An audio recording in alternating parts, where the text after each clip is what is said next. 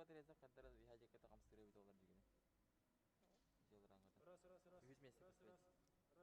Ini kecil ya $1. Ini kecil tuh ya. Bu YouTube kau buat ambil.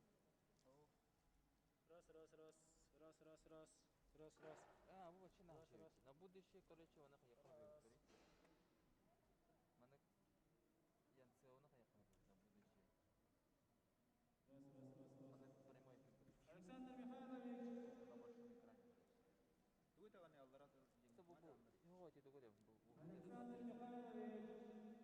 Ini kecil tuh ya. Oh, ini kudu. Бери награждение полар дупа.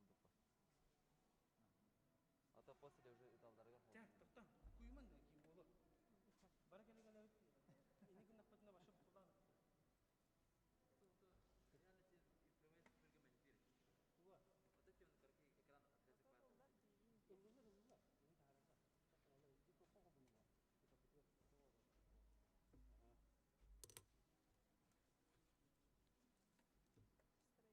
tak ada tak. Kalau itu kok benar. Kita pikir itu. Ras.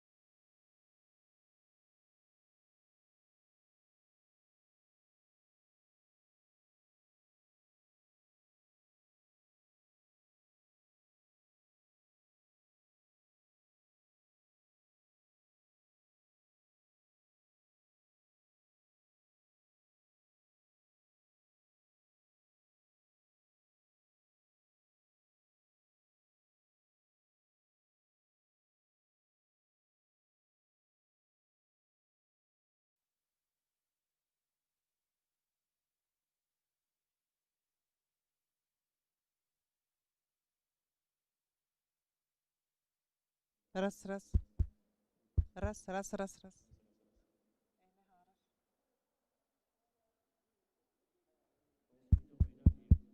Раз. Bahar, bat. Так, блочный лук женщины. Ветераны.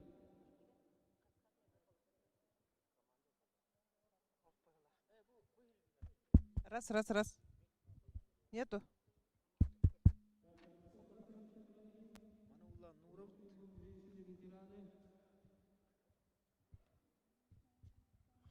Ким бар ей? Блочный лук женщины, ветераны. Ага. Унна?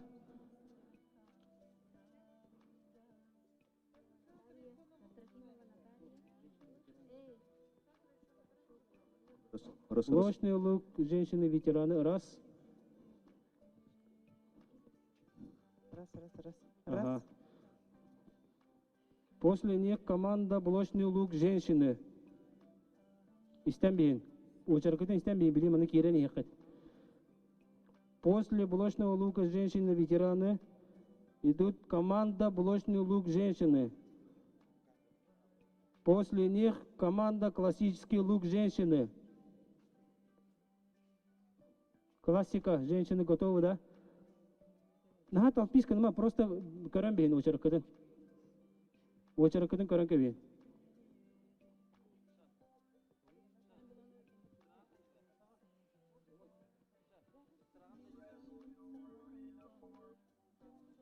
Так, остальные финалисты можете стрелять. Первый щит.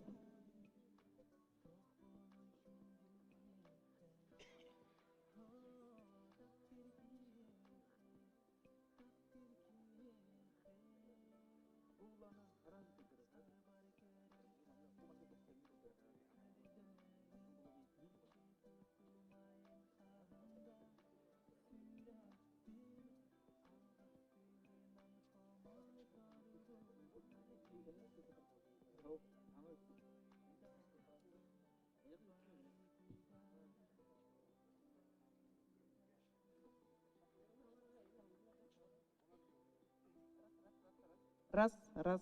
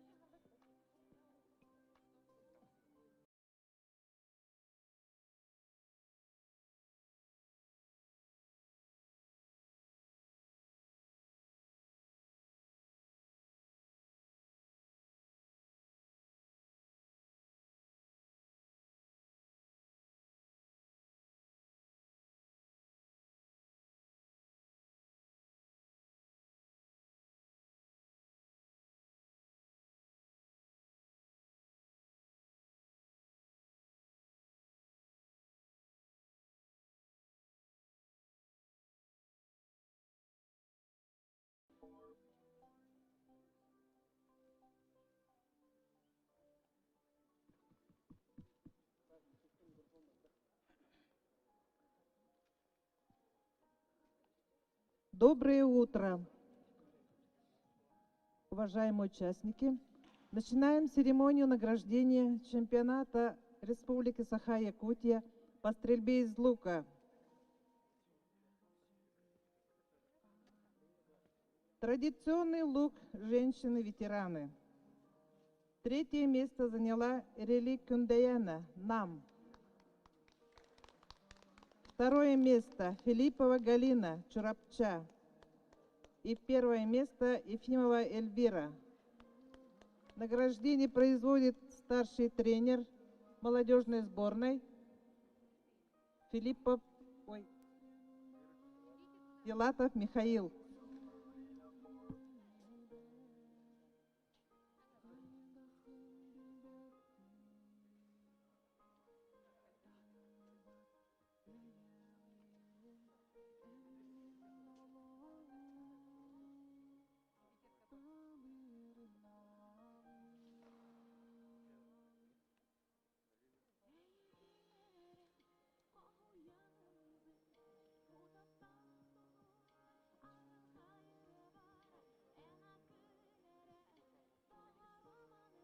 Лик Кюндаяна нам. Традиционный лук женщины-ветераны.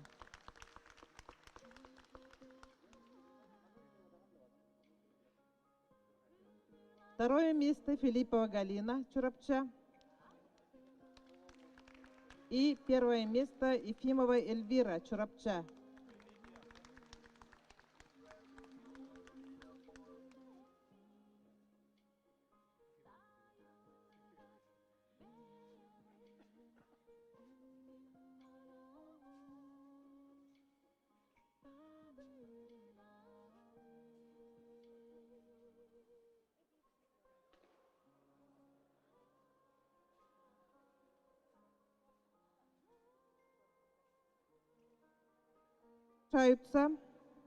Традиционный лук мужчины-ветераны. Никифоров Анатолий, Елисеев Виктор, Васильев Николай.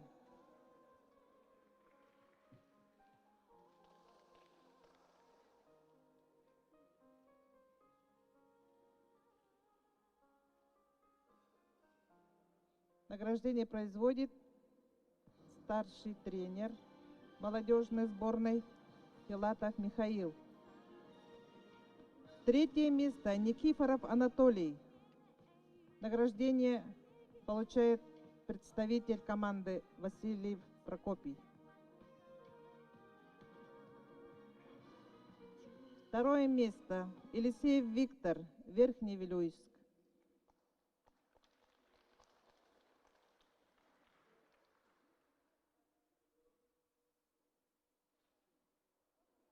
И первое место занял Васильев Николай, Чурапча.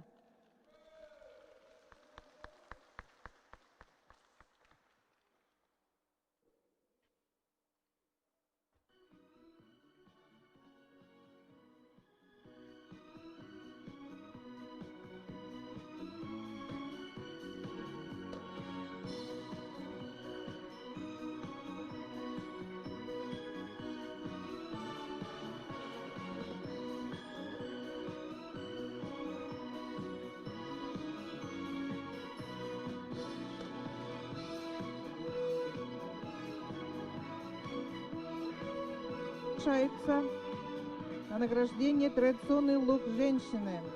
Прокопьева Надежда, Сидорова Нюргустана, Борисова Виктория.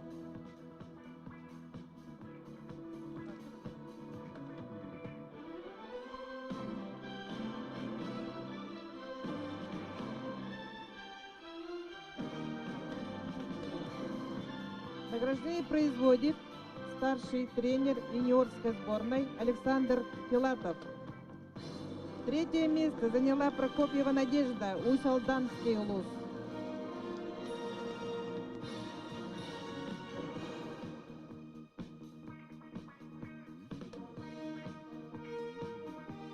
Второе место заняла Сидорова Нюргустана, Горный улус.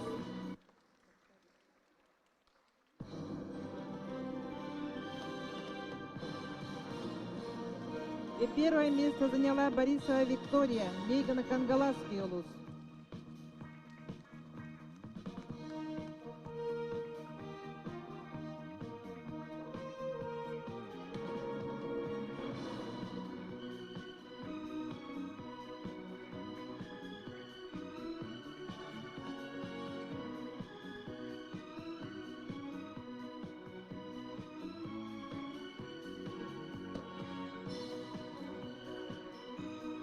Так, на награждение приглашается традиционный лук мужчины.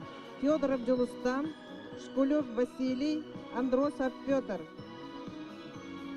Награждение производит старший тренер сборной Республики Саха-Якутия Михаил Алексеев.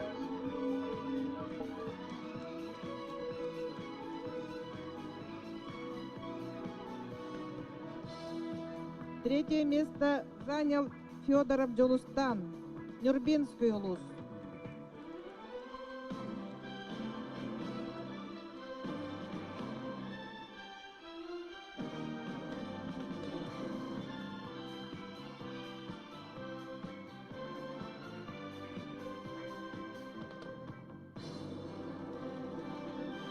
Второе место занял Шкулев Василий, Горный Улус.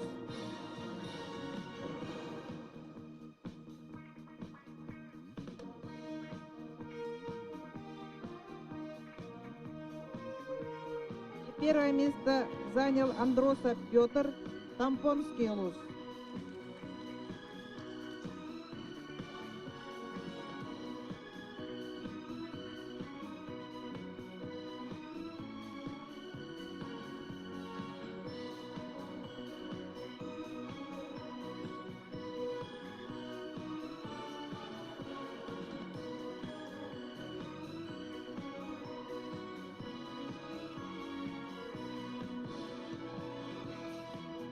На награждение приглашается блочный лук женщины-ветераны Лобашова Ирина, Ходулина Юлия, Киприянова Надежда.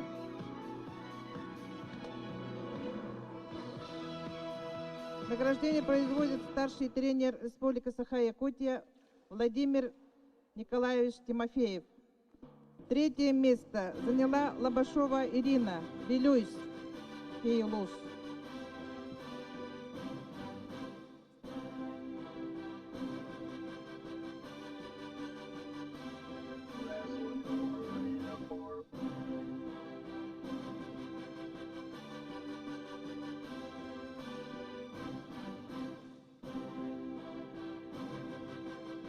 Второе место заняла Ходулина Юлия, город Ленск.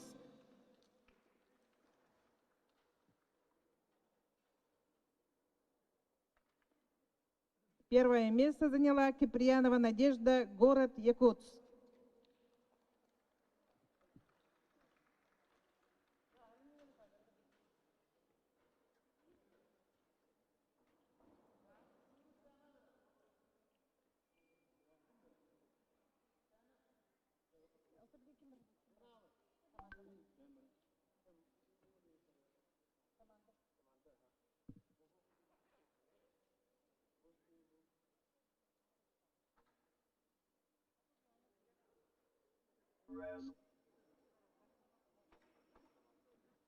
Награждение за командное первенство.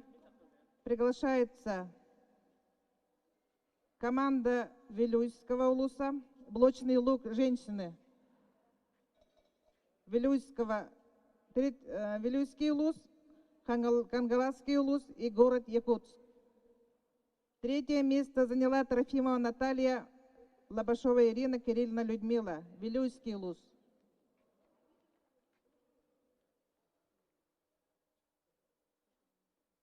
Награждение производит старший тренер Филатов Михаил.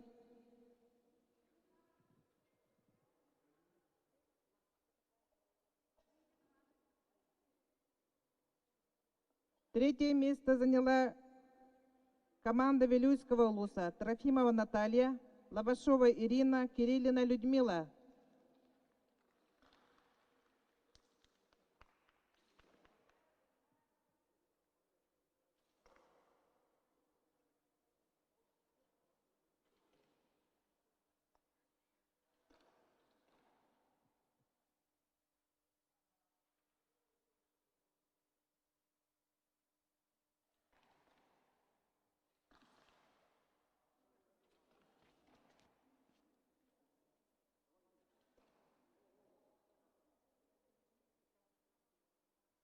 Второе место заняла команда Хангаласского улуса Маркова Юлия, Колесова Юлиана, Головина София.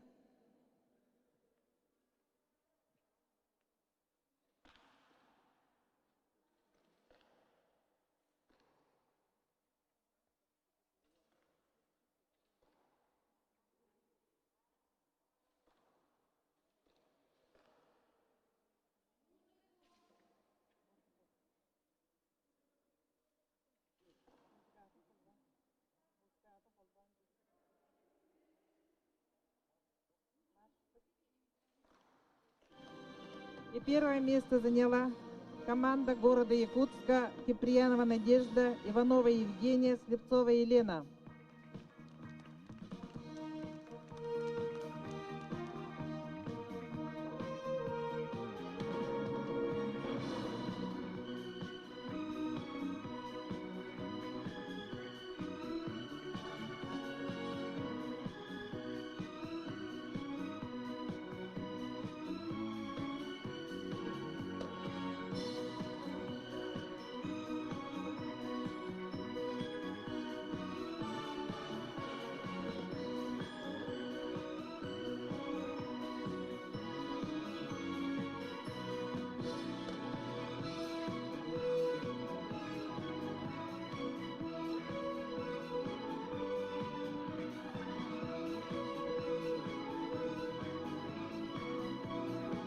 Представляются команды «Классический лук женщины»,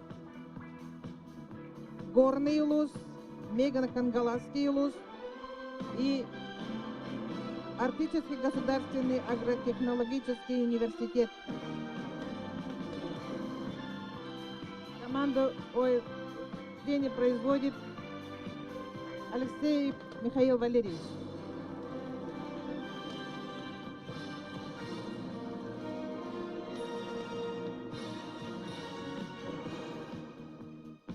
Третье место заняла команда Арктического государственного университета. Демьянова Юлия, Львова Елена, Макарова Инна.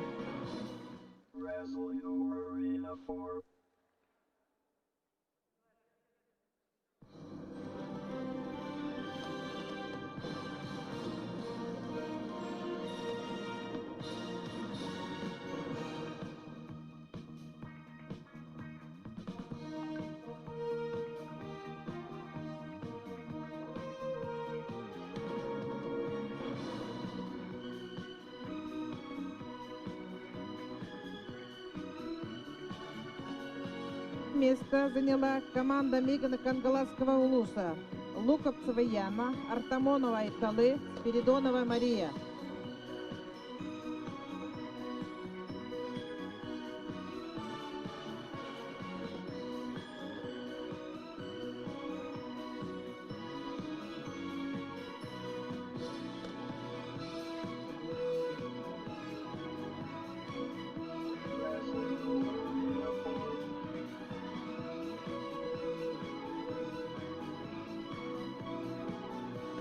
Первое место заняла команда Горного Луса. Устинова Кристина, Тимофеева Розалина, Романова Инна.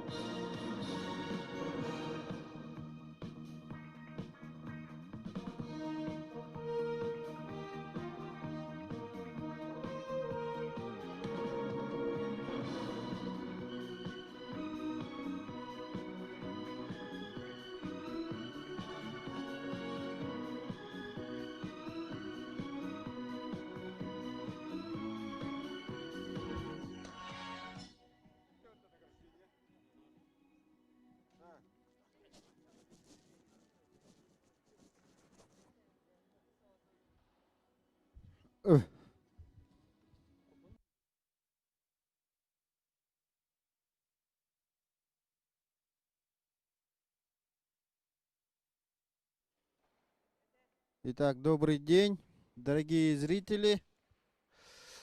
Только что закончилась церемония награждения. Наградили всех призеров и чемпионов по традиционному луку и также командное первенство среди женщин блочный лук.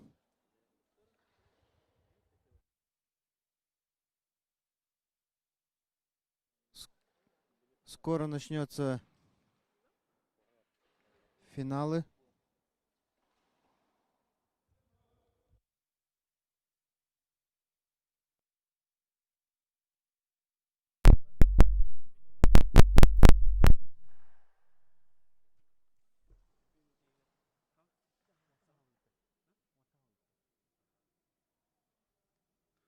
Дорогие зрители, через полчаса начнутся финалы, то есть ровно в 10:00 начнутся бронзовые и золотые финалы чемпионата Республики Саха-Якутия по стрельбе из лука.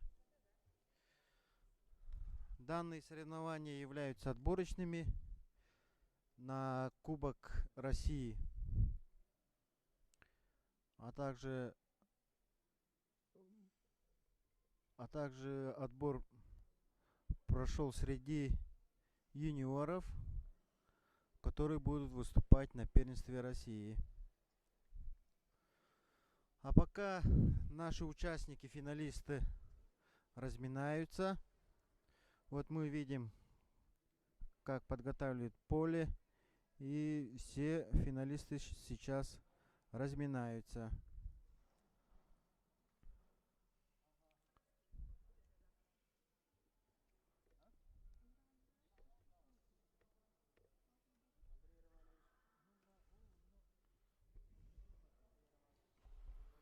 Так, пока идут рабочие моменты. Вот, впервые стрельба из лука транслируется на канале YouTube.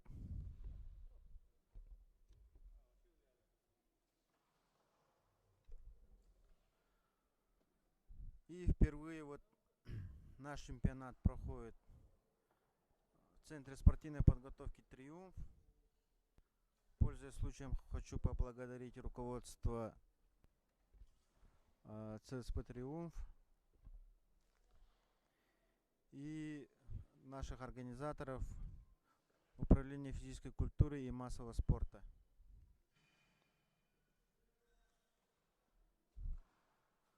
Спортсмены очень рады выступать в таком помещении. Для нас это как бы очень новые впечатления, хорошие такие, позитивные.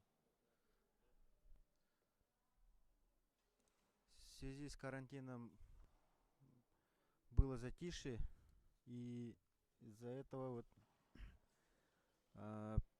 вначале было, что спортсмены чуть-чуть волновались, уже забыли, что такое азарт, соперничество. И думаю, в конце уже ребята чуть подтянулись. Ну, посмотрим финалы, как будут результаты. До этого мы участвовали в онлайн соревнованиях. И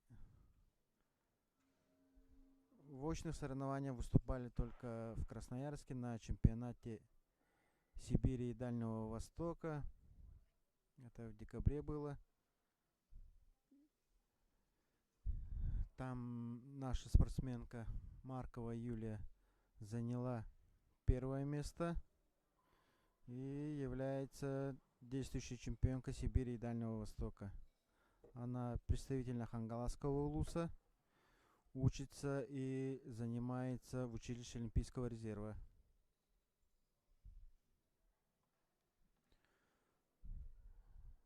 Также успешно выступила наша спортсменка молодежной сборной. Это Рената Курчатова. Она заняла 4 место.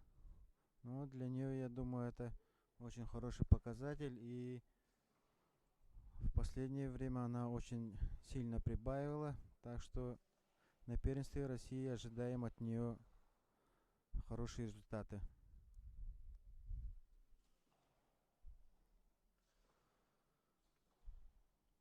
Вот. Чемпионат республики проходит в рамках 3-го этапа тренировочных мероприятий по подготовке к чемпионату первенству России. Так что мы основные лидеры, а также резерв сборной республики все прошли 3 этапа.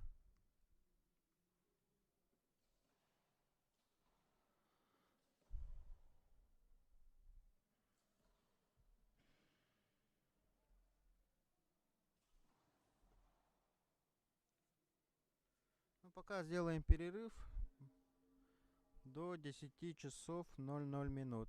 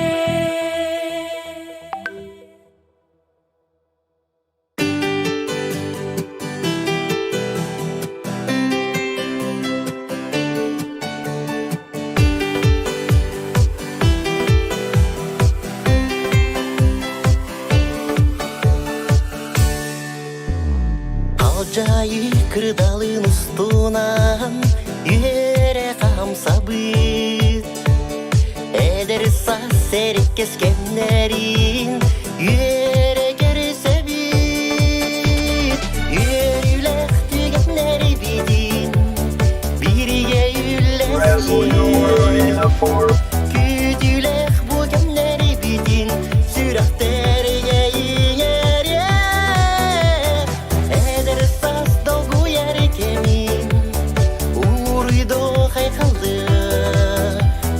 Онёс пут тоғыттор бутун умнумо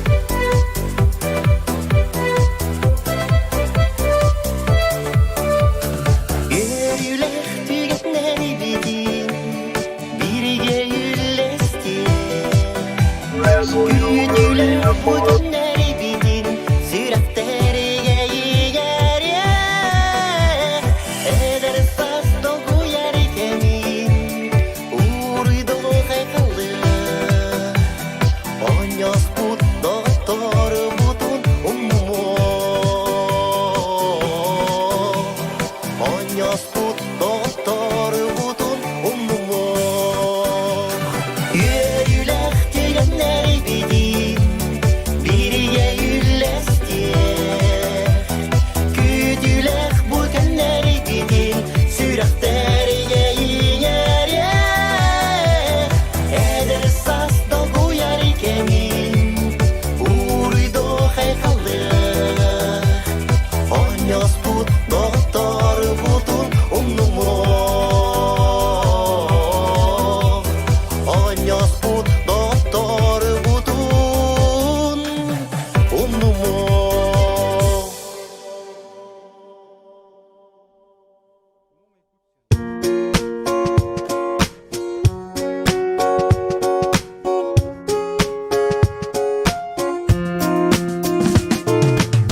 Yolun beğeniliğe sürerin tuğu eter Olaqtun en Allah, olaqtun en taptan Yolun beğeniliğe sürerin tuğu eter Olaqtun en Allah, olaqtun en taptan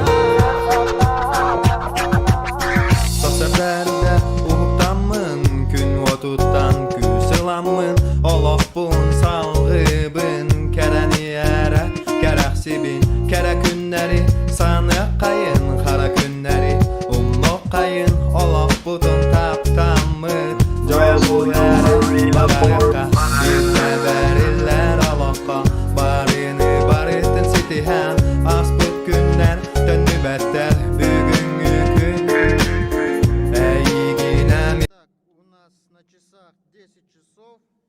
Начинаем бронзовый финал чемпионата Республики Саха-Якутия по стрельбе из лука 2021 года. Итак, на рубеж приглашаются команды Момского улуса и команда города Якутск.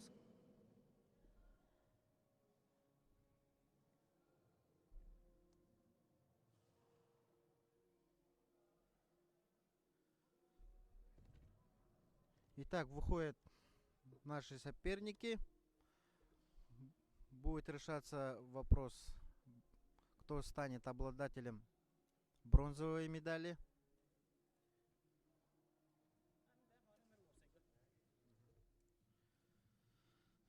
Итак, в составе команды города Якутск Горохов Никита, Скрыбыкин Виктор и Аргунов Альберт.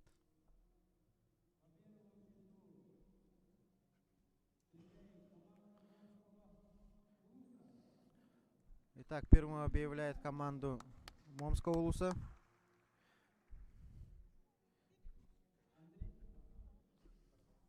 Пестеров Александр.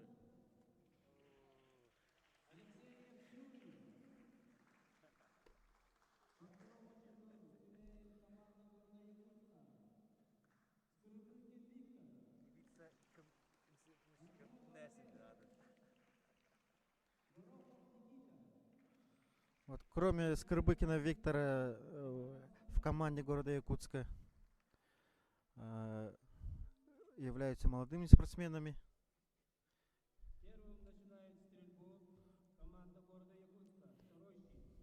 Итак, судья показывает, кто первым начинает, а кто вторым.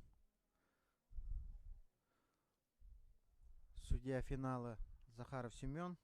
Он является двукратным обладателем Кубка России в составе сборной команды республики. Итак, из команды города Якутск первым начинает самый опытный Виктор Скрыбыкин.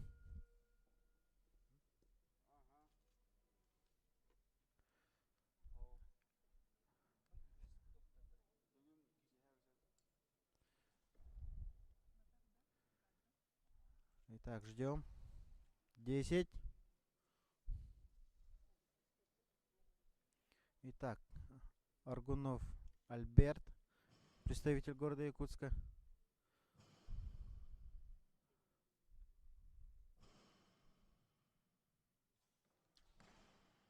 Итак, попадает тоже в 10. Очень хорошее начало. И самый менее опытный стрелок команды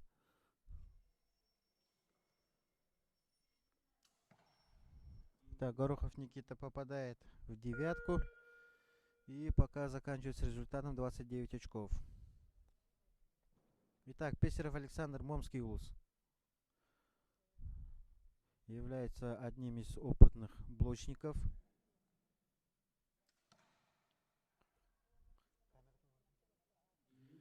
Так, 9 попадает.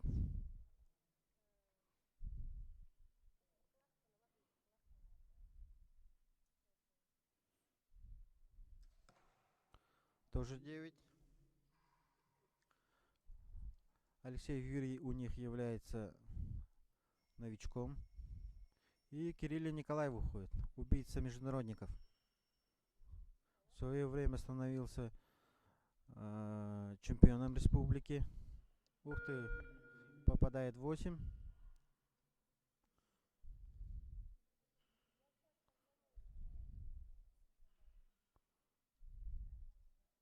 Итак, Виктор Скрыбыкин. 10. Так, уже более уверенные десятки пошли.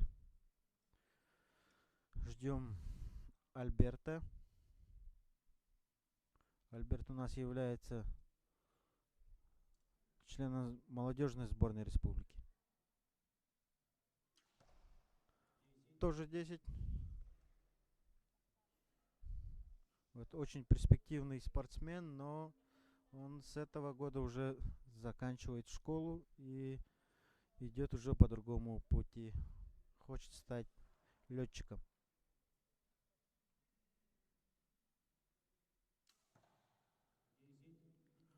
Итак, Никита попадает 10 или 9. Это спорная стрела. Судья будет определять. Итак, опять же Пестеров Александр. Вот все 8. Все члены сборной Момского улуса являются возрастными лучниками, спортсменами. Они пришли относительно недавно, уже в зрелом возрасте. Поэтому вот такие результаты.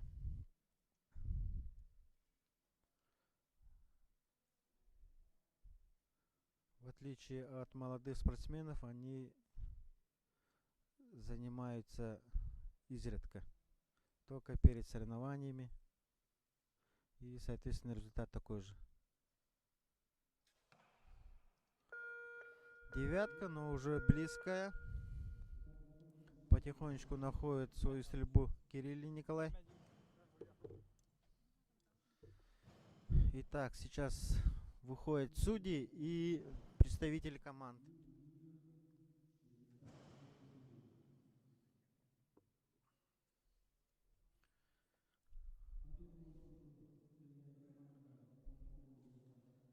Итак, ждем окончательного вердикта судьи. Тут по правилам обязательно представитель команды присутствует при подсчете очков. Бывает спор, еле касается габарита десятки. В таком случае вызывается судья и определяет, задела стрела десятку или не задела. Итак, судьями на счетах работают Нюргустан Федотов, старший тренер юношеской сборной, и Михаил Алексеев, старший тренер республики, основной команды. Ну, что рассказать о командах, то Момский улус является постоянным участником чемпионата республики и весьма успешно выступают. Также из Момского улуса спортсменка, которая впервые привезла медаль с чемпионата России. Это Полина Абрамова. Она сейчас успешно работает тренером в спортивном комплексе Дохсун. И самое главное, основателем стрельбы из лука является Александр Васильевич Андреев. Он является основателем стрельбы из лука в Момском улусе. Человек-энтузиаст, в свое время успешно тренировал карате, кёкусинкай, и там тоже он имеет очень хорошие результаты, а также готовил кикбоксеров момских, которые известны в своем виде.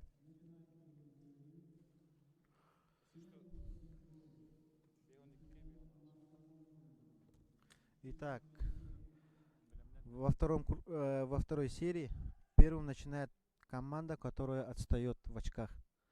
И такой командой сейчас является Момский улус, так что они начинают в роли догоняющего, получается.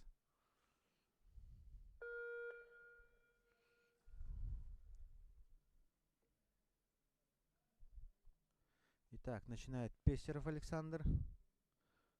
Пестеров Александр у нас является энтузиастом, помогает молодым спортсменам все время. Настоящий любитель стрельбы из лука.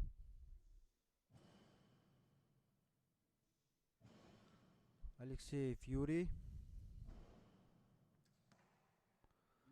9. Потихонечку приближается к десятке. Итак, самый опытный. Кирилл Николаевич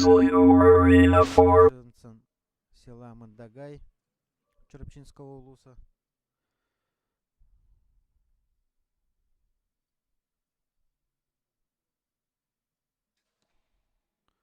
В 8 попадает. Ну вот, отсутствие тренировок и возраст решает все. Вот Виктор Скрыбыкин, лидер нашей сборной. Вот, попадает в 10.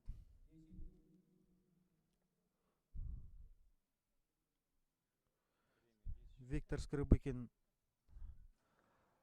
недавно прошедшем в декабре во всероссийских соревнованиях на призы ЗМС Советского Союза Владимира Николаевича Ишеева он занял первое место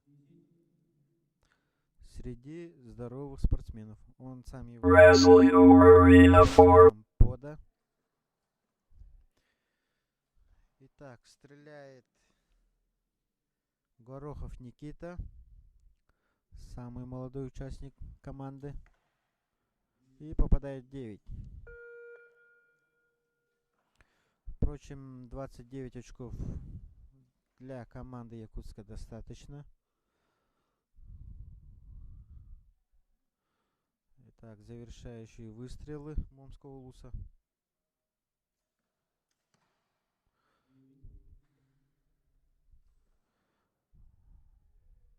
Вот в блочном луке десятка вот считается это маленький круг в центре.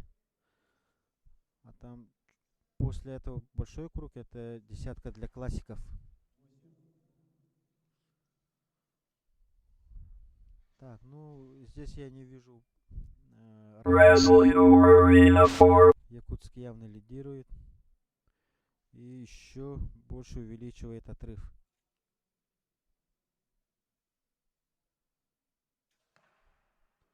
Наконец-то попадает в 10.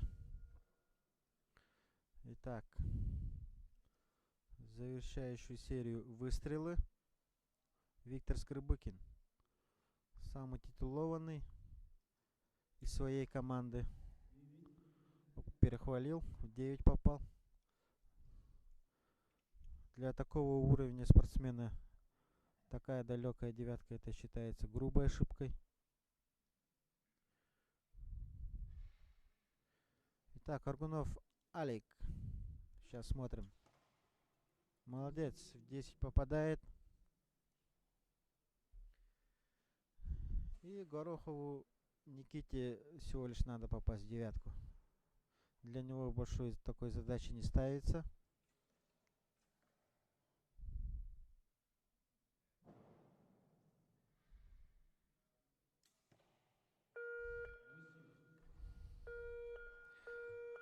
Спорная девятка.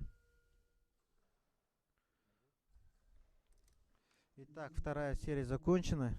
Судьи идут подсчитывать результаты. И будем ждать окончательного решения судей.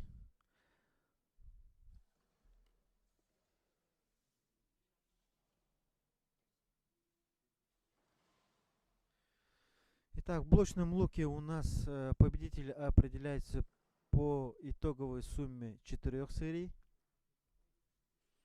А в классическом луке у них соревнования идут по сетам.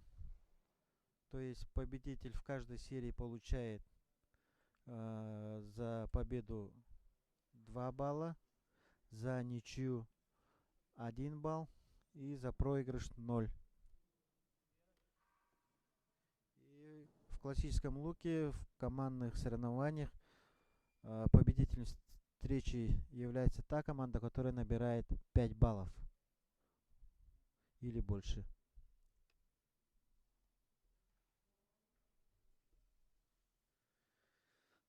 Итак, результат Момского улуса 105 очков. И так, команда города Якутска не видно. Сейчас судьи подойдут, узнаем результат.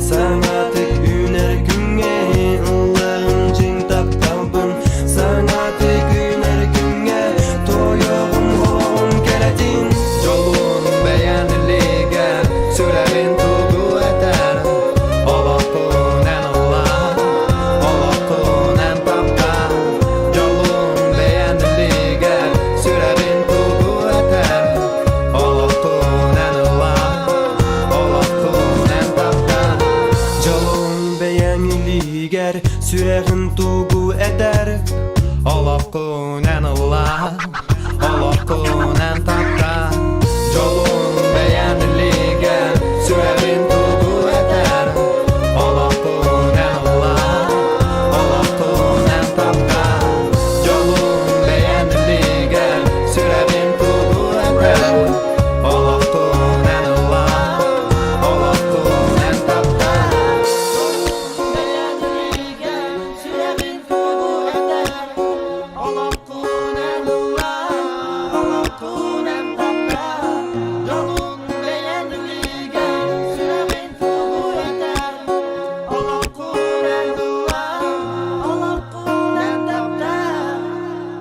Помогали сравнять счет.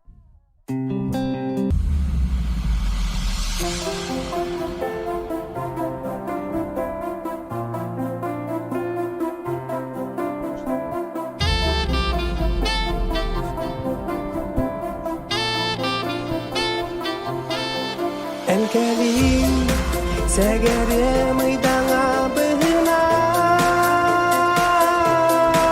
Sürekli nürüte duhabın donundan Enkeli segere meydana bıhınan Sürekli nürüte duhabın donundan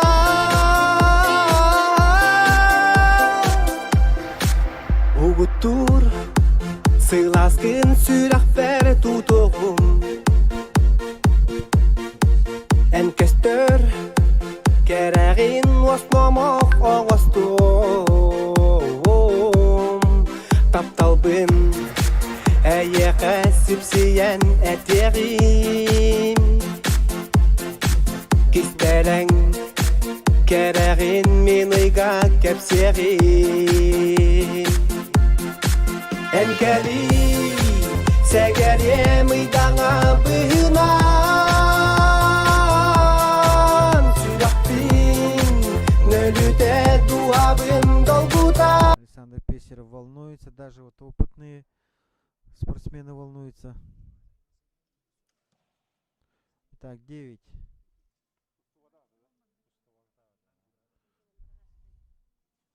Вот я вижу некоторые ошибки там. так как более-менее опытные спортсмены. Вот Кирилл Николаев, как самый опытный, заходит спокойно, без суеты. Ну, видно, что тяжело вздыхает. Для возрастного спортсмена, да, командная стрельба является более динамичной и более ответственной. Итак, смотрим Виктора Скрыбыкина. Вот, попадают в 9. Ну, как мы видим, они уже более расслабленно стреляют, так как отрыв очень большой. Могут себе позволить девятки, но все тренера наблюдают, как стреляют лидеры. Так что вот спорная десятка.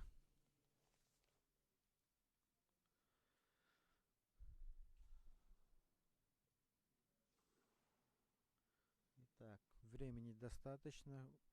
Никита все контролирует. Вот, наконец-то попадает в десятку. Это только что мы наблюдали уже прогресс молодого спортсмена. Он уже смотрит на время, контролирует, значит. До этого он суетился, спешил. Вот, секундантом сборной города Якутска является Андросов Петр Васильевич, тренер ПОДа адаптивного спорта. Он у нас является местным кулибиным. Очень хорошо изучил блочный лук вплоть до миллиметра, до мелочей. Так что все наши блочники обращаются к нему при настройке своего лука. У него есть все необходимые инструменты, которые очень хорошо настраивают лук. Так что у нас с луками пока проблем нету.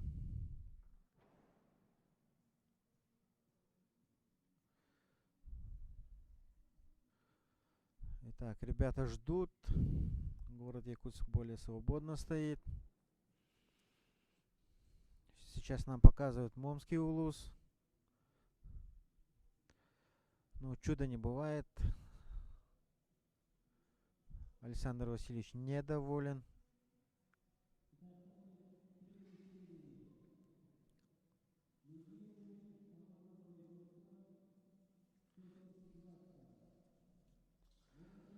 Итак, отрыв увеличился до 12 очков. Итак, ну это уже чисто формальность последней серии. Ничего такого уже не произойдет. Если бы там 2 очка там отрыв было бы, то можно было ожидать интриги. А так уже, ну, судьба уже медали уже явно в руках города Якутска.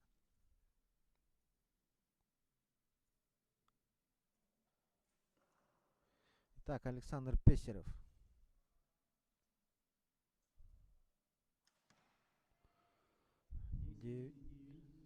Ну, 9. Тут видно. Если стрела касается линии классической десятки, то это явно девятка.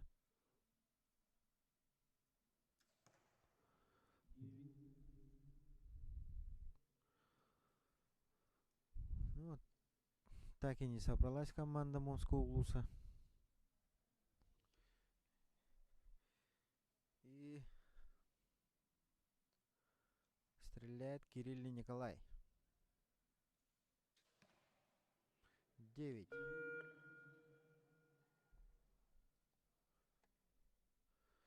Итак, Виктор Скрыбыкин.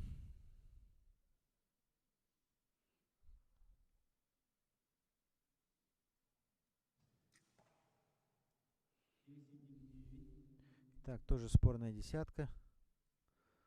Можно было поправить чуть-чуть прицел, так как у него по пробоинам видно, что основные отрывы идут на... Ну, справа идут.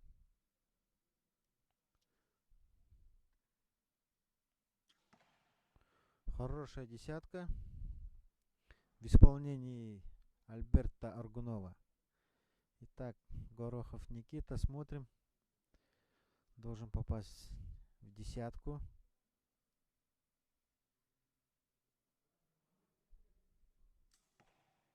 Ух ты, вообще сильно расслабился.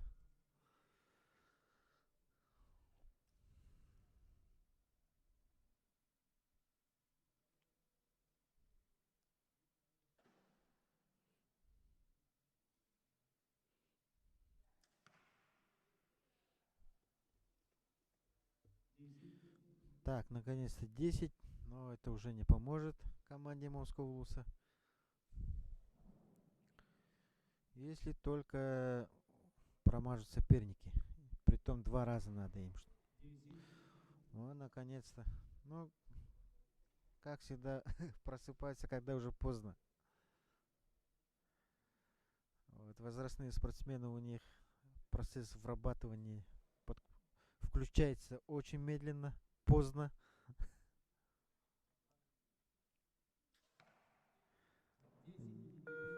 Ну, 9, тут видно. Итак, команде города Якутска просто надо завершить серию, не промахиваясь. 10 попадает Виктор. Итак, Альберт сейчас. У него первая стрела в десятке была. За эту встречу Альберт попал только 1 раз в девятку.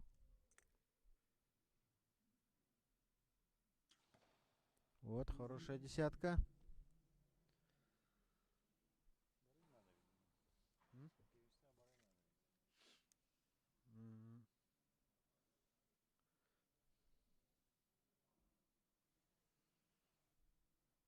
Итак, Никита Горохов. Ух ты. Ну, этого хватает. Команда города Якутска уверенно, можно сказать, очень спокойно одержала победу в этой встрече и становится бронзовыми медалистами чемпионата республики.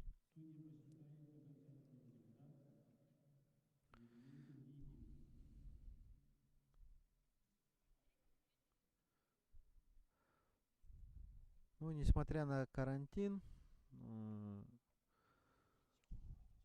конечно, уровень спортсменов упала, но можно еще чуть-чуть исправить положение. Итак, спортсмены уже поздравили друг друга. Итак, ждем окончательного итогового решения судей. Итак, уже представители выставляют результаты своих команд.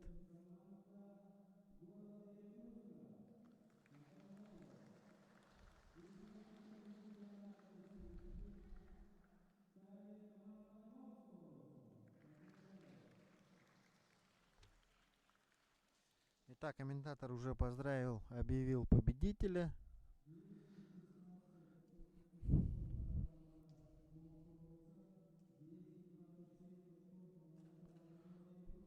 Итак, отрыв в 11 очков, и с таким большим отрывом побеждает команда города Якутска. Так, а мы готовимся, ну, поздравим наших медалистов, команду города Якутска. Итак, Александр Васильевич благодарит судей за хорошую работу. Так, наши соперники покидают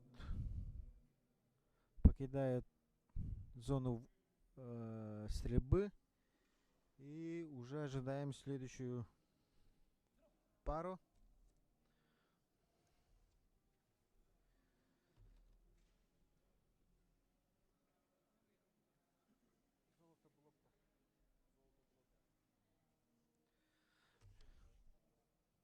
Итак, в скором времени выйдут команды Чорапчинского улуса и Хангаласского улуса. Команды почти равные. В обоих командах есть международники, мастер спорта и кандидат. Так что все одинаковые. В команде Чорапчинского улуса новичком является Борис Байжев. Он впервые участвовал на чемпионате республики. Вот его сейчас показывают. Стоит за Асимом Павловым. И он уже показал норматив кандидата мастера спорта. Так что по званиям команды одинаковые, но по опыту Хангаласский улус является более опытным. Но в команде Чорапчинского улуса лидеры республики это Асим Павлов и Николай Нагородов. Николай Нагородов у нас является членом сборной России среди спортсменов ПОДа. Так что сейчас будем наблюдать очень интересную борьбу. Итак, нам показывают Чорапчинский улус.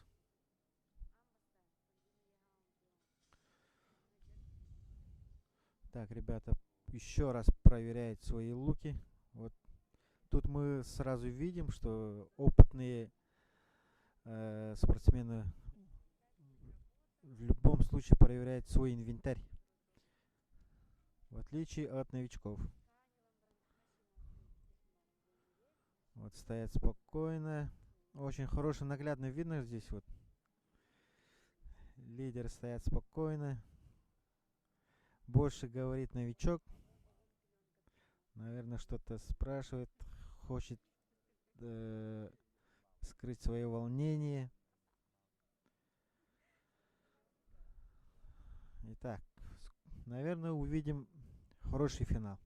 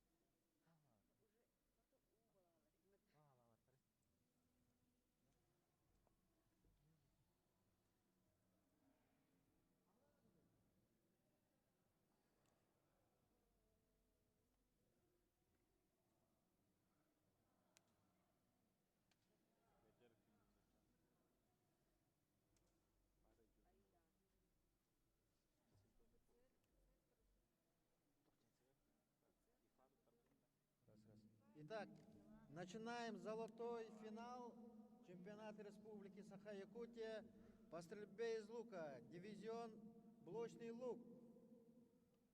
Приглашаются команды Чорапчинского улуса и Хангаласского улуса.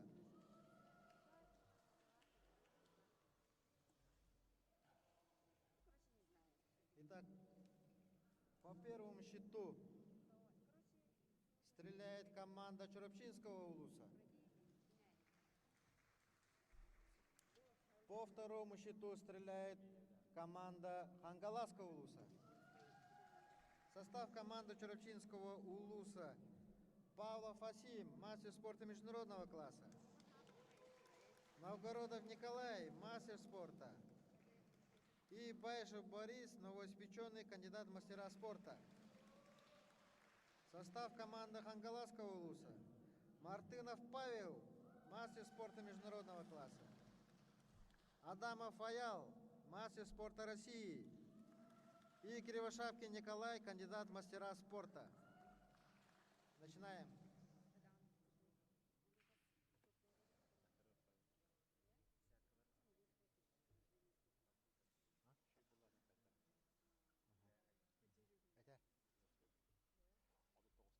Итак, первая начинает команда Черепчинского улуса.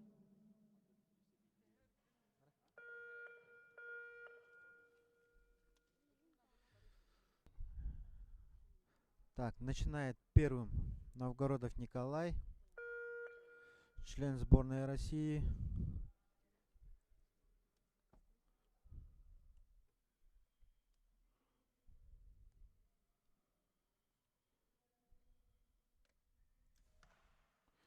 Итак, начинает очень хорошо, как и подобает лидеру сборной.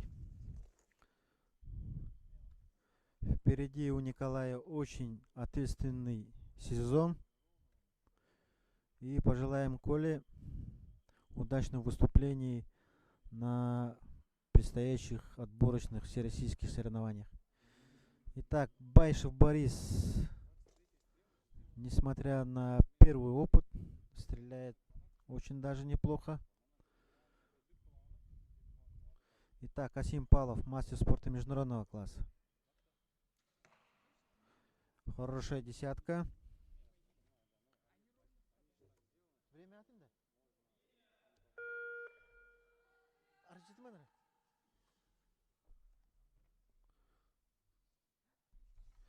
Итак, вышла заминка.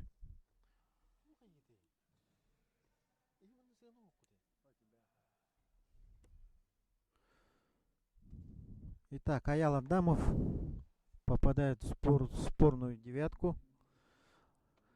И Кривошапки Николай, уроженец села Актемцы, студент училища Олимпийского резерва.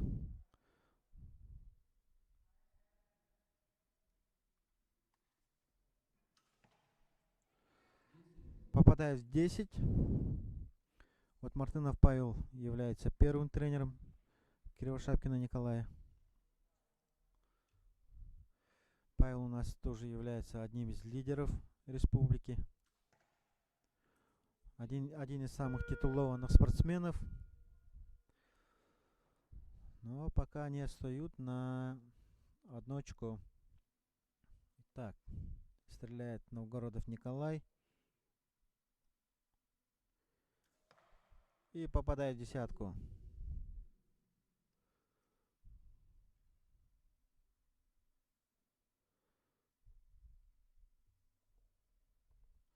Итак, ждем Бориса Байшева, дебютанта.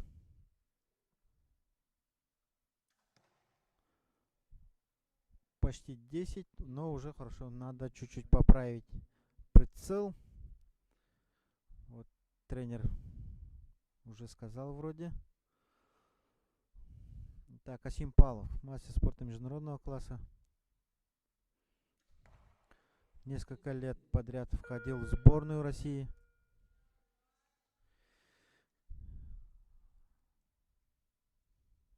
Итак, Аял Адамов у нас является участником игр Дети Азии 2016 года. Тогда он занял 2-е место.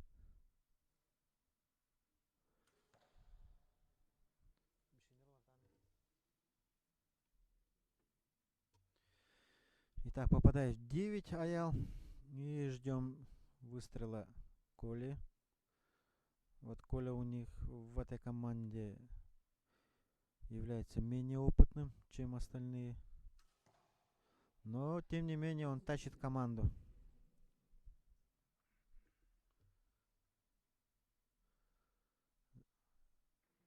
Итак, лидер команды Павел Мартынов.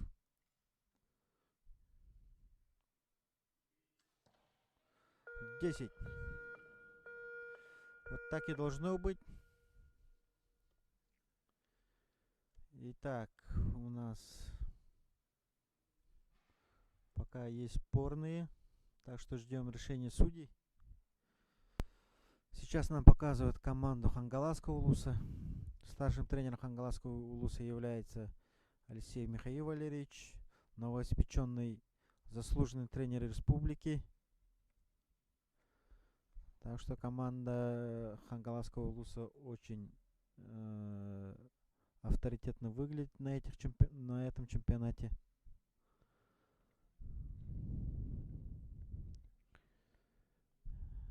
Итак, Павел Мартынов недоволен. Остальные молча слушают. Ну, мы видим, вот Кривошапкин Николай чуть-чуть волнуется, раскачивается. Обычно для менее опытных спортсменов хорошее начало это тоже не очень хорошо бывает. В дальнейших сериях они пытаются соответствовать первой серии и из-за этого допускают грубые ошибки. Но посмотрим. Так, нам показывают Черепчинский улус. Ребята спокойны.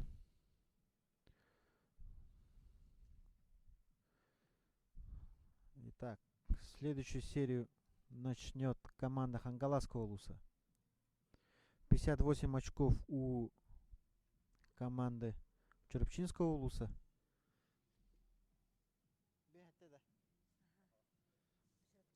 И 57 очков у Хангаласского улуса. Ну, первая серия пока ничего не решает, отрыв всего лишь 1 очко. В следующей серии уже результат может быть совсем другим.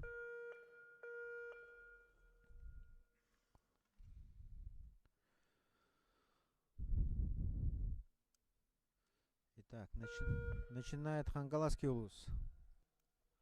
Аял Адамов, он в прошлом году в Орле выполнил норматив мастера спорта.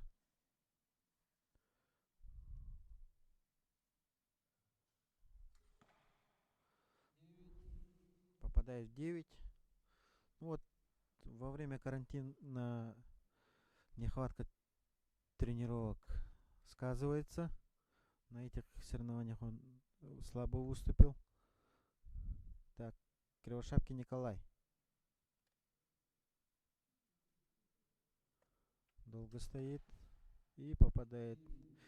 Это называется перестоял. После этого очень сложно поднять обратную мушку до десятки. И Павел Мартынов уже более собранный стоит, но перетянул. В команде Хангаласского улуса замешательство. Итак, Новгородов Николай. Мастер спорта. О, попадает в 9. Очень далекая девятка для такого уровня спортсмена. Очень грубая ошибка. И Баишев Борис. Баишев Борис параллельно стреляет из традиционного лука.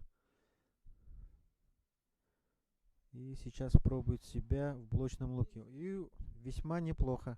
Попадает в 10. Уже вторая десятка у него в копилке.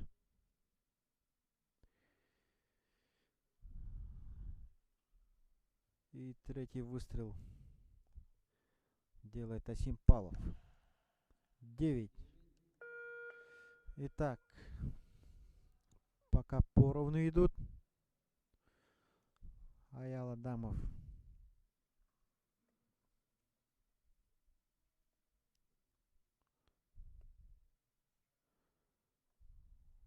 выцеливает долго и попадает в 9. Ну, по времени нормально идут, так что в комфортной среде работают ребята. Так что сейчас будем ожидать хорошего выстрела от Николая Кривошапкина.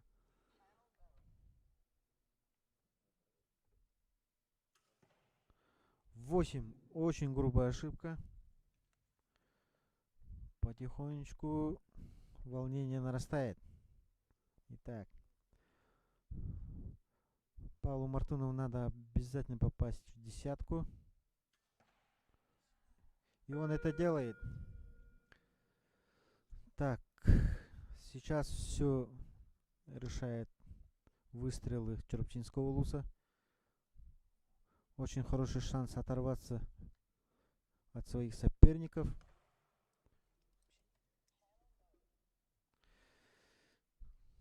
Итак, попадает в 9. Да?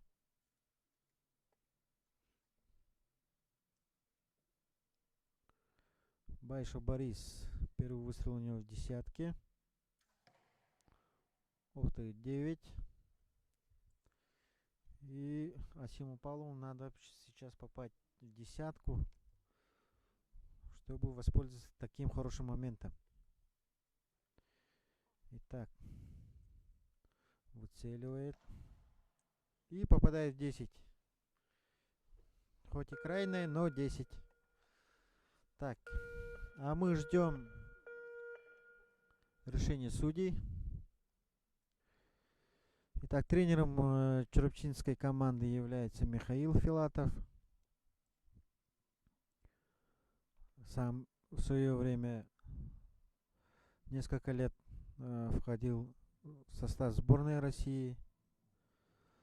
В 2014 году на чемпионате мира среди студентов занял 2-е место. Ну, является многократным обладателем Кубка России и призером чемпионатов России. Так что наставник у черепчинской команды очень опытный. В блочном луке он является самым авторитетным тренером республики, который сам прошел все это как спортсмен и сейчас очень успешно готовит наших блочников.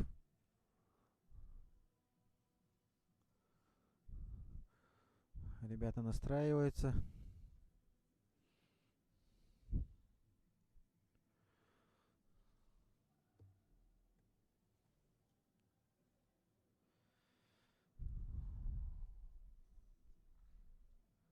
Но соревнования у нас проходят в Триумфе, в таком прекрасном месте.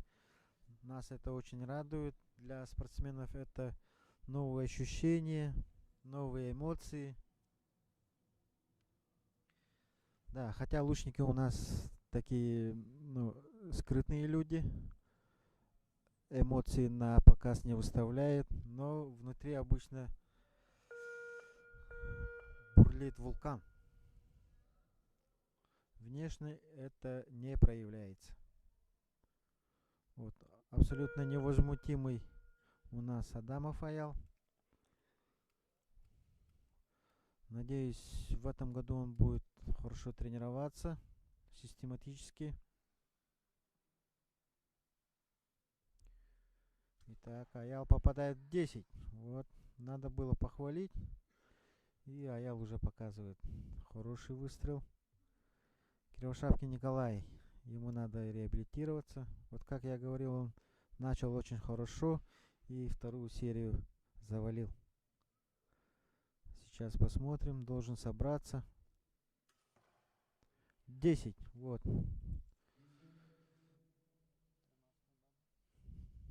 Итак, Павел Мартынов. Он просто обязан попасть в 10. Должен тянуть за собой команду своих воспитанников. Вот. Вот и делает 10. Итак, Николай Новгородов, Черепчинский улус. Один из опытных спортсменов. Хотя относительно недавно он начал заниматься стрельбой.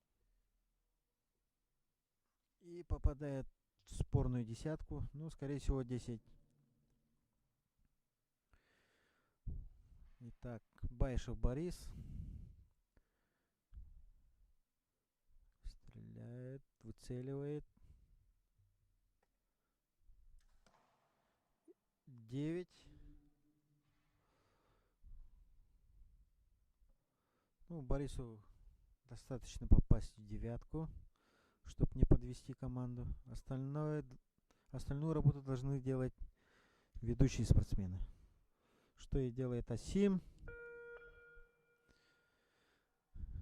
Итак, снова возвращаемся к команде Хангаласского улуса. Аял Адамов, серебряный призер Дети Азии 2016 года.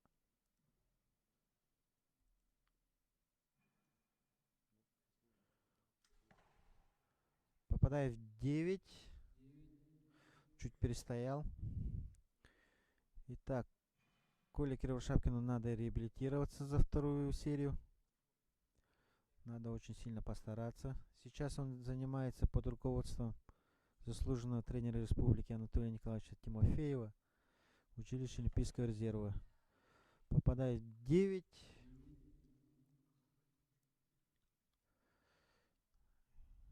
Итак, Павлу Мартынову обязательно надо попасть 10. Остается 3 секунды, 2, 1. Успел. И спорная десятка. Итак, посмотрим, как ответят чурчинские ребята. Новгородов Николай.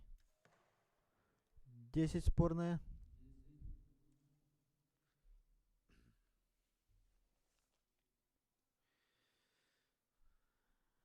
Итак, Баишев Борис, Чурчинский улус. Впервые участвует на чемпионате. И попадает в 10. Очень хорошо себя зарекомендовал. Хороший дебют, можно сказать.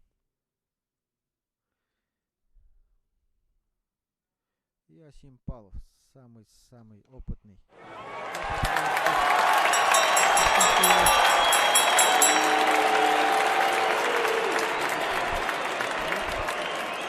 Но там много спорных десяток, так что ждем окончательное решение судей.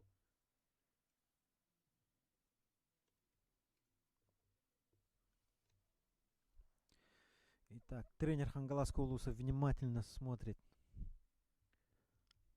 на табло, на работу судей своих.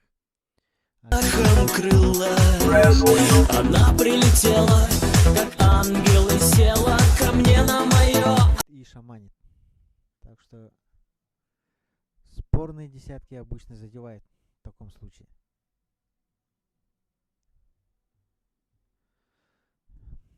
Итак, чурчинские ребята более такие спокойные уже.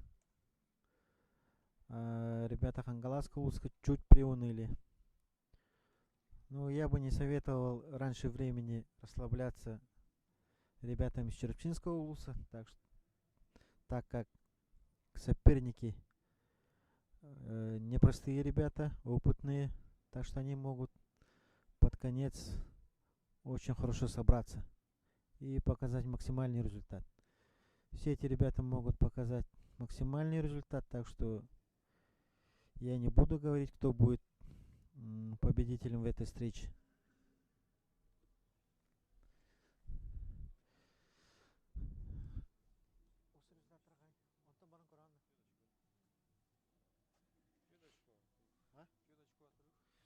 Итак, судья нам говорит, что отрыв увеличился до 4 очков. 173 у команды Чурчинского улуса и 169 у команды Хангаласского улуса.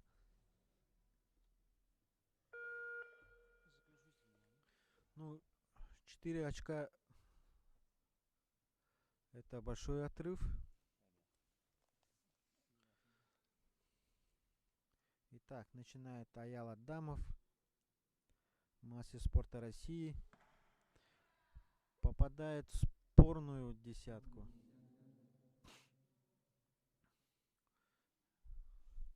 Это не очень хорошо.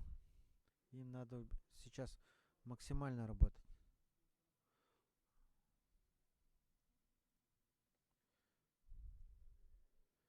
Итак, Кривошапкин Николай. 10. И Павел Мартынов, лидер команды. В личном зачете он на этом чемпионате выступил не очень хорошо. И попадает 9. Далекая девятка. Для блочников это очень далекая девятка. Так, и Новгородов Николай, Чурчинский улус. Так, попадает в хорошую, уверенную десятку. Так, посмотрим на Баишева Бориса. Как он будет поддерживать команду.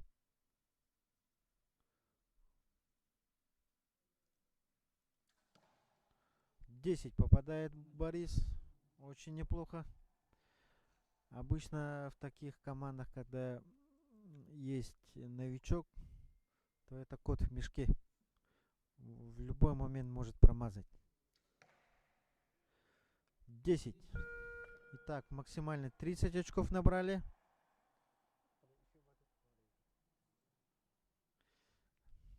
Итак, у нас трибуны ликуют.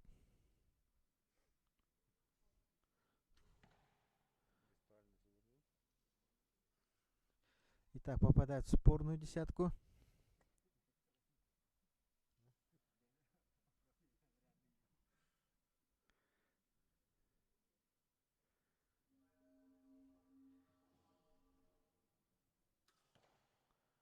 Девять. Отстают ребята из Хангаласского улуса. Так, Павел Мартынов должен показывать пример своим воспитанникам. Так, есть десятка.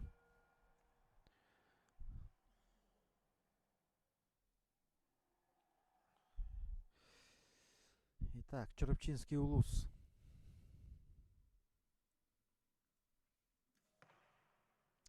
Восемь попадает. Итак, вечером Николая Новгородов ждет раздача от тренера.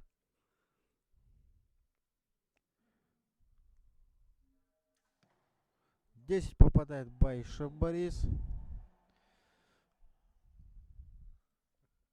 Ну, Баишев Борис у нас сам является ярым охотником. Так что блочный лук и стрельба из ружья, они как-то схожи. В отличие от классики. И вот, кто хорошо стреляет из ружья, обычно в блочном луке показывают очень хороший результат. Потому что принцип прицеливания, удержания это очень похожие. Ну и главное, характер решает. Так, пока Баишев Борис показывает результат, но сам походу не ожидал от себя таких результатов. Хватается за сердце. Ну, конечно, в стрельбе из лука накал страстей очень большой. Так что для спортсменов это дополнительная нагрузка, очень сильная.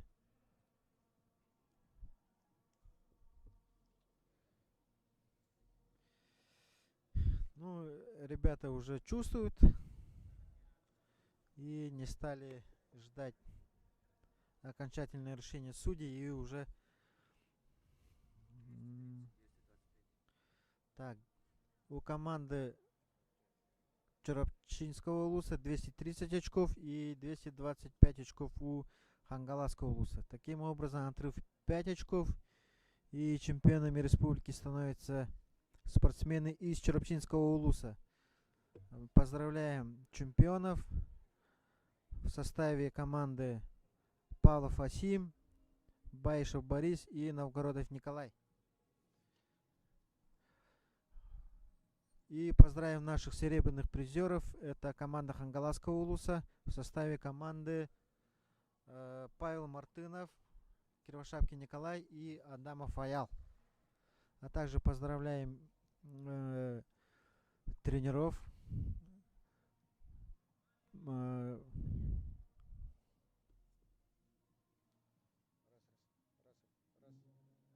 Итак, чемпионами Республики Саха-Якутия по стрельбе из лука в дивизионе блочный лук становится команда Черопчинского улуса. Состав команды: Новгородов Николай, Баишев Борис и Павлов Асим.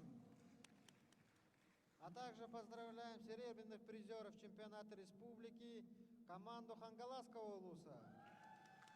Состав команды: Павел Мартынов, Кривошапкин Николай и Адамов Аял. Поздравляем наших чемпионов и призеров. Сразу, да? Ага. Итак, не расходимся, сразу награждение.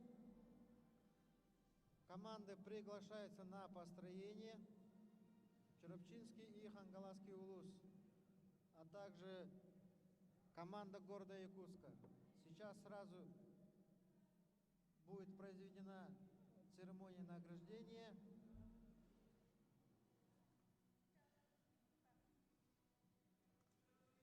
Так, сразу идем сюда. Судьи, призеров сразу сюда.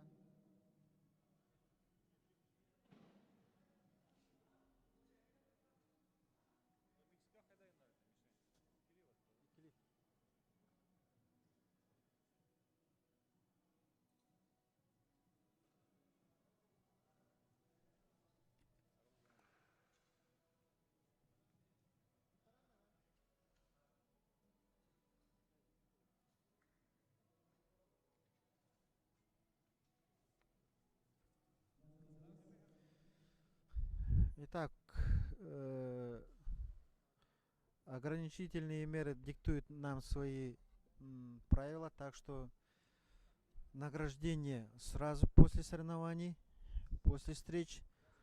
И получается, спортсмены стреляют, получают свои медали и сразу уходят.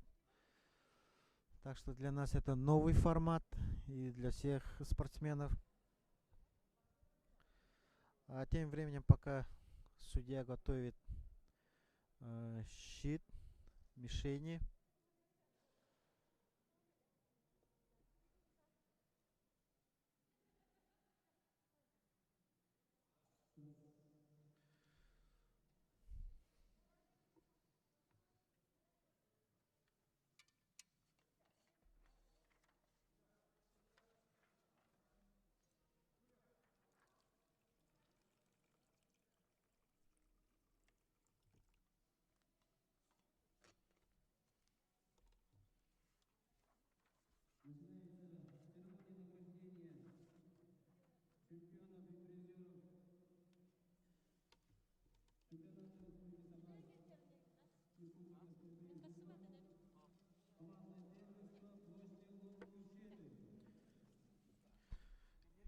Итак, у нас уже начинается церемония награждения чемпионов и призеров чемпионата республики в дивизионе блочный лук.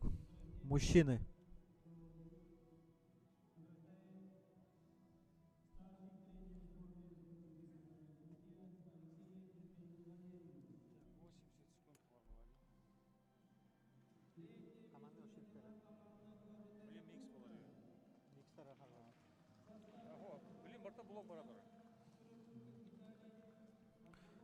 Итак, третьими призерами чемпионата республики становится команда города Якутска в составе команды Виктор Скрыбыкин, Аргунов Альберт и Горохов Никита. Неплохой результат для молодых спортсменов.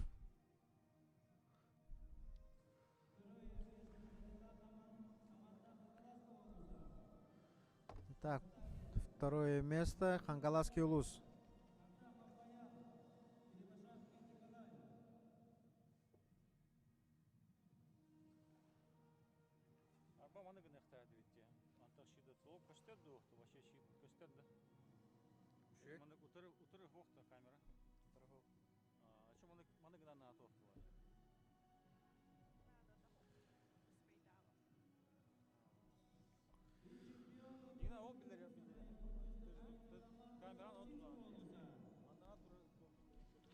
Так, состав команды.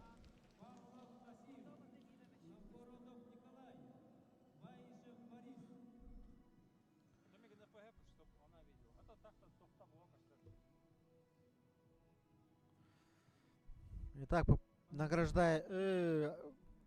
Поздравляем чемпионов и призеров. Очень хороший финал.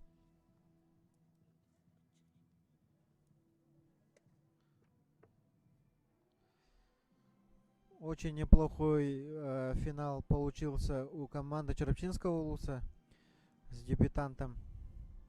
Несмотря на авторитетный состав, Байшев Борис показал себя с очень хорошей стороны. Обычно для новичка бывает очень морально сложно стрелять наравне со своими товарищами, которые уже являются мастерами спорта международного класса, титулованные. Но я бы сказал, Боря даже в некоторых моментах тянул свою команду. Подталкивал. Правильнее будет так.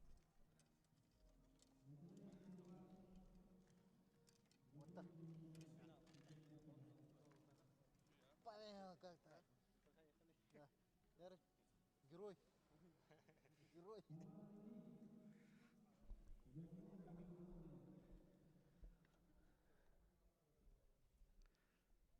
Итак, мы закончили дивизион блочный лук мужчины.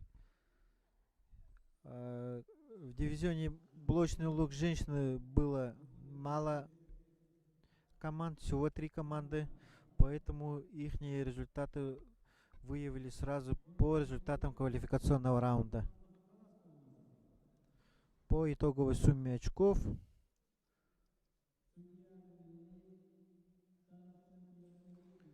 итак, судьи уже начинают следующий финал.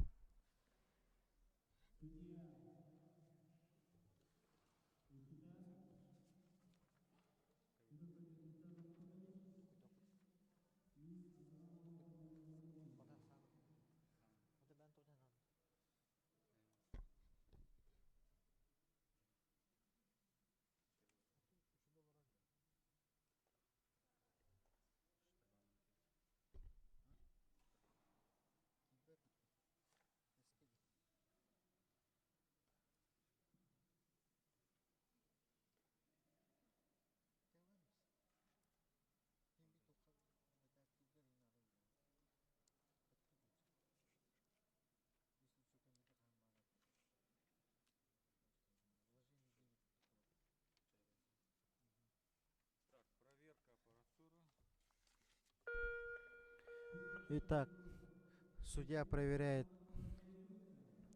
аппаратуру.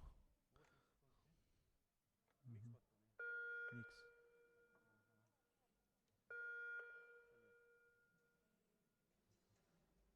Вот если видео переходом командный индивидуальный труд. Командный деньги.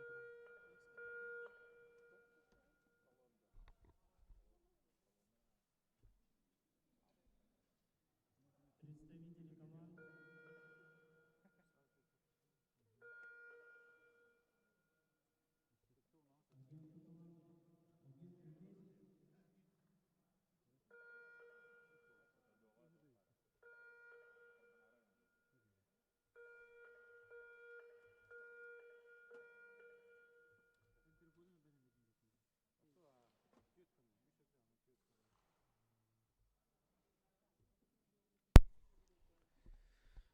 Итак, судьи готовы. Аппаратура готова. Ждем решения судей. Итак, начинают. Это уже следующее упражнение.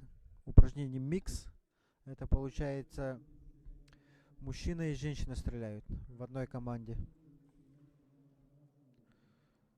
Лучшие представители своих команд, лидеры своих команд выходят здесь.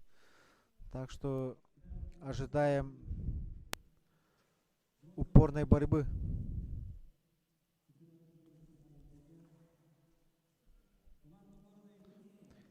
Итак, судья объявляет команду города Якутска. Это Евгения Иванова и Скрыбыкин Виктор. Состав команды Хангаласского улуса: Павел Мартынов и Юлия Маркова.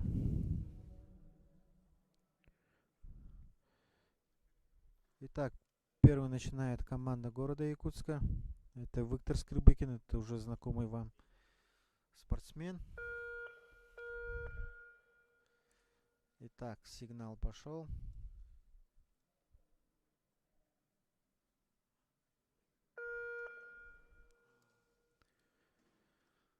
Итак, Виктор Скрыбыкин, лидер сборной республики.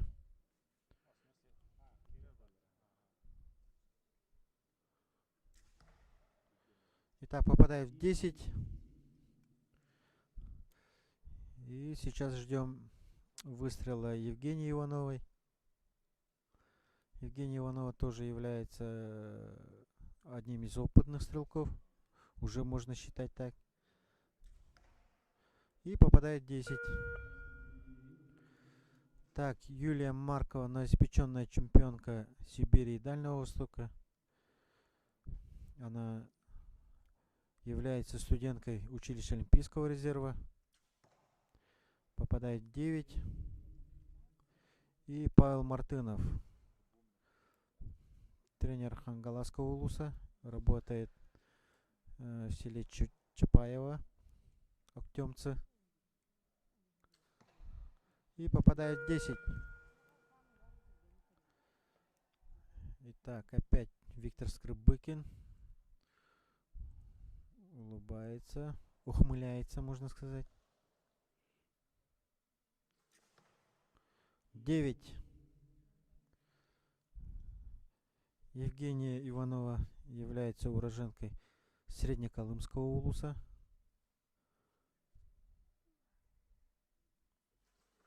В прошлом году, в 2019 году она участвовала в сельских играх в Амге.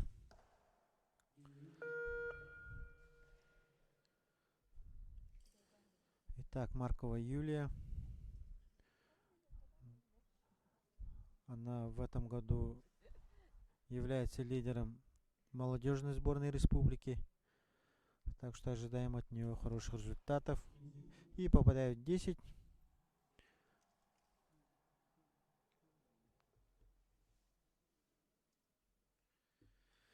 Итак, Мартынов Павел, мастер спорта международного класса.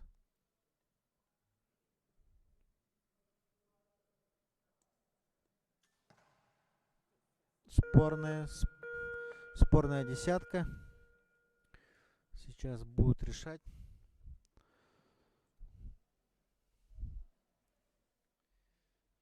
Итак, нам показывают спортсменов.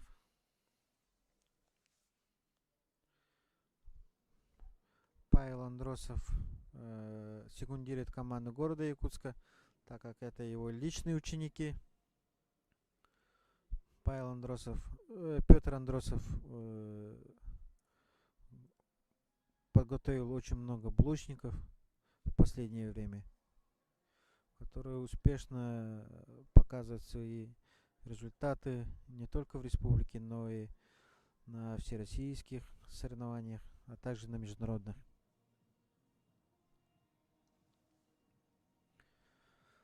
Петр Андросов сам уроженец Татинского улуса. В свое время входил в состав сборной республики Якутской АССР и успешно выступал на всесоюзных соревнованиях. Является сильным мастером Советского Союза.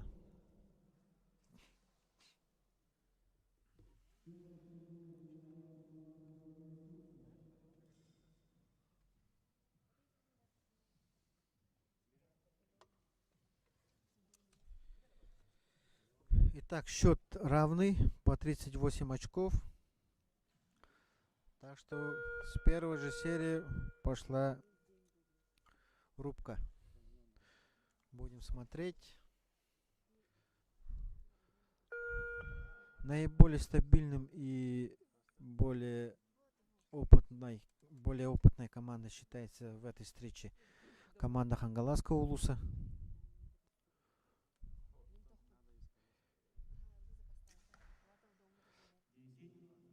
Так, спорная десятка у Виктора.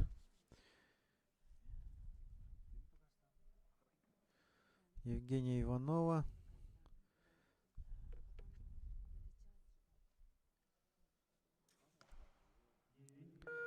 Так, попадает в 9.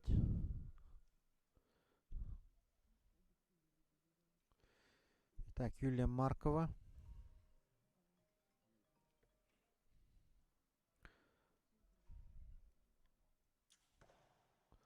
Попадает в 9. Очень далекую девятку.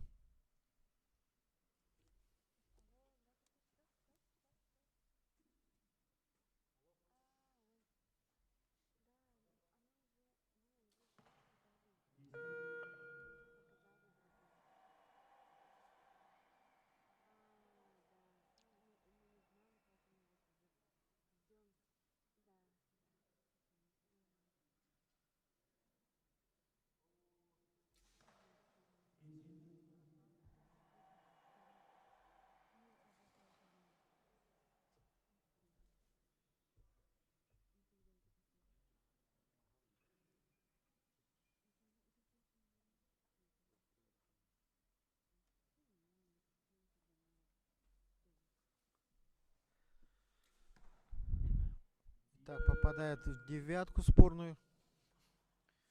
Надо воспользоваться этим моментом и постараться попасть в десятку. Для спортсменов такого уровня это в порядке вещей должно быть. Второй раз уже попадает в девятку Юлия Маркова. Так, поправляет прицел. Так, опытный Павел Мартынов. Тоже спорная десятка. Итак, пока неизвестно, но пока, думаю, Хангаласский улус вырвался на 1 очко вперед.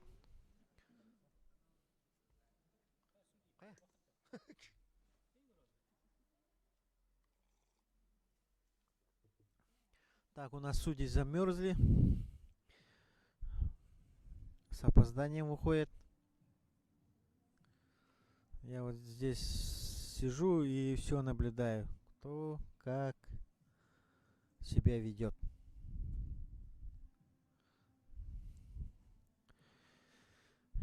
Итак, судьи и агенты работают.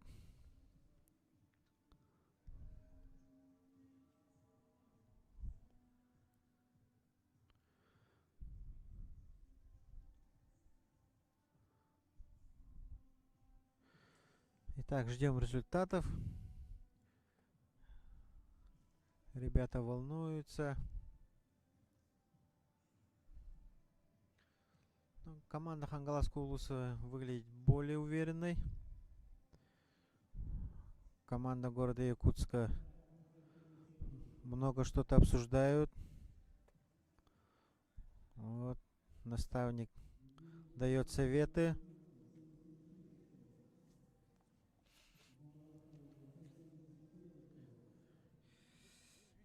Итак, ну, получилось точностью наоборот. Команда города Якутска вырвалась на 1 очко вперед. И получается результат 76 очков у города Якутска и 75 очков у Хангаласского улуса. Итак, таким образом начинает Хангаласский улус. Юлия Маркова.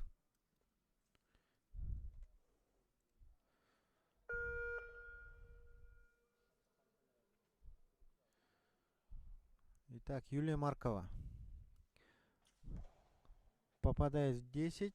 В предыдущей серии она 2 раза попала в девятку снизу. И после корректировки попадает в 10. Надо еще чуть-чуть. И она еще чуть-чуть опускает прицел. Итак, Мартынов попадает в 10.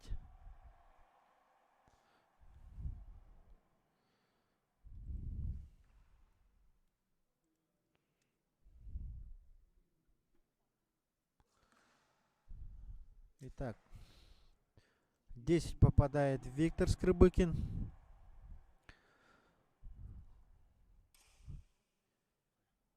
И ждем Евгению Иванову.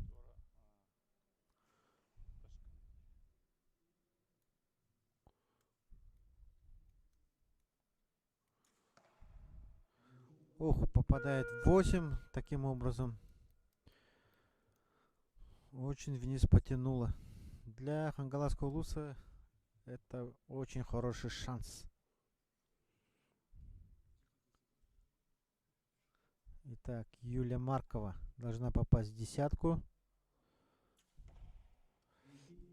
10. Ну, есть, скорее всего, есть. Юлия Маркова с прошлого года учится в училище Олимпийского резерва и очень сильно прибавила. Итак, Мартынов Павел также попадает в ту же пробоину. И спорная десятка.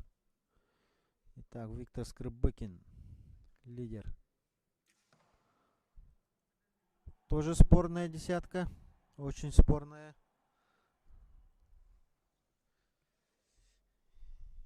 Евгения Иванова является серебряной призеркой в миксе в таком же упражнении. Но в 2019 году она стреляла за свой родной Среднеколымский улус в паре с Максимом Кудриным. И они вытянулись в свою команду и прошли отборку на финал сельских игр, которые прошли в Амге. Так как у них спортсмены, которые стреляют из классического лука, они буквально за 2 недели подготовились, впервые взяли лук, и таким образом они прошли финал Амги. И это была сенсация, так как очень многие лучные улусы не смогли попасть в финал. И Среднеколымский улус тогда сделал сенсацию.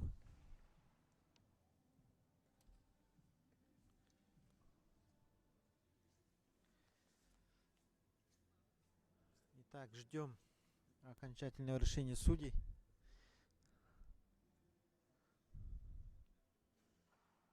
Так, спортсмены более уже оживляются. Хангаласский улус уже обсуждают. Более спокойные, а команда города Якутска задумалась.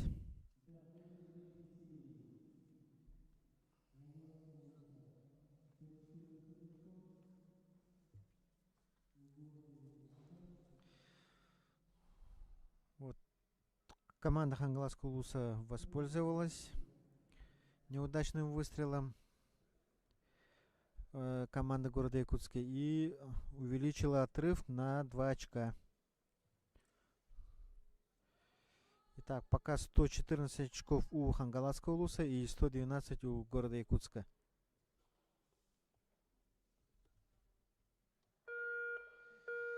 Таким образом начинает команда города Якутск. Виктор Скрыбыкин. Виктору надо очень сильно постараться и попадать.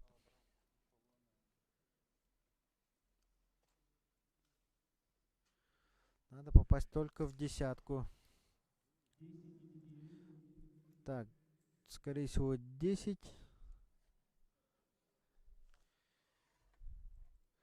Так, Евгения Иванова волнуется. Надо не подводить своего напарника. Так, попадает в 9 и свою стрельбу начинает Хангаласский улус. Юлия Маркова, действующая чемпионка Сибири и Дальнего Востока. Попадает в 9, чересчур уверенно.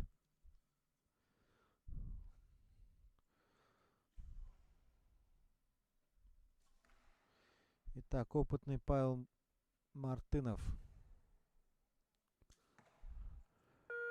попадает в 9.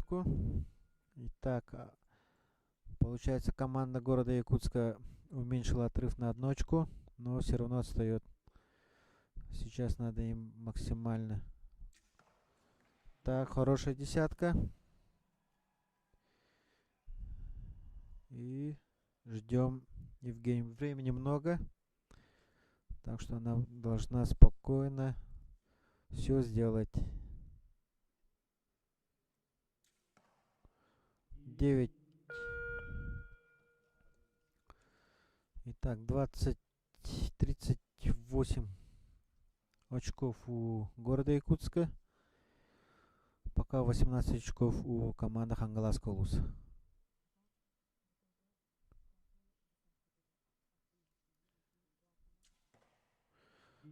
Так, опять девятка.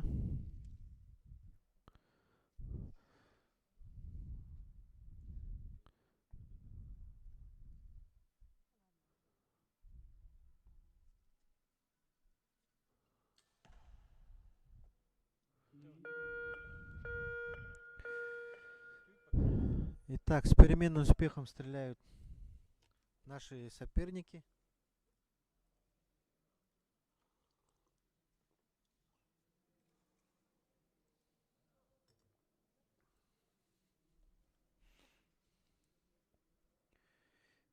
Итак, интрига продолжается.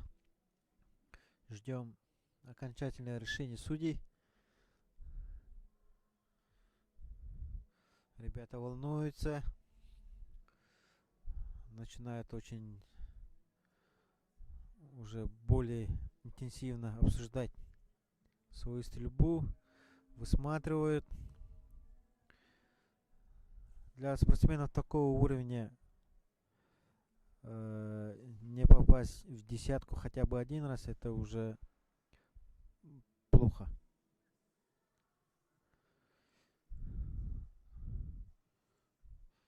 Итак, волнуются ребята.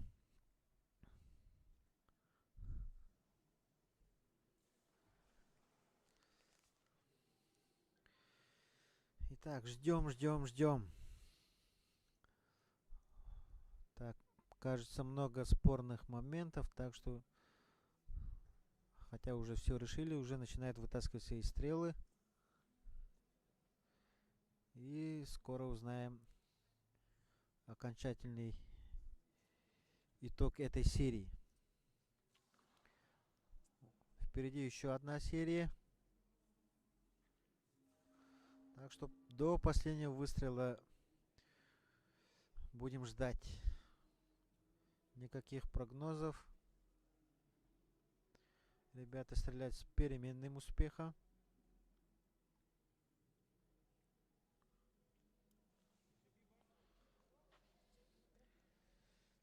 Итак, 149 очков у команды города Якутска и 151 очко у Хангаласского улуса. Итак, таким образом... хотя уже закончили, оказывается. Итак, команда Хангаласского улуса становится чемпионкой республики с результатом 151 очко. И второе место занимает команда города Якутск с результатом 149.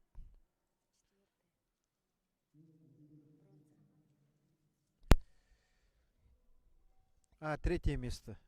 Это была борьба за третье место. И обладателями бронзовой медали становится команда Хангаласского улуса. Приношу свои извинения. Итак, кульминация наших соревнований в упражнении микс.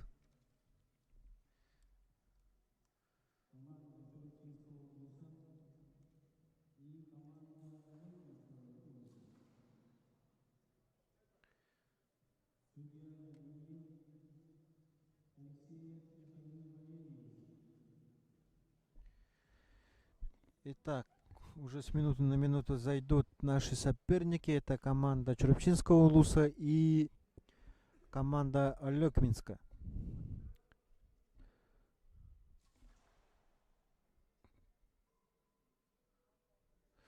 Итак, ждем.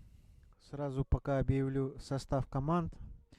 За Черепчинский улус стреляют Павлов Асим, мастер спорта международного класса, и Кириллина Жанна, мастер спорта России.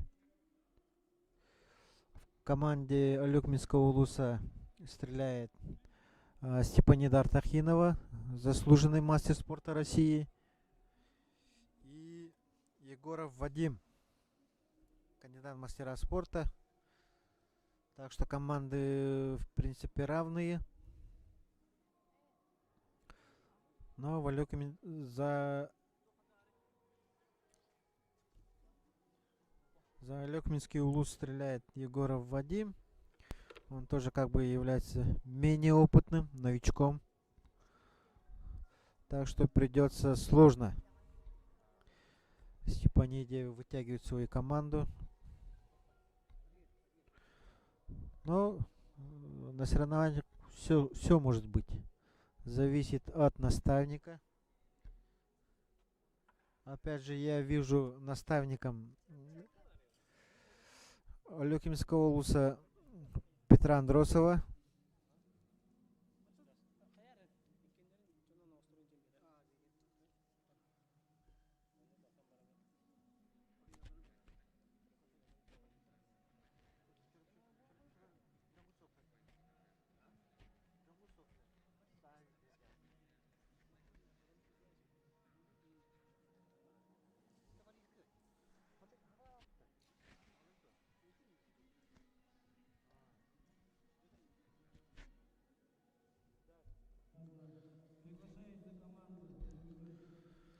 Итак, наконец-то приглашают наших соперников. Итак, заходит. Первым заходит команда Черепчинского улуса.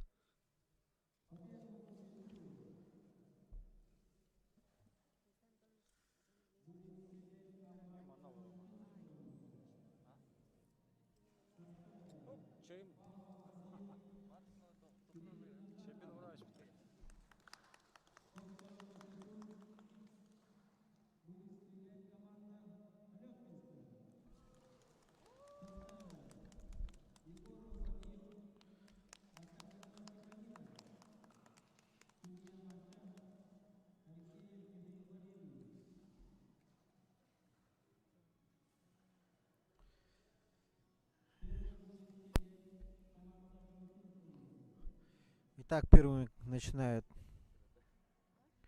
черепчинские лучники.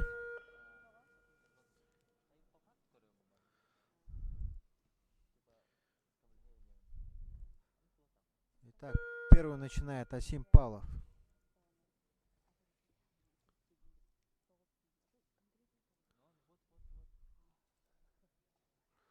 Ух ты! Это уже что-то. Такого не должно быть. Попадает 9, соответственно. Потратил время. Итак, Жанна Кириллина. Бронзовая призерка чемпионата России в составе команды республики в 2020 году. Итак, они начали очень скромно. Итак, Егоров Вадим, Алюкминский улус. Так, посмотрим. Попадает девятку. Но близкая девятка. Обратите внимание на стрельбу спортсменов. Они попадают справа. Это говорит о том, что спортсмены волнуются. По попаданиям в мишень можно судить, в каком состоянии сейчас находится спортсмен. В зоне с 3 часов до 6 часов это волнение. А с 9 до 12 часов это, наоборот, более возбужденное состояние. Чересчур уверенно и более сильно работает. Итак, черепчинская команда начинает слабо. 3 девятки. Так. У Алекминской команды пока 2 девятки. Им надо сейчас попасть в десятку. Ух ты, 8 попал. И Степанида сейчас должна обязательно попасть в десятку.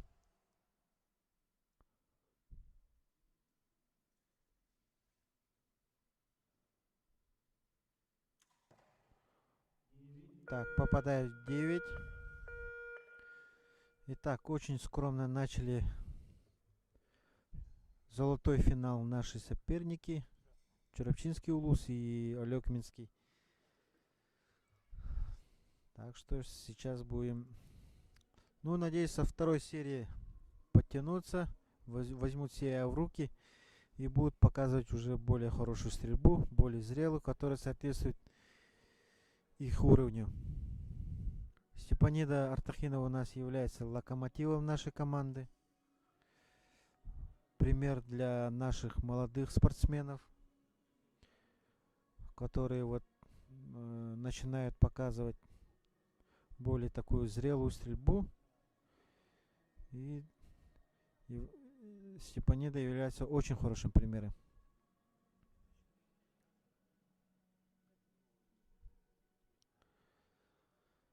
Ну, спорт есть спорт, есть волнение. Для именитых спортсменов обычно чемпионаты проходят более сложно, так как ну, их звания, там титулы на них давят. И ну, все думают, что не дай бог проиграть какому-то там кандидату. И вот эти мысли очень плохо влияют на спортсменов. Такое бывает и не часто, но бывает.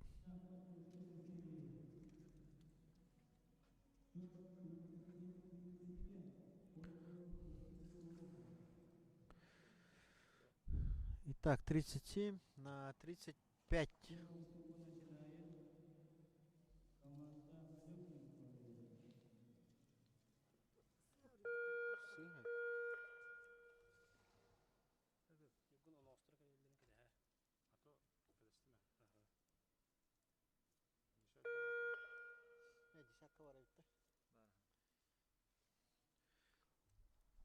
Так, у черепчинцев есть одна десятка, оказывается, которая была спорная. Итак, Егоров Вадим попадает в 9. И наша Степанида Артахинова.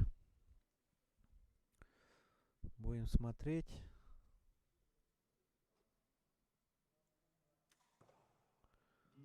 Тоже 9. Надо было поправить прицел, так как по пробоинам видно, что она попадает в одно и то же место. Итак, 10 в исполнении Асима Павлова.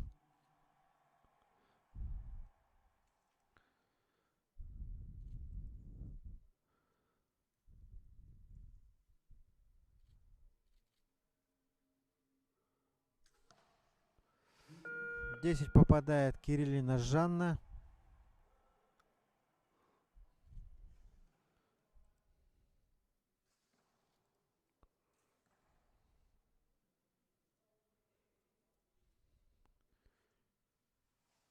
Итак, Вадим попадает 10.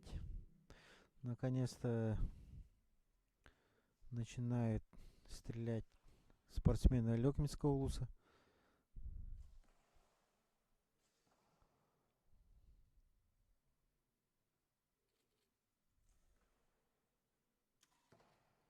Десять.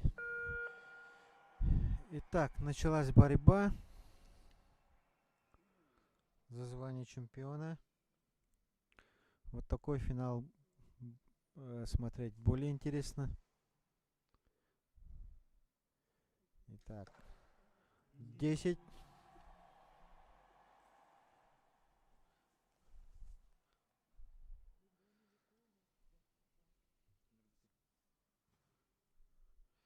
Так, Кириллина Жанна, Чоропчинский улус. 10 попадает. Максимальная, так,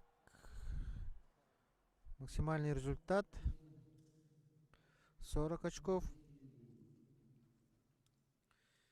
И таким образом Чоропча вырывается вперед.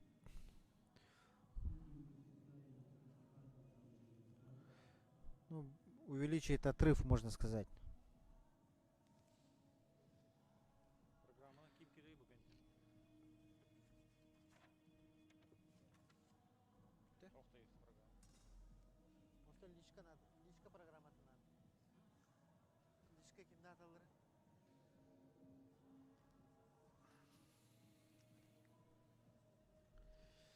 Итак, уже более оживленно становится.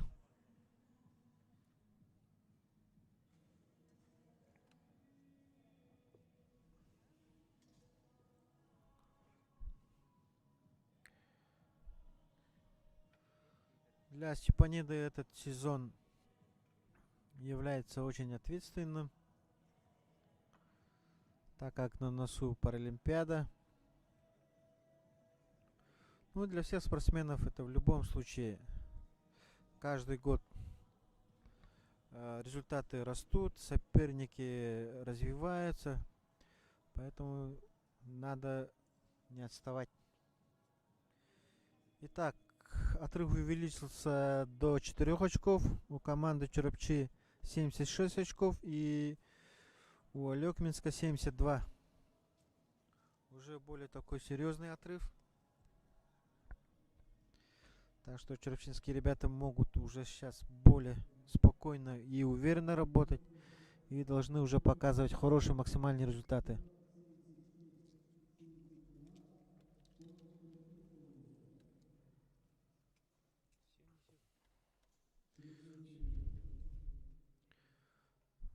В блочном дивизионе команда Чоропчинского улуса представлена авторитетными спортсменами, в отличие от классиков. Явные такие лидеры, но зато у них хромают спортсмены классического лука, олимпийского лука.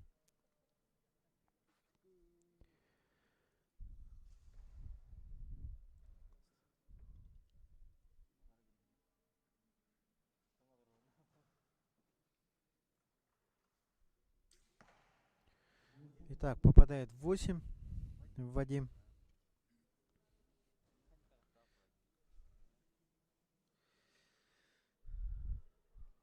Несмотря на это, надо попадать в десятку. Итак, Степанида. О, попадает в 9.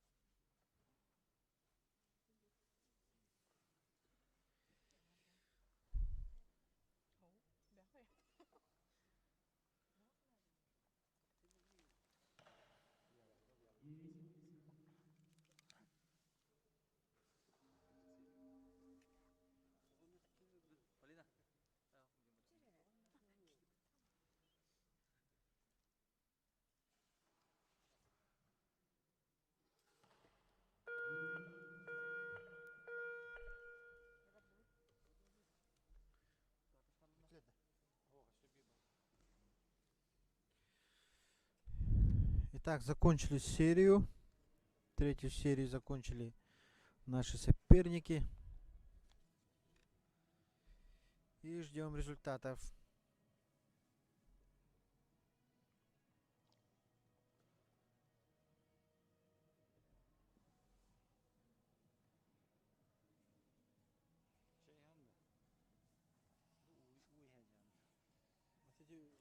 Разбавленный чай хочу.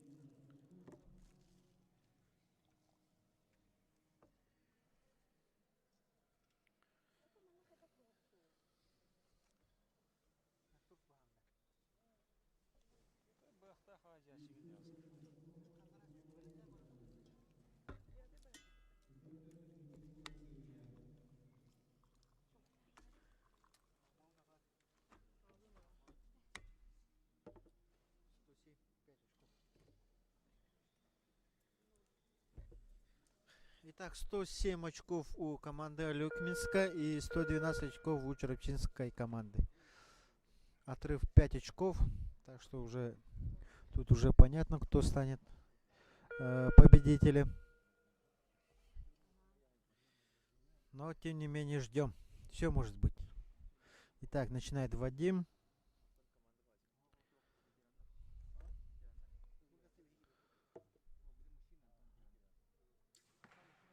Попадает 10.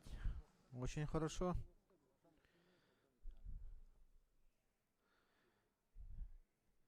И Степанида стреляет сейчас.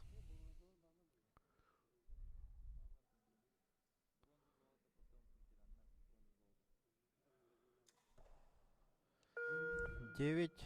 Что-то сегодня у Степаниды не идет стрельба.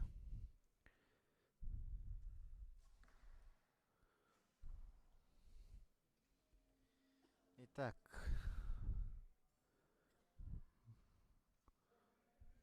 У Асима Павлова падает стрела с полочки. Для такого спортсмена это очень большой косяк.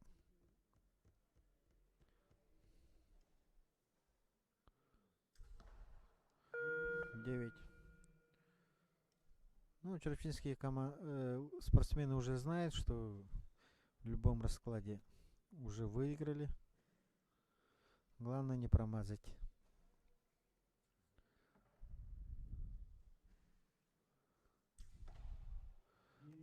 9 попадает.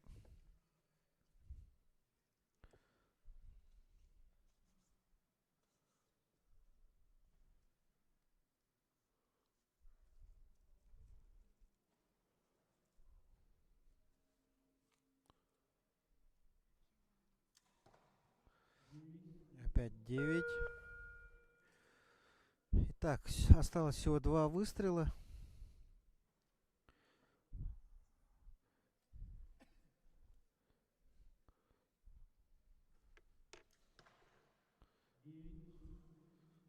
Все уже. И последний выстрел. Всего лишь надо попасть в мишень. Неважно куда. И попадает 10. Очень хорошо закончила.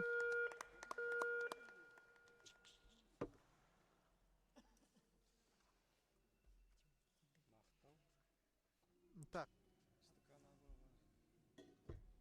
Ждем окончательного решения судей. Но уже понятно, что чемпионы...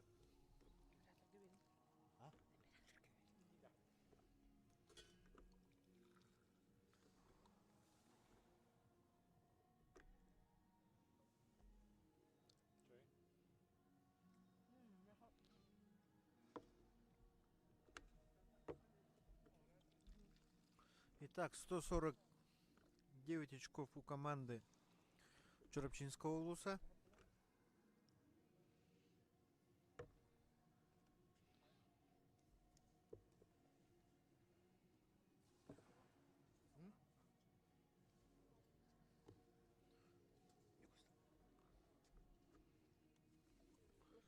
Так, и 144 очка у команды Алекминска.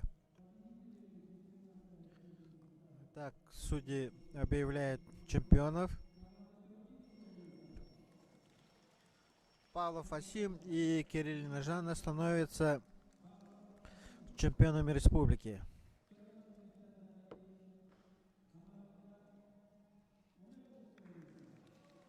И поздравим наших спортсменов из Алекминского улуса. Это Степанида Артахинова и Егоров Вадим.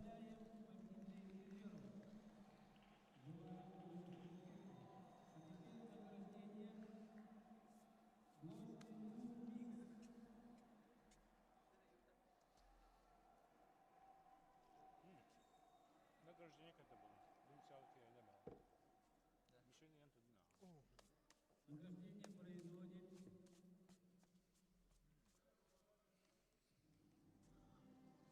старший тренер Республики Саха-Якутия по юношам Федотов Люпустан Антонович.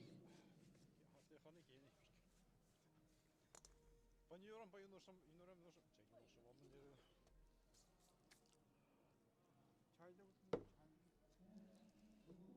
Matala.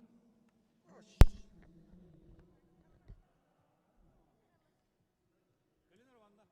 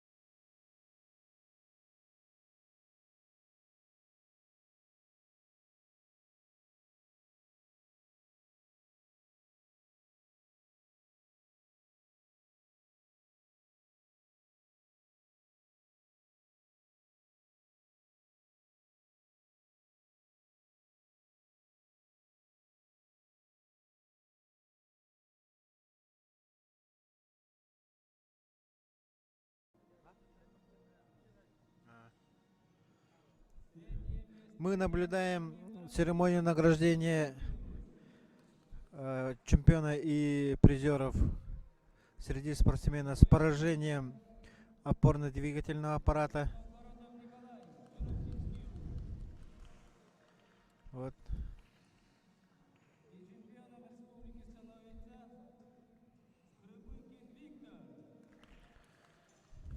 Чемпион республики Виктор Скрыбыкин. В скором времени он выйдет на золотой финал уже среди здоровых спортсменов.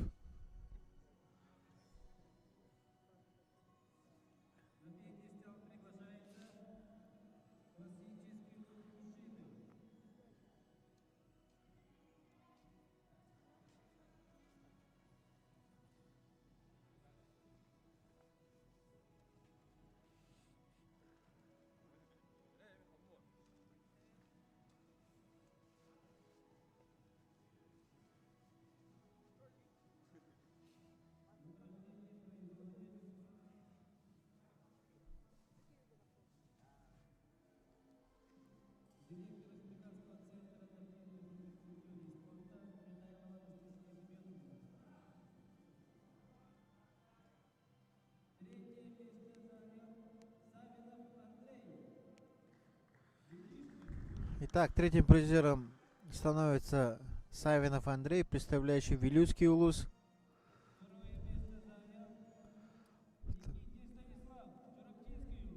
Итак, второе место занял Никитин Стас из Чоропчи.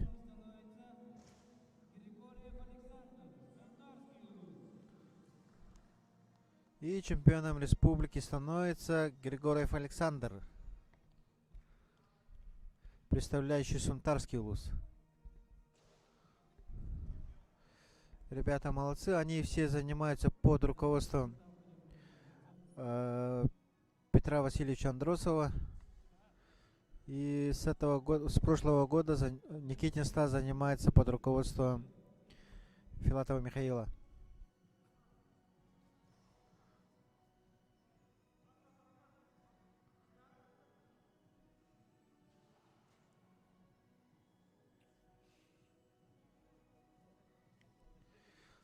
Так, у нас продолжается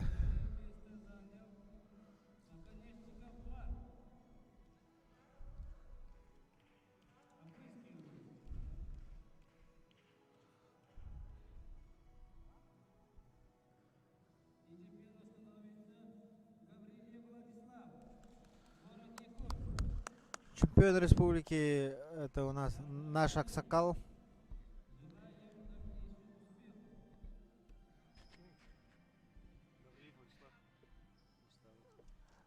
Гаврилов Вячеслав тоже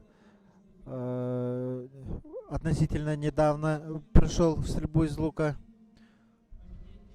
Ну, точнее, не с малых лет занимался, а уже, когда уже был старый. Но, тем не менее, не пропускает тренировки, постоянно стреляет, постоянно тренируется. И вот результат. Так что в стрельбе из лука можно начать стрелять в любом возрасте.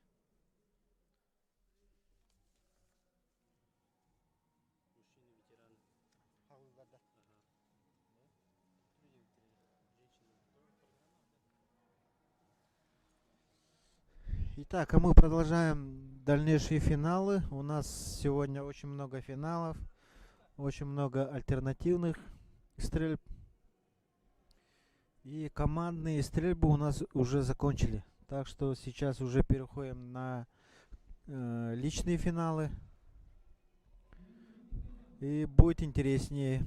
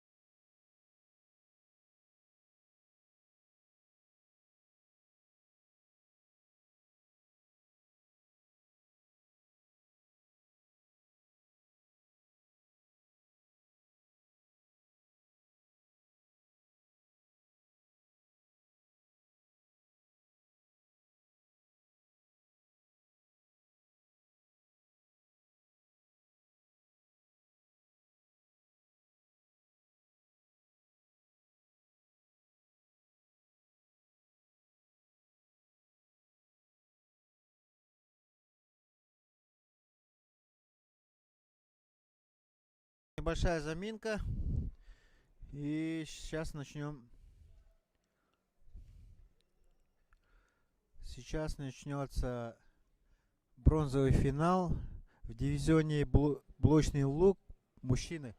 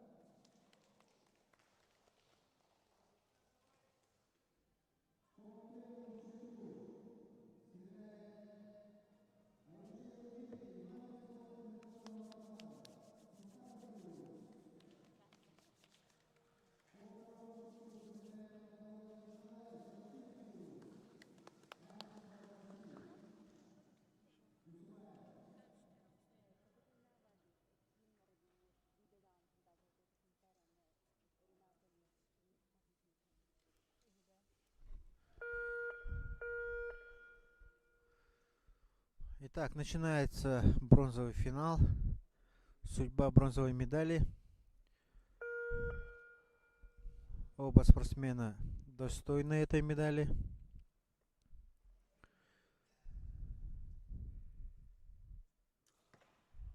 Итак, Новгородов Николай попадает в 9.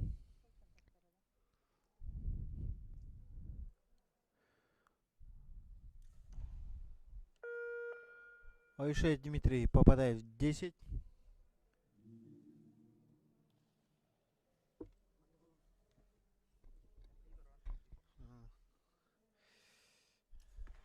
Итак, 10.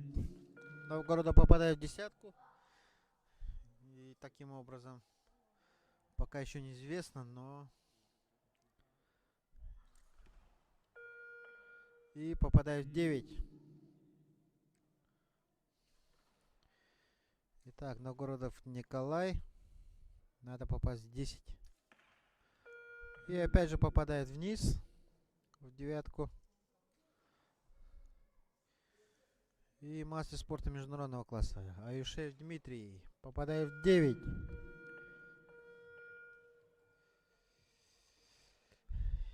Итак, по 28 очков у наших соперников. Так что они начали прощупывать, можно сказать. Решили дружно вместе начать с ничьи.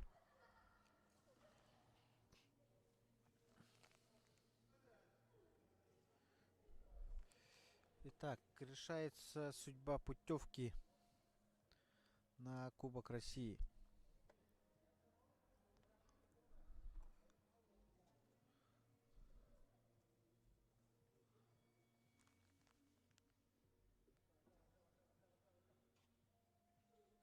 Итак, нам показывают Новгородова Николая. Сидит, думает и настраивается.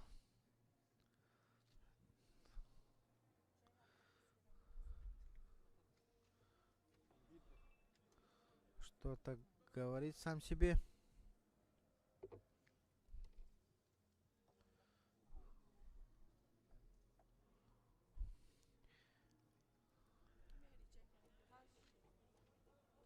Итак, по 28. Явку.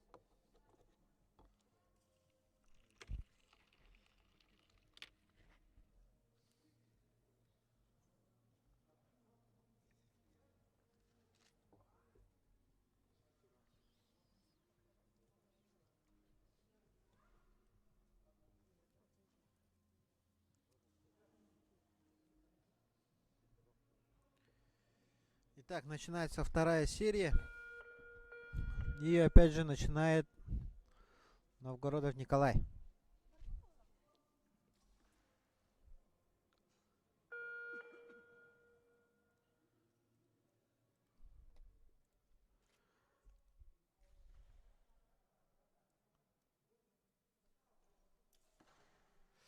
Так, 10 в десятку попадает Николай Новгородов. Очень хорошая десятка. центровая. Десятка отвечает Дмитрий Айшеев.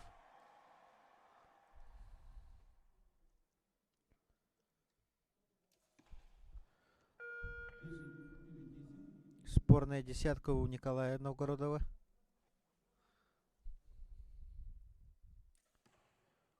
Девять. Итак, пошла заруба.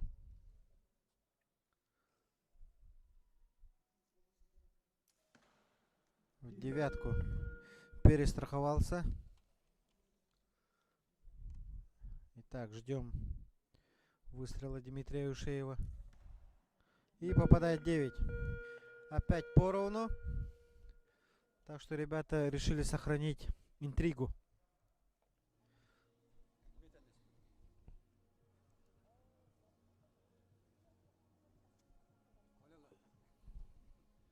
Ребята показывают джентльменскую стрельбу.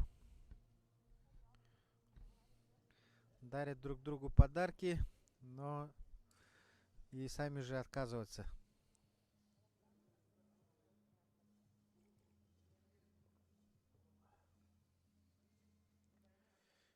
Так, судья на линии Захаров Семен, тренер ДЮСШ Мегана Кангаласского улуса. Тоже один из опытных стрелков республики.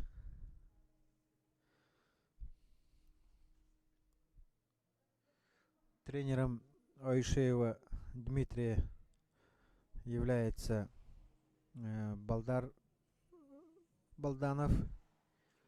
Тренером Новгородова Николая Михаил Филатов.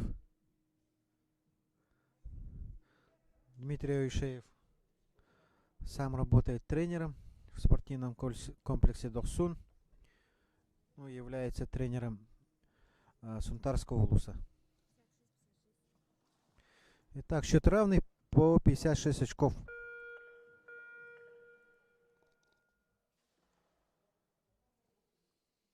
И та сразу.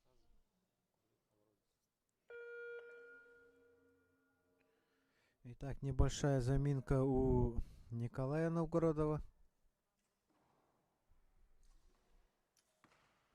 И попадает в 9.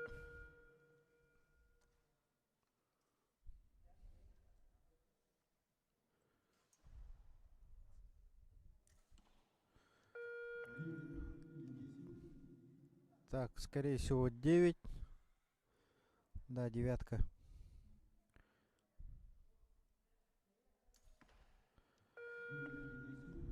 Так, тоже спорная десятка. Ребята волнуются. 10. Вот это уже десятка. Уже явная десятка. И ждем ответа Николая. 9.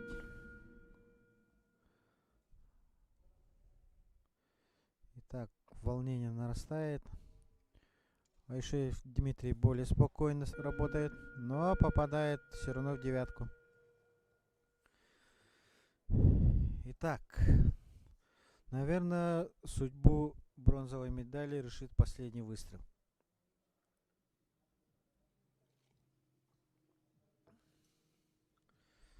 Ребята волнуются.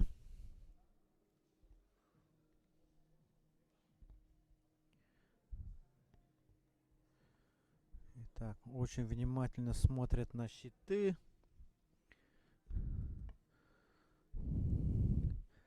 Тренера волнуются,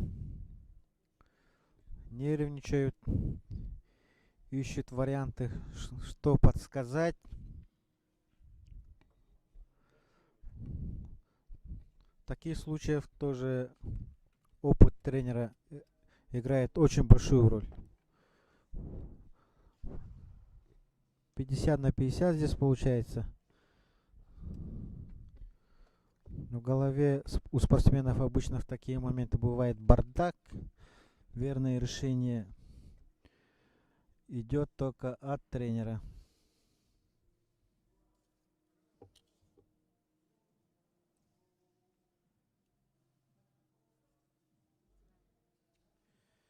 Итак, 84 очка у Аишева Дмитрия и 83 очка у Новгородова Николая. Таким образом, Аишеев Дмитрий на 1 очко вырывается вперед.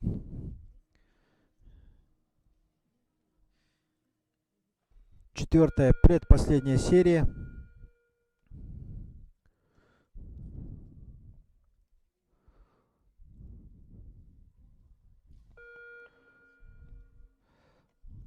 Когда одинаковый уровень у спортсменов, то 1 очко отрыва это очень много. Ну, я бы вместо Николая Новгородова опустил бы прицел вниз. Итак, 10 попадает Дмитрий.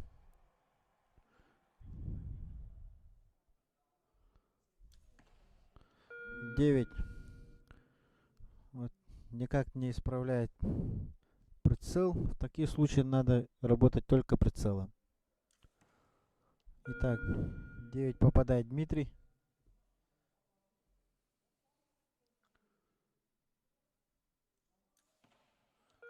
О, все, 8.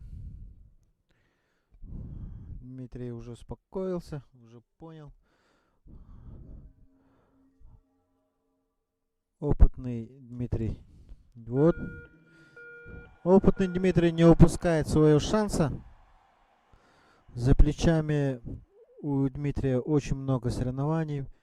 Не только российского, но и международного уровня. И при том очень успешные выступления у него были в молодости. Сам Дмитрий родом из Бурятии. Переехал к нам недавно, года 3 или 4 назад. И сейчас успешно работает с юными стрелками.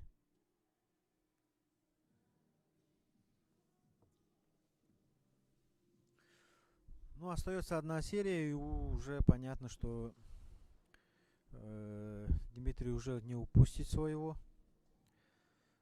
Это вина лично Николая Новгородова. Сам упустил. Сам создал такую ситуацию. Вот, наверное, сидит себя и ругает.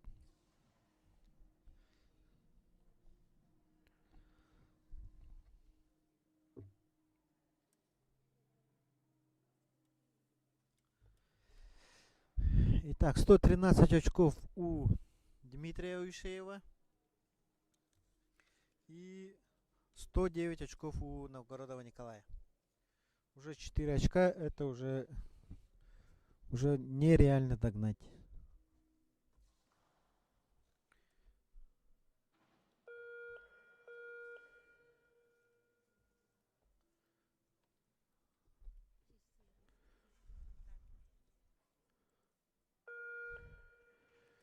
Итак, Новгородов Николай начинает.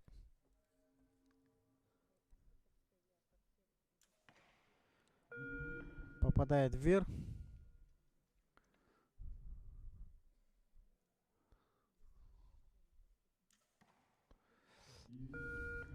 Ну, для Аюшева Дмитрия достаточно попадать в 9 и все равно выиграет.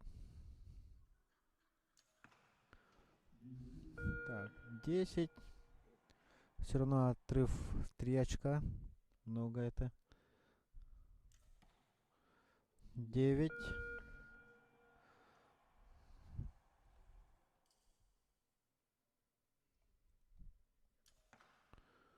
Девять.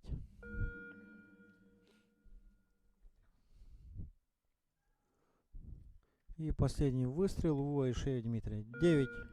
Вот как я и говорил, этого достаточно, так как он на последнюю серию вышел с большим отрывом и может уже спокойно работать.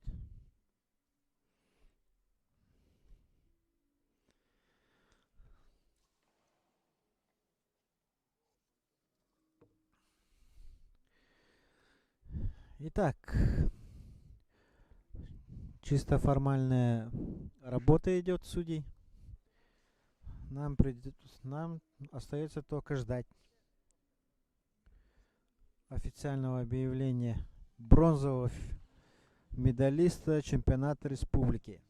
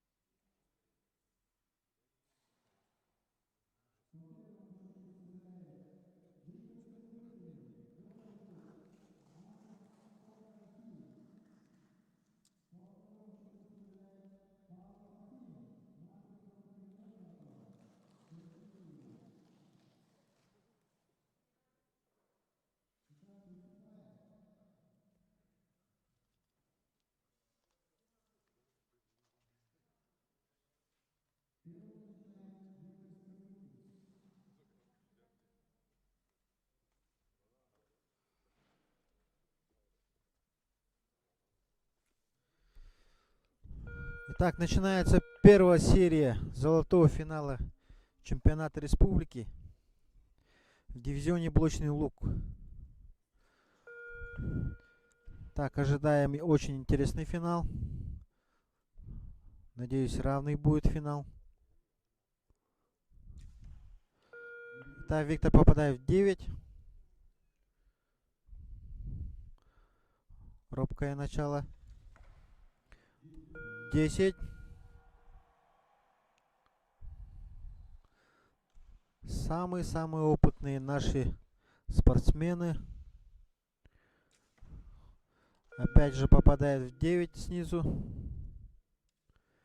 Виктор чуть не справляется с волнением.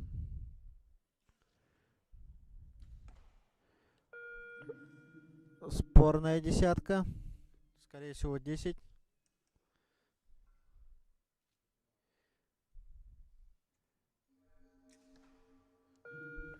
Итак, 9 сверху. Виктор в замешательстве. Пока не может определиться со своей техникой. Итак, Асим сразу уверенно врывается вперед.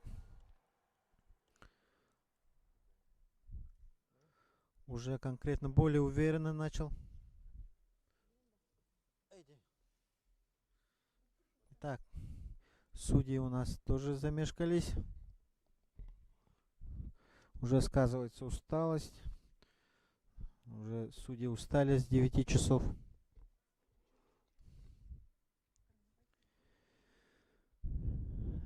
Итак, наши спортсмены в блочном луке являются одними из сильнейших спортсменов в России.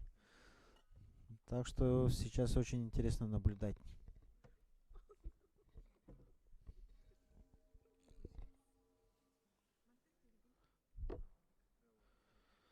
Итак, видно, что Виктор волнуется, Асим спокоен. Спокоен, как удав.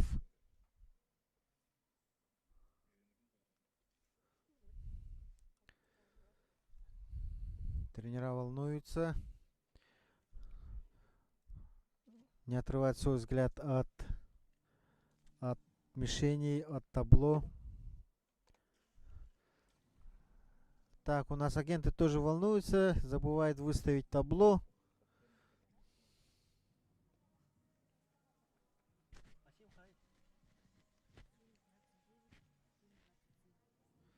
Итак, 27 очков у Виктора и 29 очков у Асима.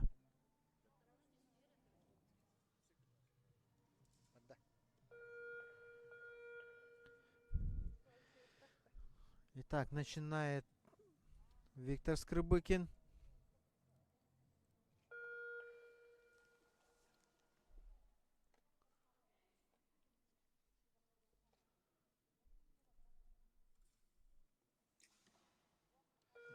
Так, опять же 9. Тут надо уже быстрее определяться. Поправить прицел и стрелять такой же техникой. Так, десятка.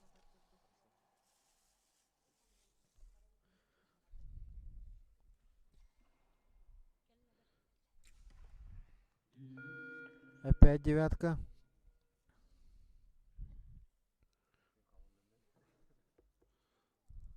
Так, Асим. Хорошая десятка. Уже конкретная. Ну, Асим уверенно идет вперед.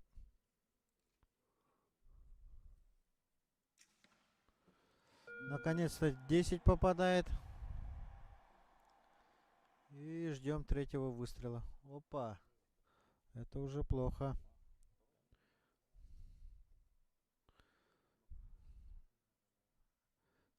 Непростительные действия. Но, несмотря на это, попадает в 10.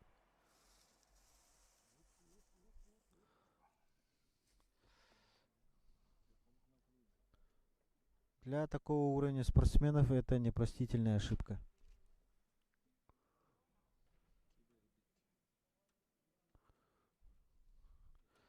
Итак, отрыв увеличивается. Еще больше. Наверное, будет отрыв 4 очка.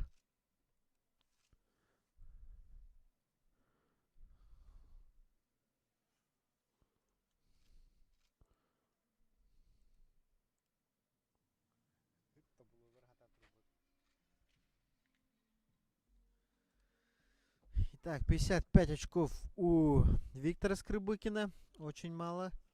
И 59 очков у Асима Павлова.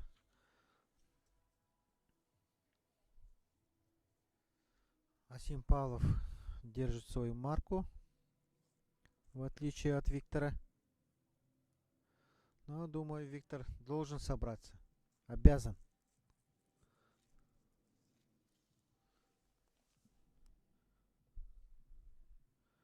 Относительно Асима Виктор начал стрелять только 2 года назад.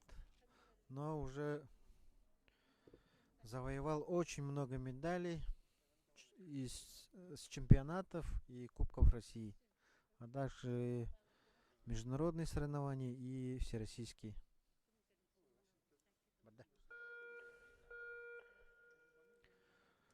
Асим Павлов у нас занимается давно, еще со школы.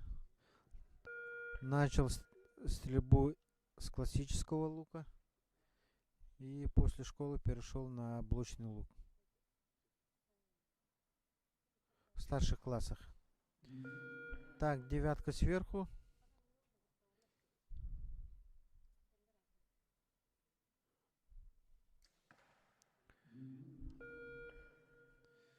Так, у Асима тоже девятка, притом далекая.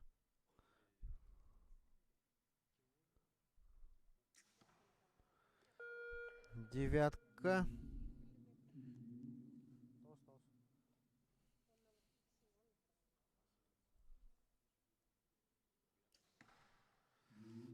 Девять. Асим расслабился.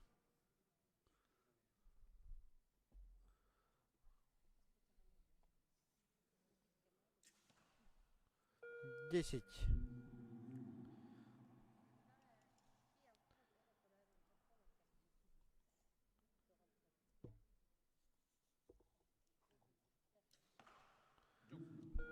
Хорошая десятка.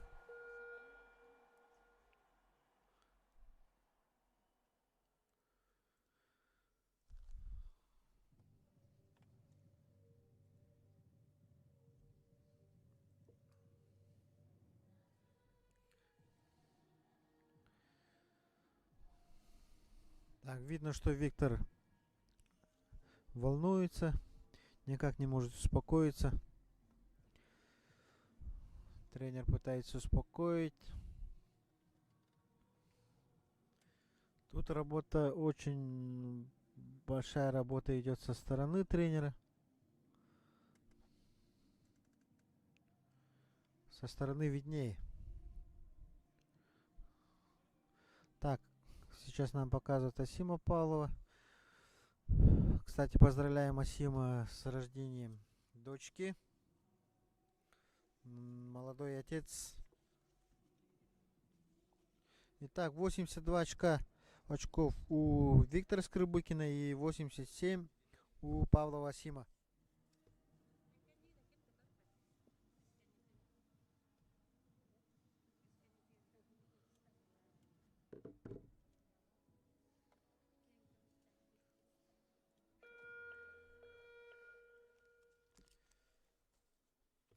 Отрыв очень большой.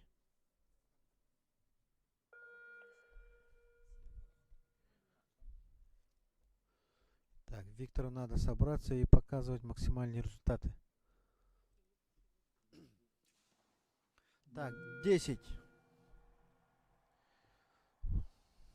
Ну, Виктор сам понимает, что ему надо уже максимально только работать. Так, 9. Надо еще раз в 10 попасть.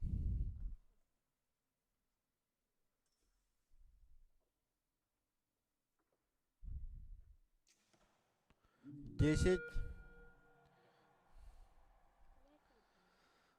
Асиму надо хотя бы один раз в 10 попасть. Так, попадает в 10. Так, надо в 10. Только 10. Ух ты. Не справился. И третий выстрел у Асима. 10. Ну, спорное, но скорее всего 10.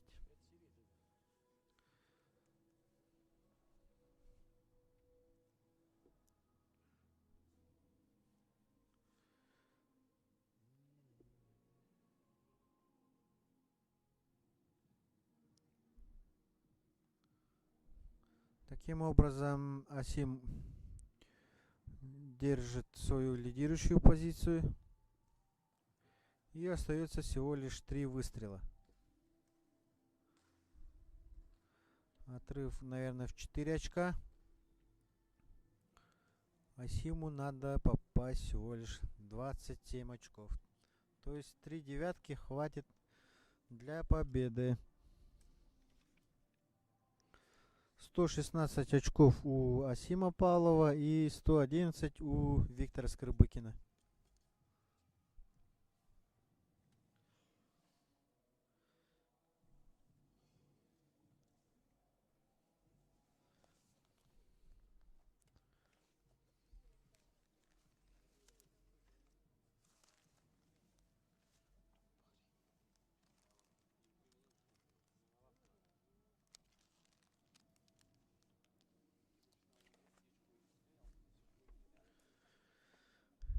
Итак, начинается последняя серия.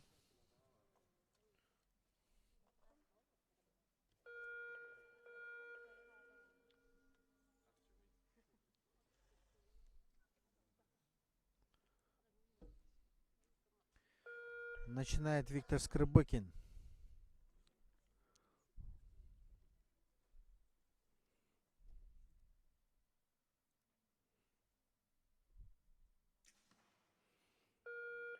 Девять.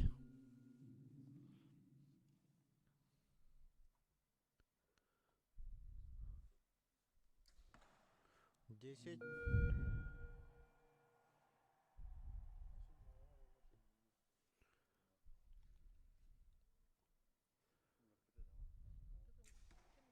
9.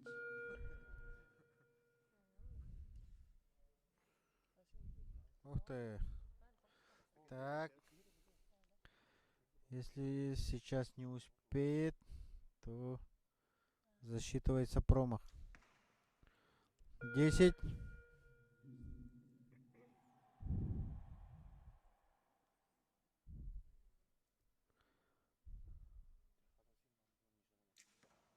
9. Итак, Асиму остается только попасть. Просто в мишень. Ну, 10. Ну, вот красиво заканчивает Асим Павлов. Уверенно выиграл Виктора Скрыбыкина. И ждем окончательного решения судей.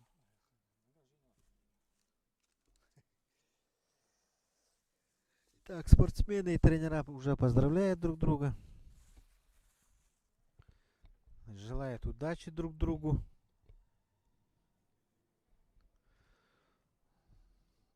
А мы пожелаем нашим спортсменам удачного выступления на Кубке и Чемпионате России, которые начнутся с 22 января и закончится соревнование первенством России.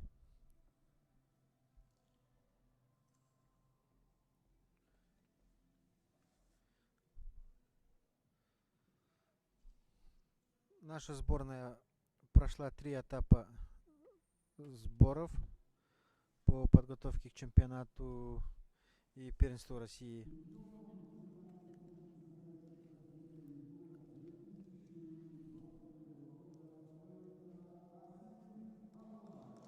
Итак, комментатор поздравляет Асима Павлова, представляющего Черепчинский улус. И второе место занимает Виктор Скрыбыкин, представляющий город Якутск.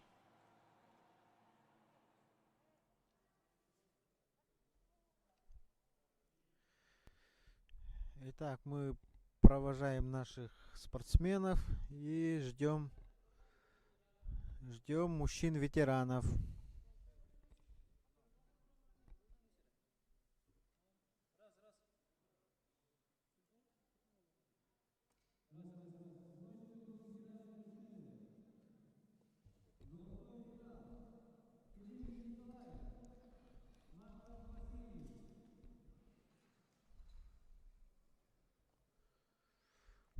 Итак, судьи вызвали уже ветеранов.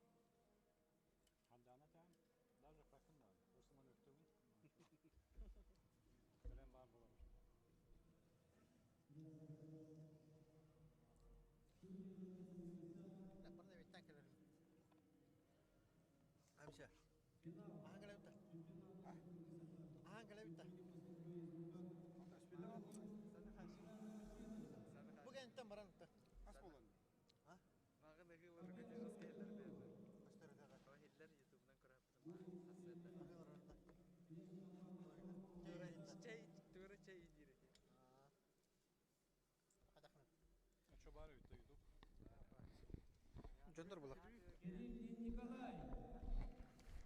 Итак, начинаем финал. Сразу золотой финал среди мужчин-ветеранов в дивизионе блочный лук.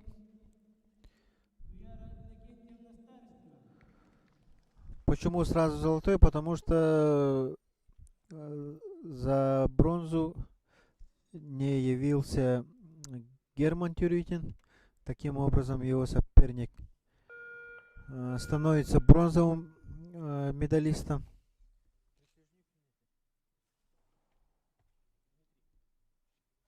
Таким образом, третье место занимает Присяжнюк Дмитрий из города Ленск. Итак, а мы наблюдаем первую серию. Начинает Кирилл и Николай. 9. Вторым стреляет Марков Василий. Мегина Кангалаский улус.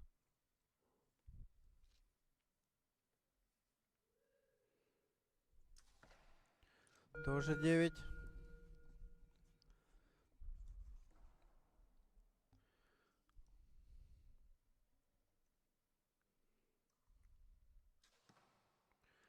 Девять.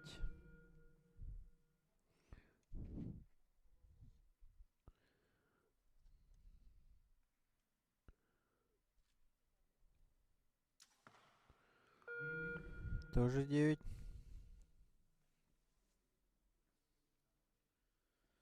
Но тут в основном будут одни девятки.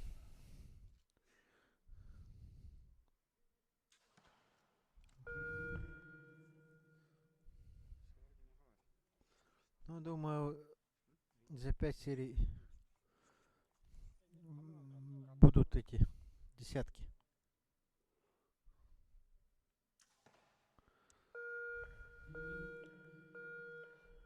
Ну, более стабильную стрельбу показывает Марков Василий.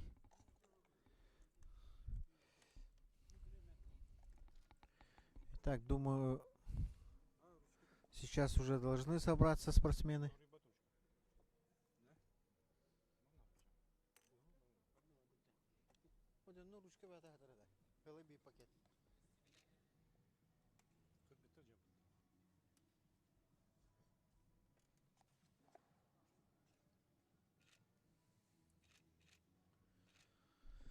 Итак, по 27 очков.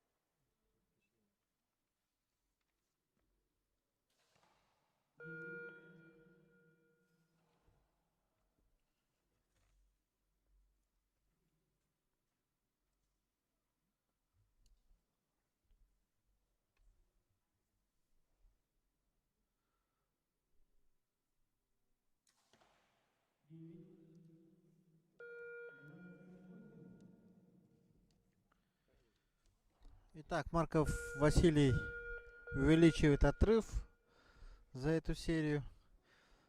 У Кириллина Николая 26 очков, у Маркова Василия 28 очков. Таким образом, появляется отрыв в 2 очка. Ну, по возрасту Марков Василий моложе Николая.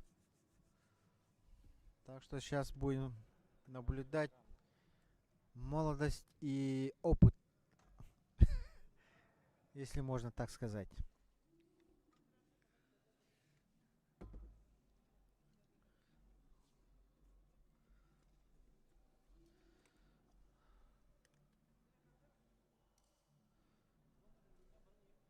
Оба спортсмена пришли в стрельбу из лука уже в зрелом возрасте. Вот блочный лук хорош тем, что он очень доступный для любого возраста.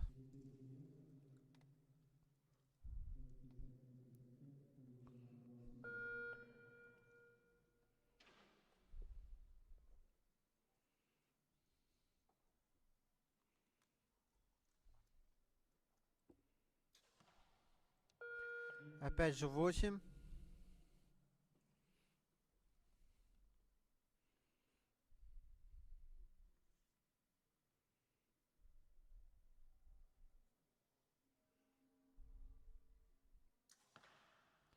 Десять.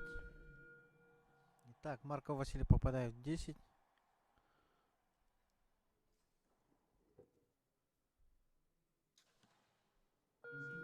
Девять.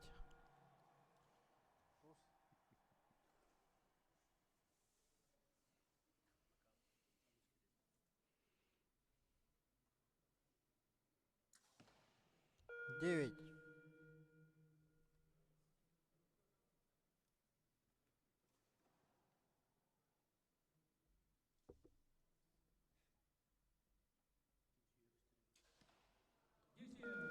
Итак, наконец-то попадает в десятку Кирилл и Николай.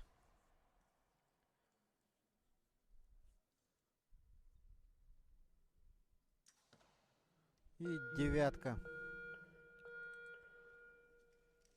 Так, 28 на 26. И отрыв увеличится до 4 очков.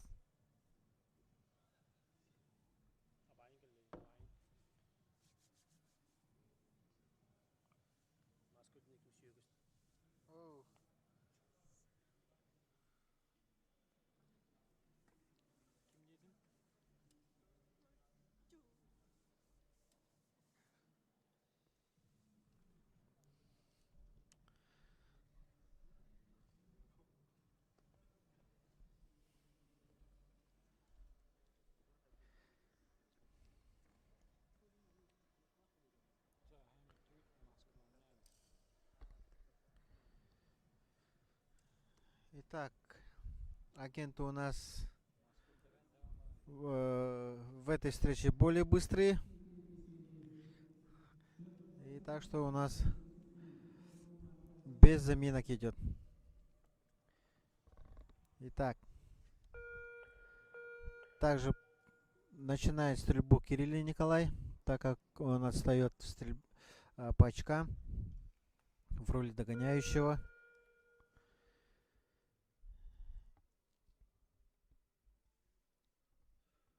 Предыдущий выстрел у него была десятка, но сейчас девятка. Итак, Марков Василий.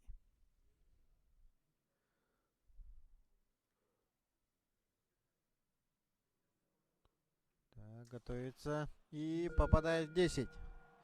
Хорошо отработал этот выстрел. И ждем Кирилла Николая. Так, спорная десятка. И второй выстрел у Маркова Василия.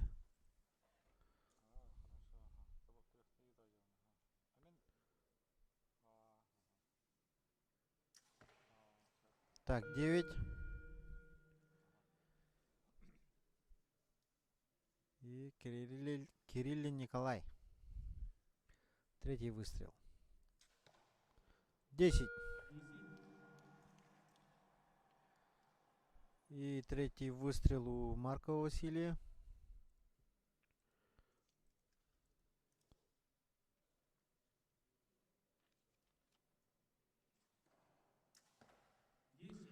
Десять. Так, уверенно лидирует Марков Василий в этой встрече. И уже, думаю, не упустит свою победу.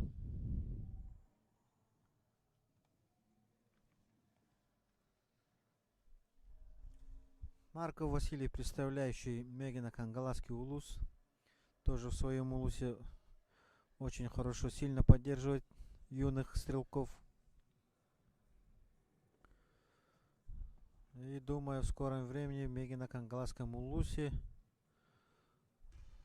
появится много хороших лучников, которые будут представлять нашу республику.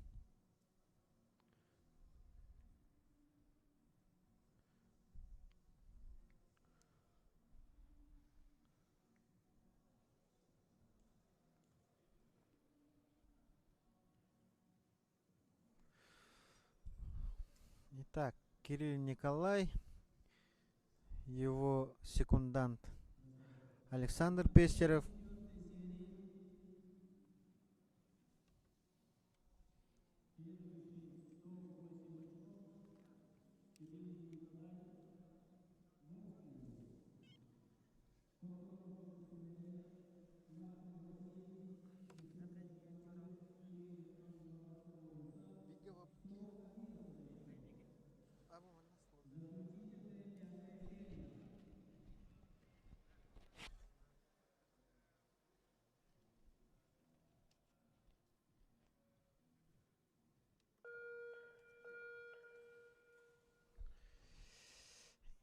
Итак, заключительная серия.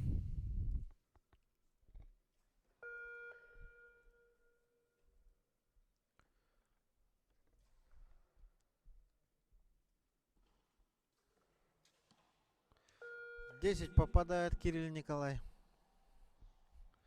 Вот надо было сразу так начать. Итак, Марков Василий.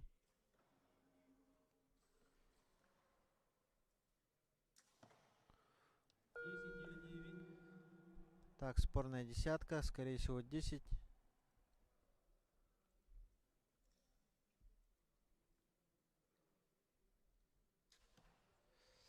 Девятка.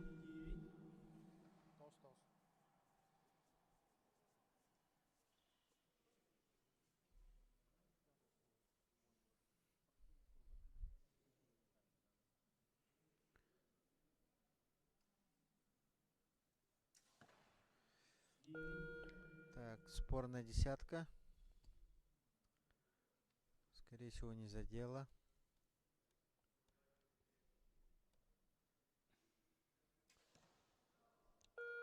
И так, девятка.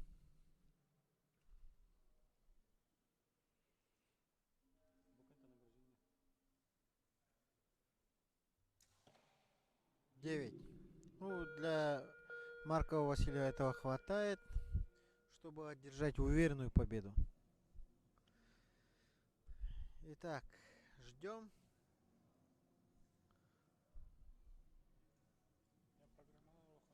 А? Пока еще.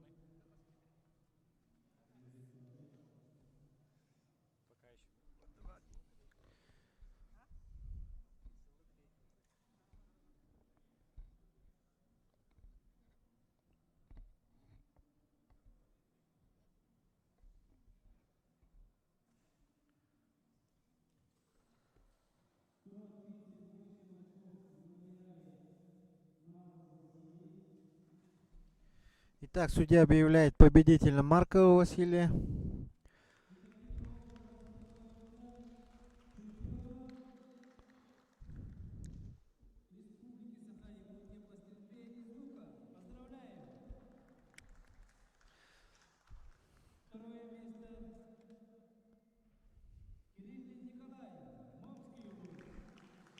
Так, мы тоже поздравляем наших финалистов.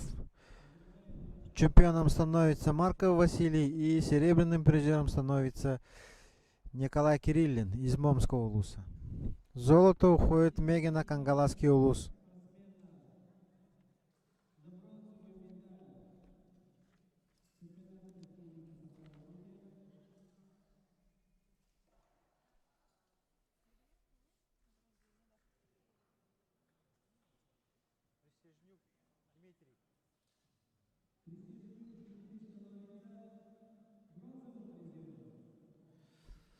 По неявке соперника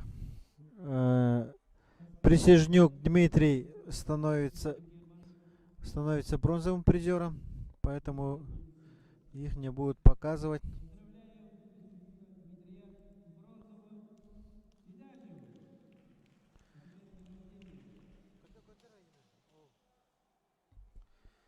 Итак, бронзовая медаль уходит в город Ленск.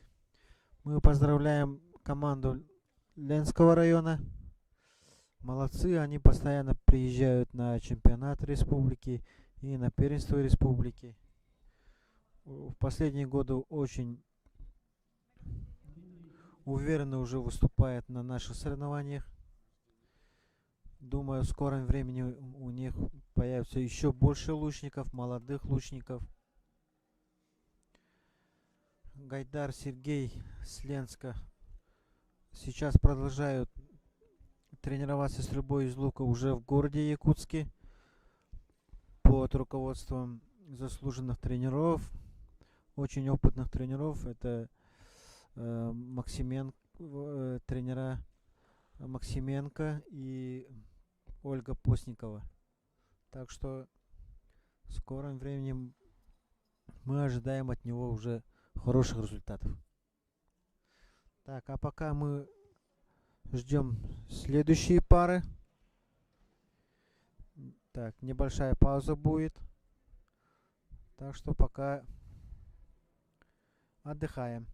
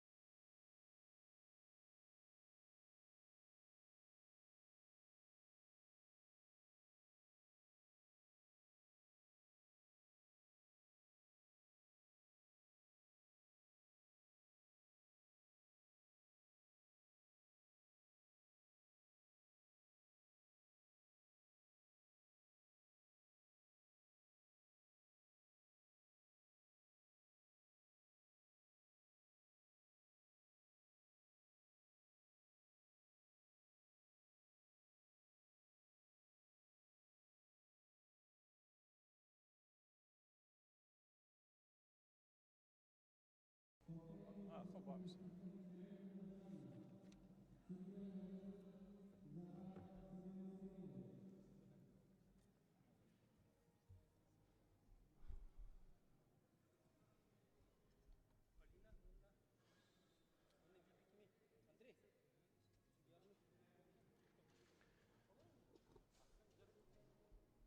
Итак, добрый день. У нас идет, продолжается прямая трансляция на ютубе.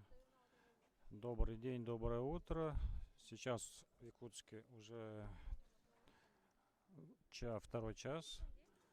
Западная часть у нас просыпается, наверное, будет подключаться, поэтому мы сейчас нашу трансляцию продолжим. Только что прошло награждение среди блочного лука. У нас в чемпионате делится на мужчин и на мужчин-ветеранов. Также и женщины и женщины-ветераны. То есть отдельно у нас есть категории для старшей группы, поэтому мы поддерживаем как можем наших стрелков, тех, кто занимается, тех, кто уже...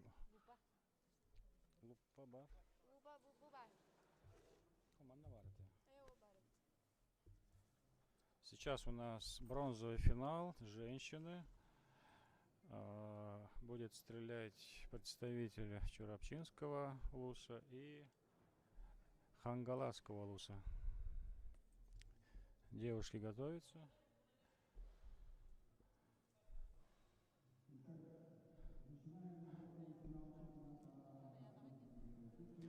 Напомню, это чемпионат Республики Саха-Якутия по стрельбе из лука.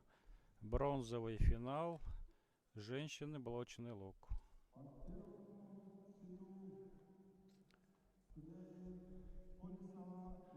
И наши финалисты: Колесова Юлиана, Хангаласский улус, мастер спорта России.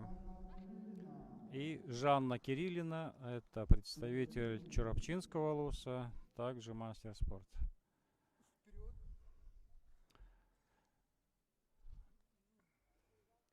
Так, я тут один в двух ролях, получается. Аскаланда.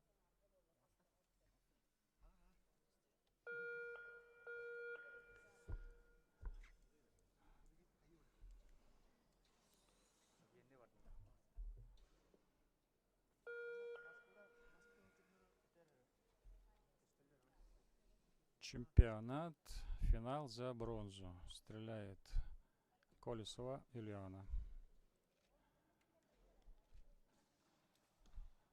Первый выстрел и 10.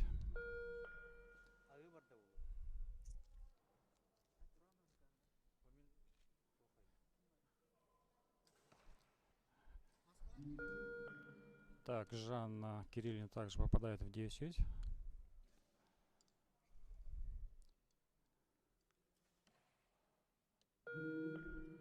Девять Колесовым. Ну, сейчас будут они попеременно. 10, 9. 10 Кириллина.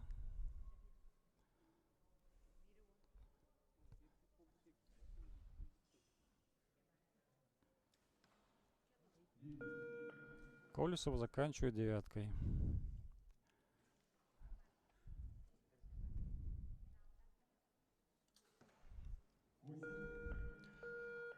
Так, ну и срывается 8 стрела у Кириллиной Жанны.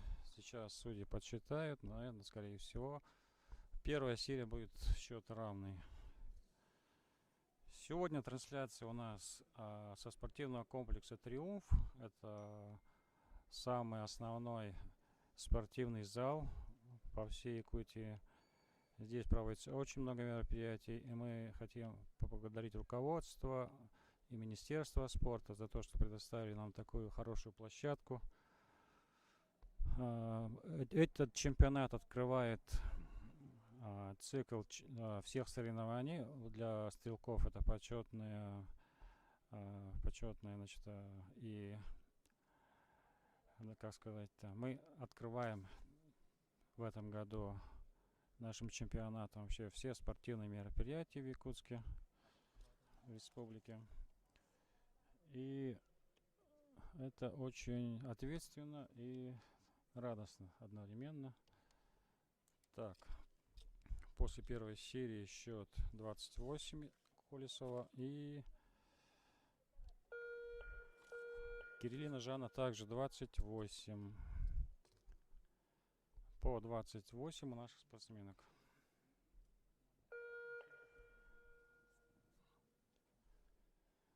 Практически вторая серия у них с нуля, можно сказать.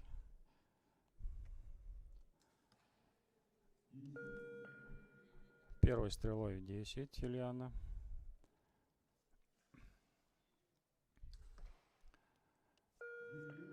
Девять у Жанны.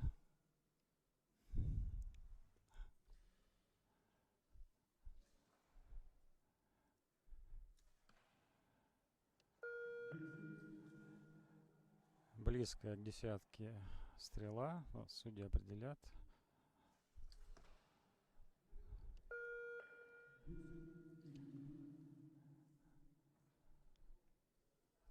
В блоке значение судьи очень повышается, потому что выстрелы у всех будут близкие.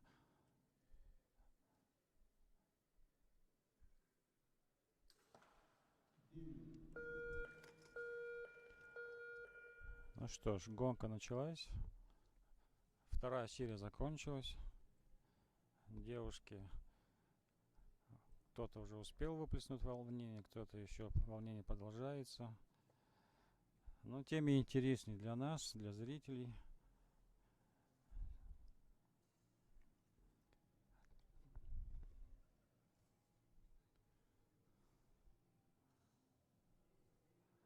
Напомню, это чемпионат Республики Саха-Якутия по стрельбе из лука, блочный лук, финал за бронзовую медаль. Стреляет Кириллина Жанна из Чорапчинского улуса и Колесова Ильяна из Хангаласского улуса.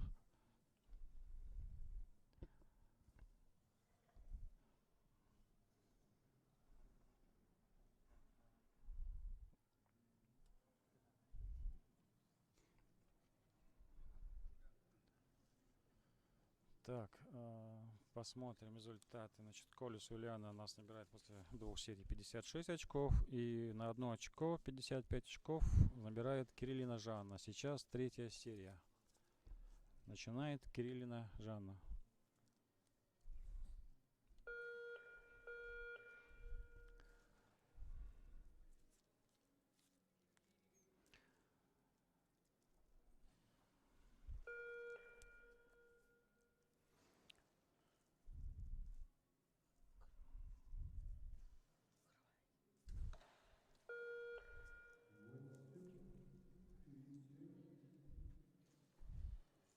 Восемь или 7.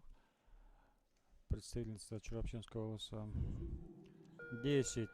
Ее соперница из Хангаласского улуса Колесова Ильяна попадает.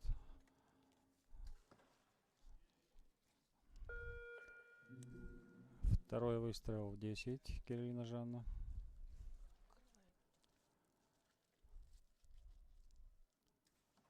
Юлиана 9.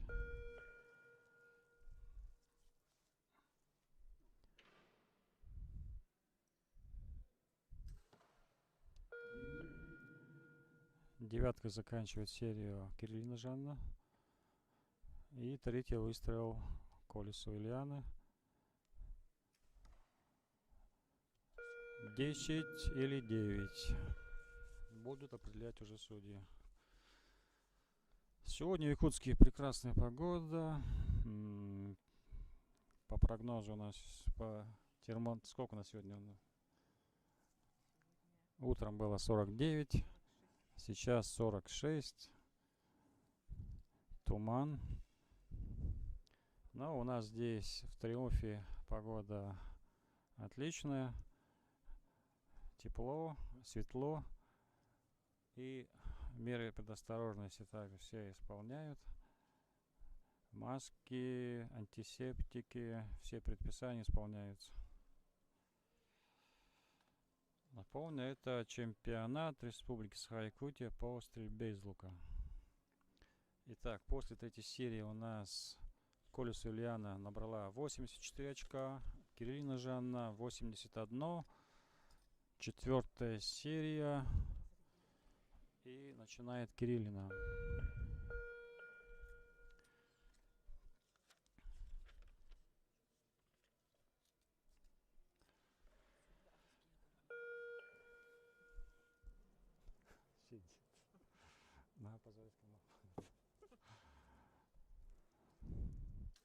Первый выстрел Жанны и десятка. Отличный выстрел.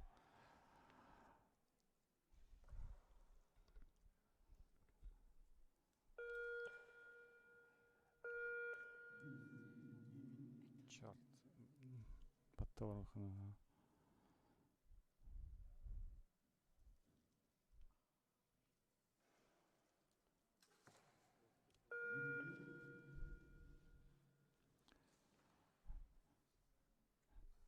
Девушки стреляют. 10 Юлиана.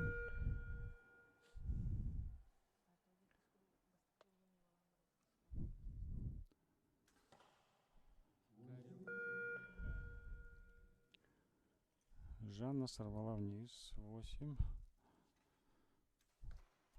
И девяткой заканчивает серию Юлиана Колесова. И это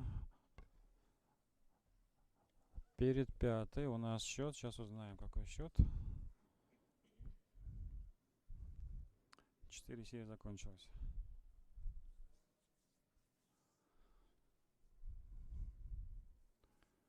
Итак, Чурапчинский Улус и Меган Кангалаский, они очень спортивные у нас.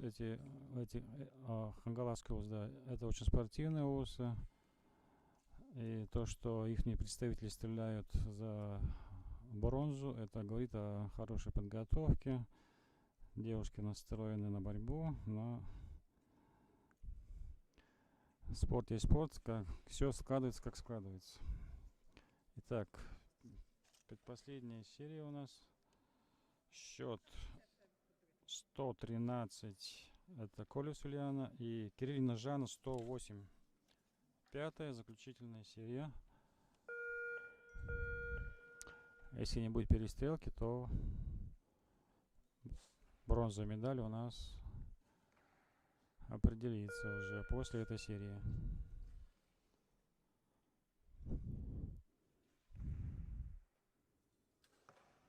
Выстрел Жанны 10.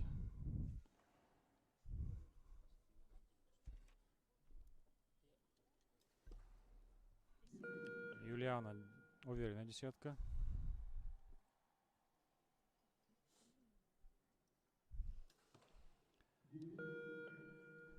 9.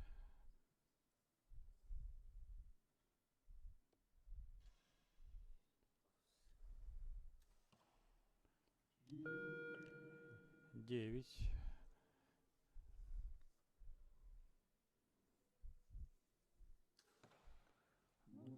И Кириллина Жанна заканчивает серию 8.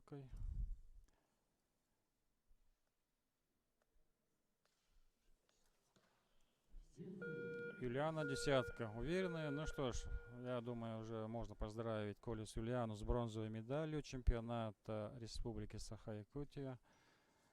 Она у нас недавно перешла из юниорского дивизиона, так что для нее это большой успех. Поздравим ее с бронзовой медалью еще раз. Поздравим Кангалаский улус.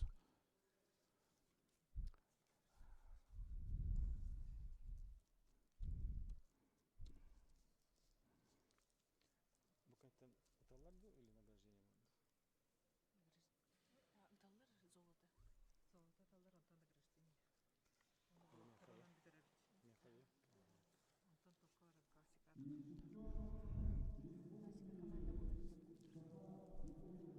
Так, объявляют нас победителя, бронзового призера. Так.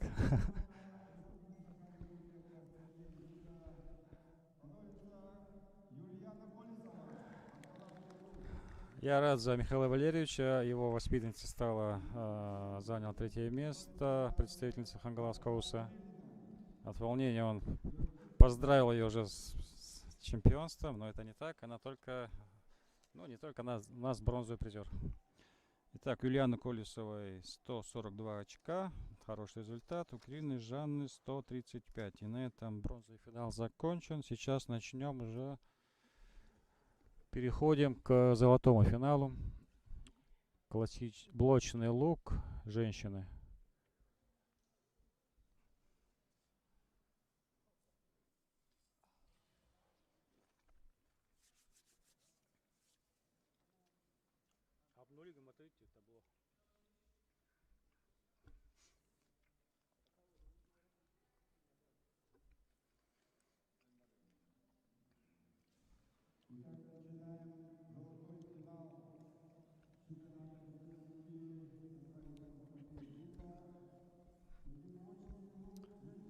Итак, можете вы слышите, объявляют золотой финал чемпионата Республики Саха-Якутия.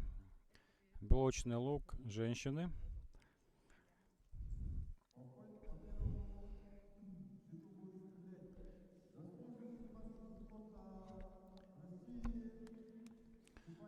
Идет представление спортсменов. Степанида Артахинова, представительница Алекминского улуса, у нас стреляет по первому счету. И Даяна Винокурова по второму счету, представительница...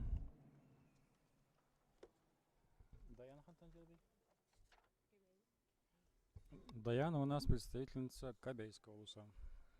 Первая серия.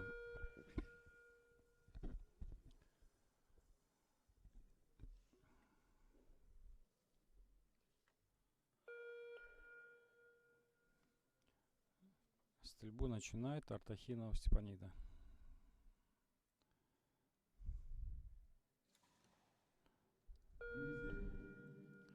Десять.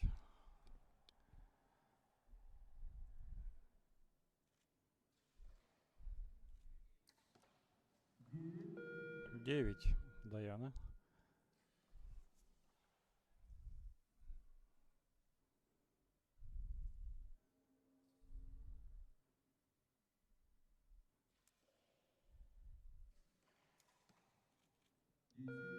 10. Артахинова.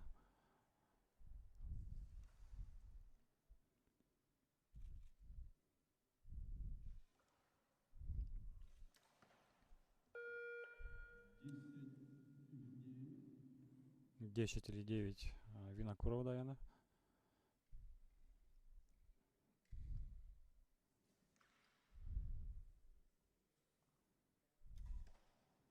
10. И также уверенно десяткой заканчивает свою серию Степанида Артахинова.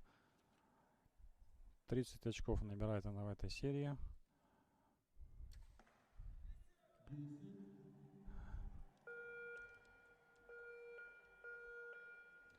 Что ж, первая серия закончилась. Это золотой финал. Блочный лук женщины.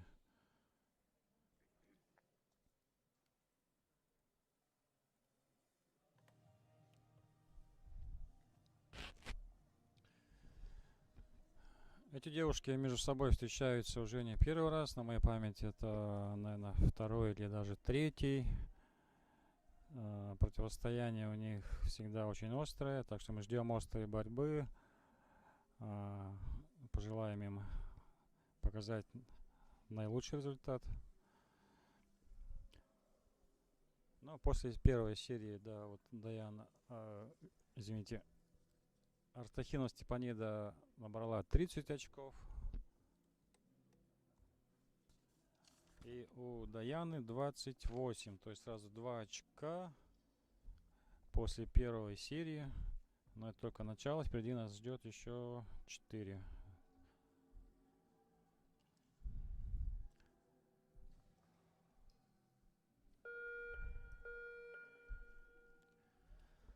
Вторая серия начинает Винокурова Даяна.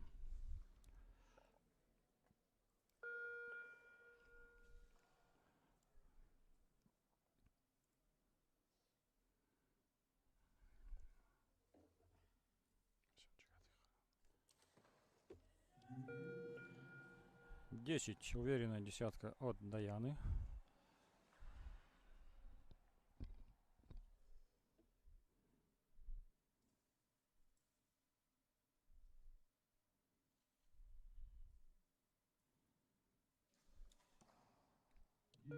Так, замерли немножко в ожидании. И 9 от Степаниды Артахиновой. Это чемпионат, это финал за золото, так что понятно, что нервы на пределе, и нужно собраться.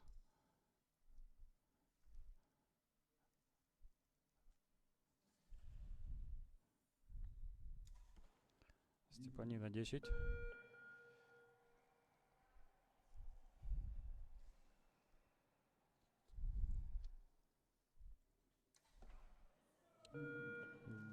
Десятка заканчивается Даяна.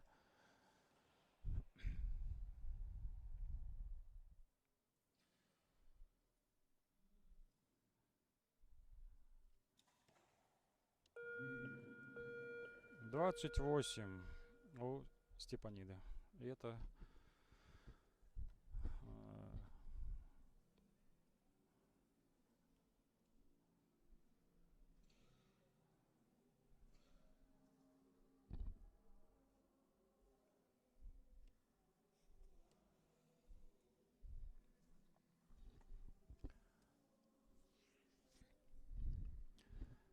здесь в спорткомплексе у нас сейчас проходят тренировочные мероприятия, так что лучники к этому залу уже привыкли. Здесь же и занимаются, здесь же они и проживают, и также питаются. Питание, проживание, все в одном месте. Это очень удобно, это здорово, и мы благодарим еще раз руководство за то, что вот, наша сборная может заниматься в таких условиях.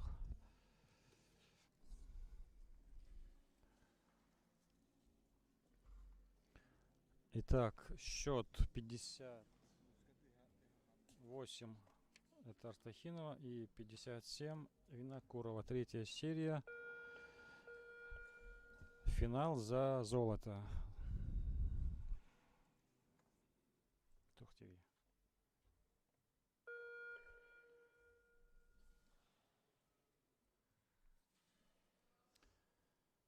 Винокурова Даяна начинает. Первый выстрел и 9.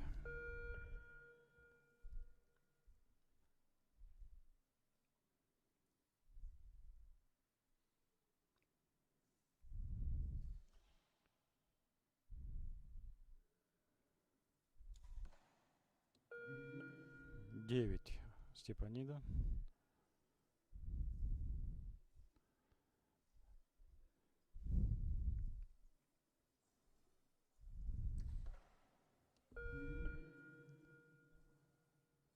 Девять Винокурова Даяна.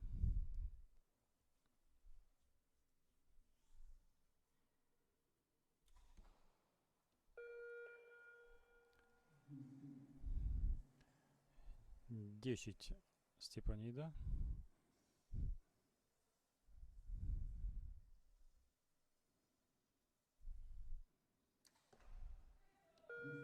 Десять. Последний. Третий выстрел у Даяны.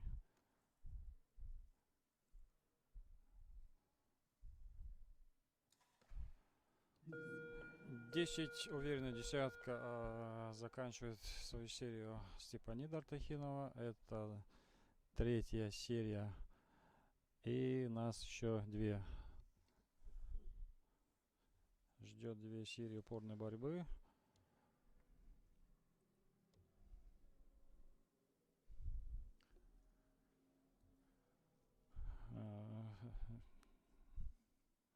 Спортсменки у нас опытные, встречаются между собой уже, как я сказал, не первый раз. За плечами каждое соревнование российского и международного уровня. Но у нас из-за ситуации с коронавирусом не было долго соревнований, так что можно понять, что это чемпионат, это нокаут, это всегда Борьба до последней стрелы нас ожидает сейчас. И после третьей серии счет Артахина Степанида 87, Винокурова 85. Отрыв 2 очка.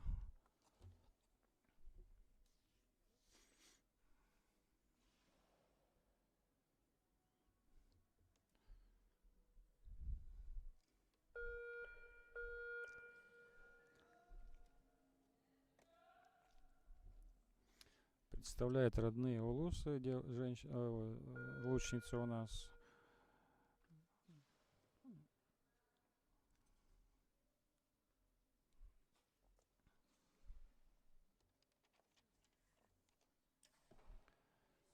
Даяна 10.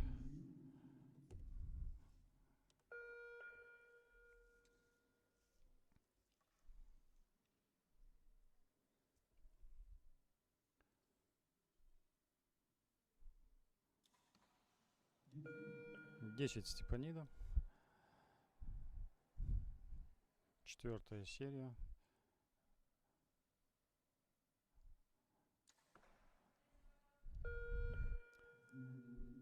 Также 10 или 9 будет определять судья.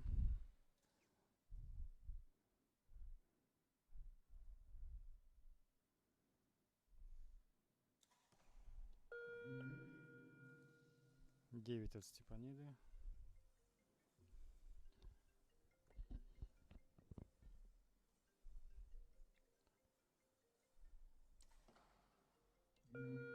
И 9-кой заканчивает стрельбу Винокурова Даяна.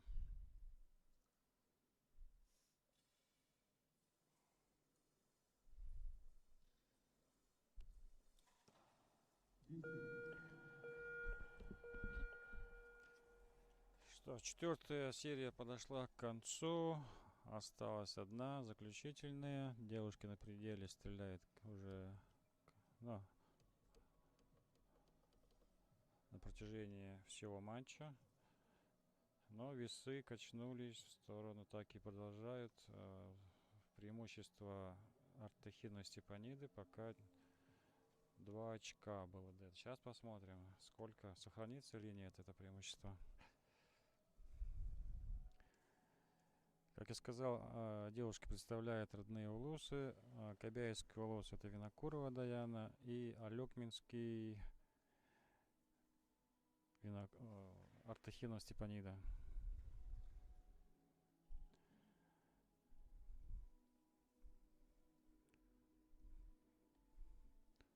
Даяна входит в сборную Республики Саха-Якутия, а Степанида является членом сборной России. Итак, заключительная 5-я серия. 116 на сколько? 113. Отрыв из 2 очков превратился в 3. 116-113.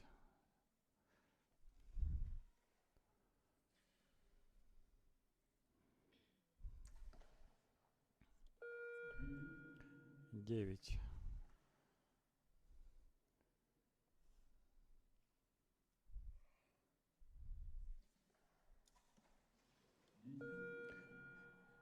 Десять.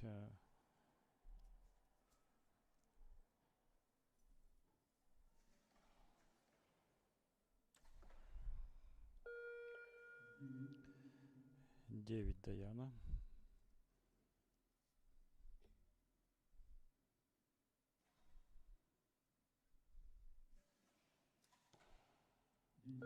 Десять от Степаниды.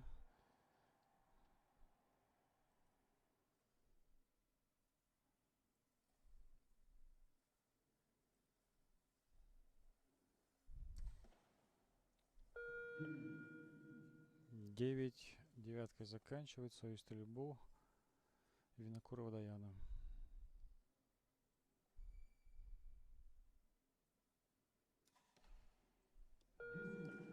И 10 от заслуженного мастера спорта Артахинова Степаниды. И 30 в этой серии. И золотая медаль уже, не побоюсь, точно завоевала Степанида на этом соревновании, чемпионате Республики Саха-Якутия по стрельбе из лука.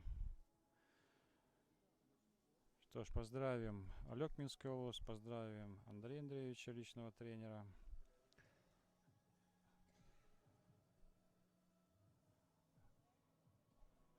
А Винокурову Даяну с серебряной медалью.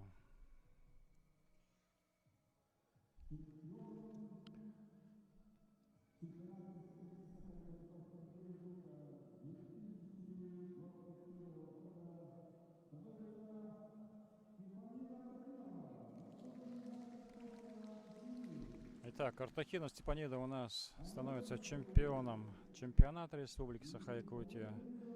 Поздравляем ее с этим высоким званием очередным. И поздравляем Винокурову Даяну с серебряной медалью. Чемпионат Республики Саха-Якутия 2021 года. Так, а по программе у нас сейчас награждение.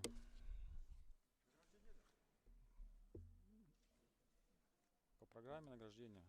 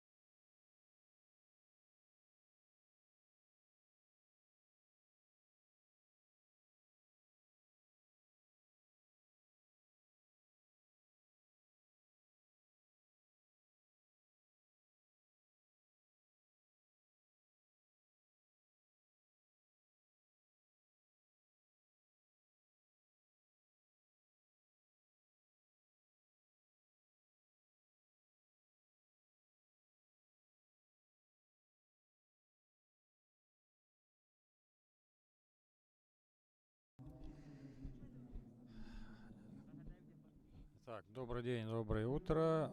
У нас тем временем трансляция продолжается, и сейчас финалы среди мужчин с классический лук. Представители горного луса и Чурапчинский лус. Это чемпионат Республики Саха-Якутия, бронзовый финал.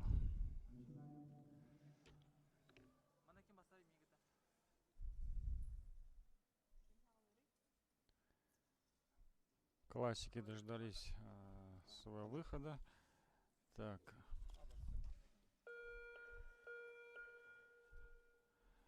Представим состав команд.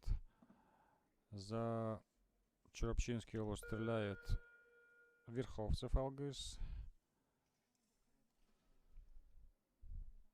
Никитин Станислав и Майоров Сергей.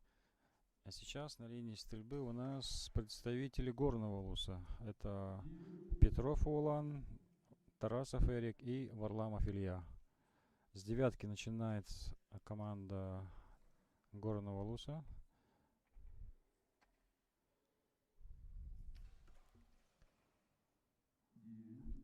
Две девятки на 2 после 2 выстрелов.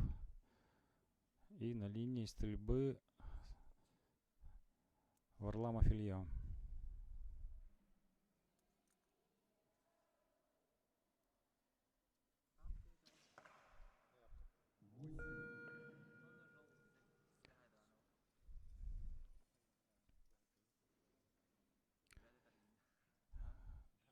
Восьмеркой 9-9-8 показали после первой серии, после первых 3 выстрелов представители горного луса.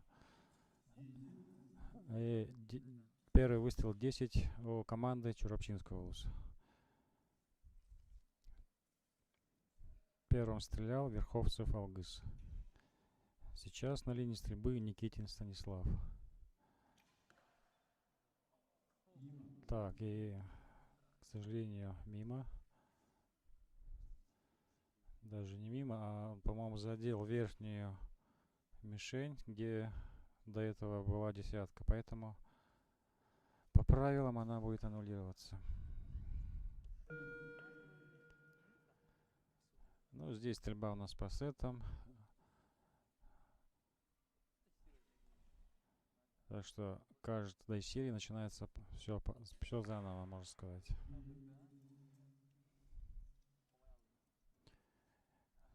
Девяткой закончил стрельбу Петров Улан. Сейчас на линии Тарасов Эрик.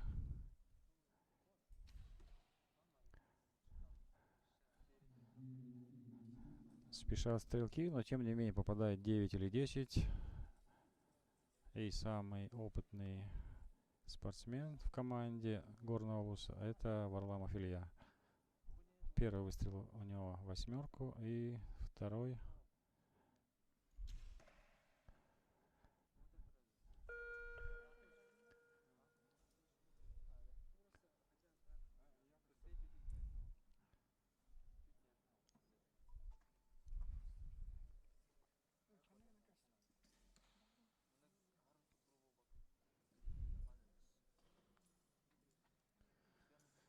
что ж, первая серия, чемпионат, это чемпионат Республики Саха-Якутия, первая серия, классический лук мужчины, немного сумбурно не начали, есть досадные, стоп, можно ли?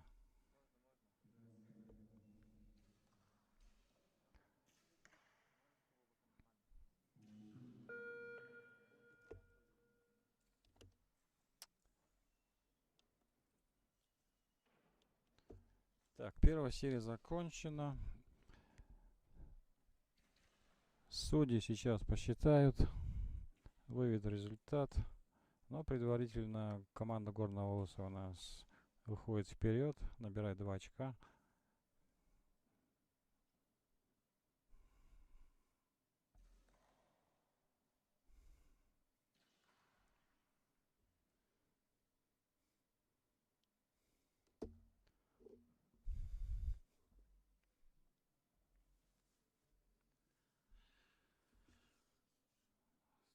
напомню, это бронзовый финал чемпионата Республики Саха-Якутия по стрельбе из лука.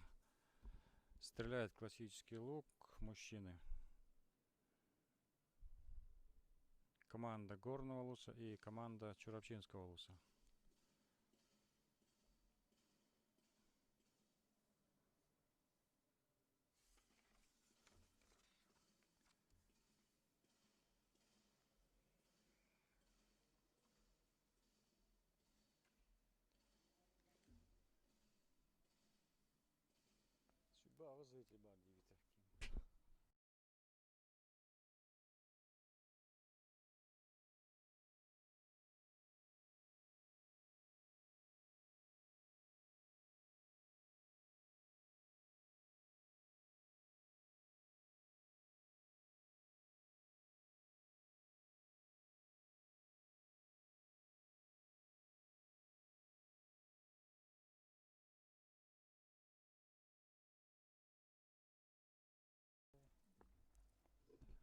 Итак, первая серия закончилась, и результат у нас 2-0 в пользу Горного Луса. Вторую серию будет начинать Чурапчинский Лус. Команда Чурапчинского Луса.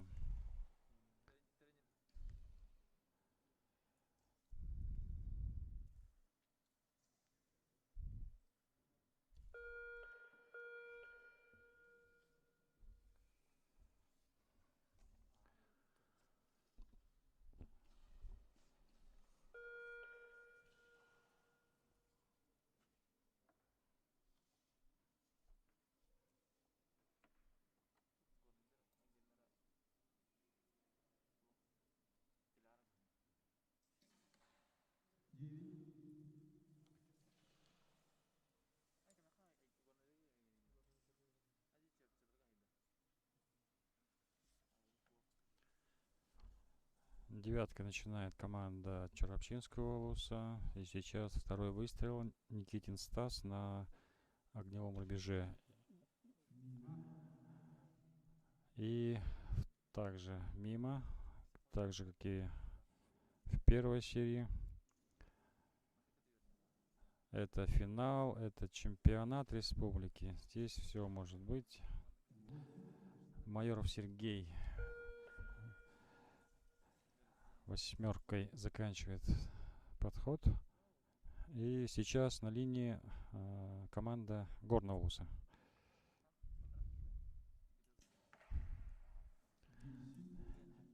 Десять. Представитель Горного Луса Петров Улан.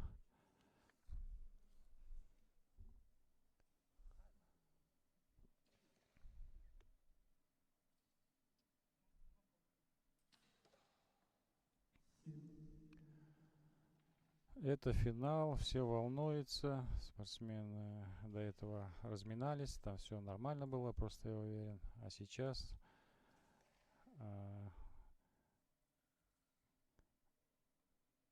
напряжение таково, что некоторые не справляются с нервами. Из-за этого такие выстрелы.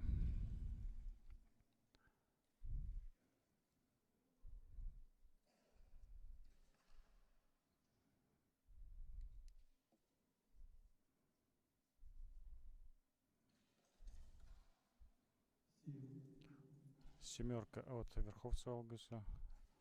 Никитин Стас на рубеже.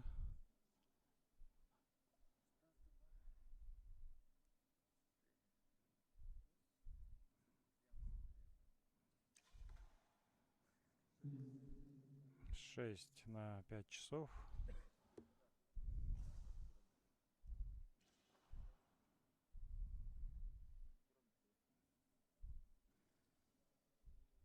Причина не в прицеле, причина, скорее всего, во внутренней установке.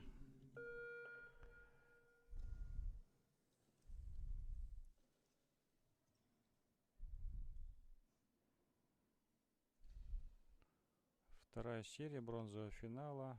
Классический лук мужчины. Горный Лус лидирует после первой серии и близок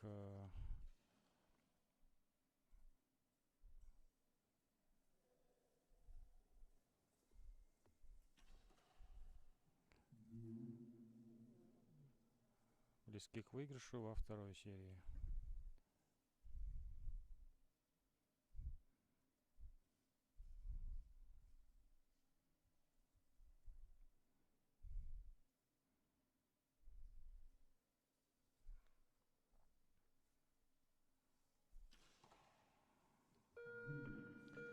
Тщательно, долго выцеливал. И 9. Да, ребята борются. Это бронзовый финал.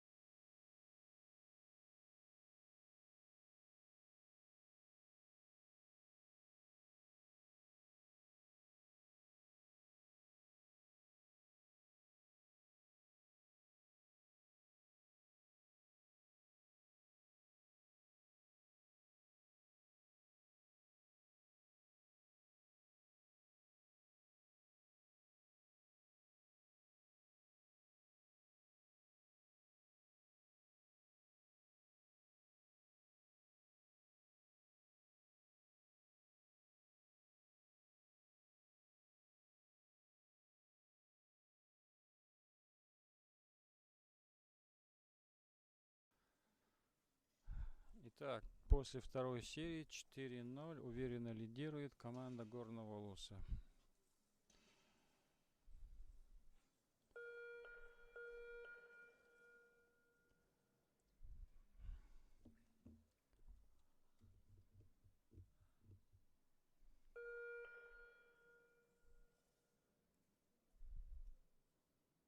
Так, был перерыв, и надеюсь, что тренер нашел для своей команды, тренер чурапчинской команды нашел нужные слова, и сейчас борьба начнется. 9. Хорошая девятка от Верховцева Алгыса. И ждем выстрела от Никитина Стас.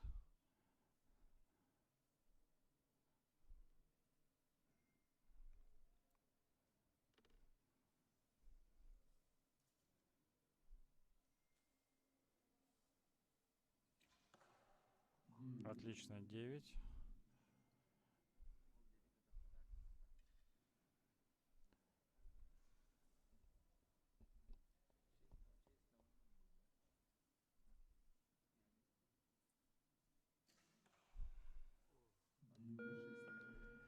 Также шестерка.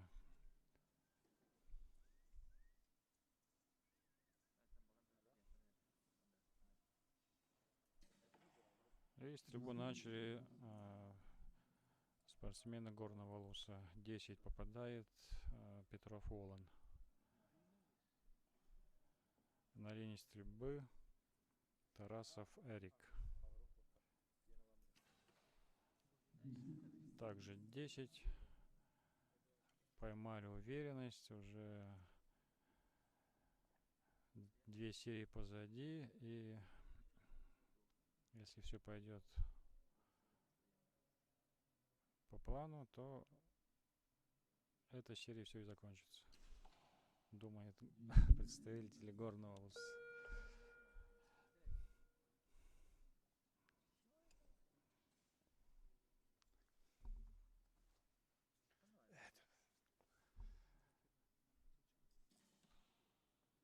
Девять.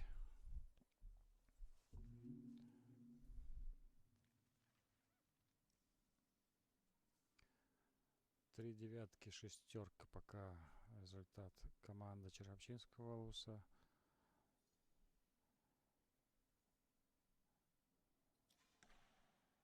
Семерка от Станислава Никитина.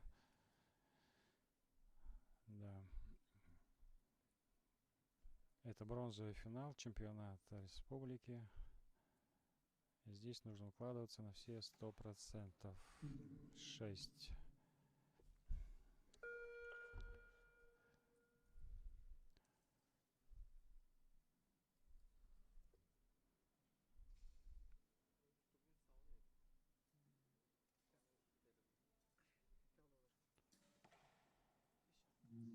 Десять. Четвертая десятка в команде, в копилке. Третья серия горного луса. И остается 2 выстрела. 9.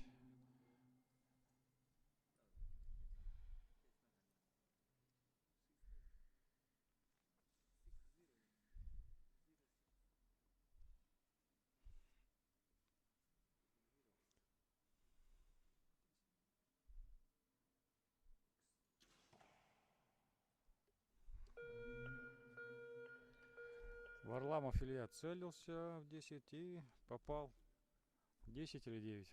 На этом можно поздравить уже команду Горного Луса с бронзовой медалью чемпионата Республики Саха-Якутия по стрельбе из лука.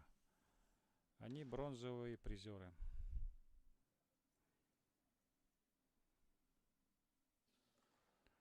К сожалению, команда Черопчинского Луса не смогла оказать достойного сопротивления и занимает 4-е место у нас.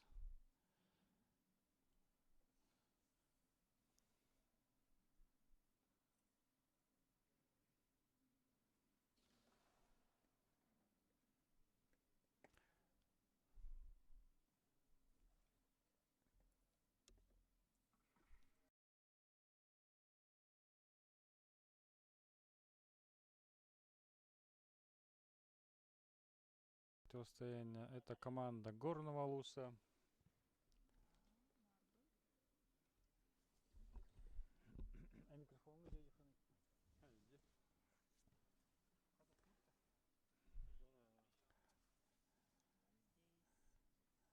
Бронзовыми призерами команда первенства чемпионата Республики Саха-Якутия по стрельбе из лука становится команда Горного Луса.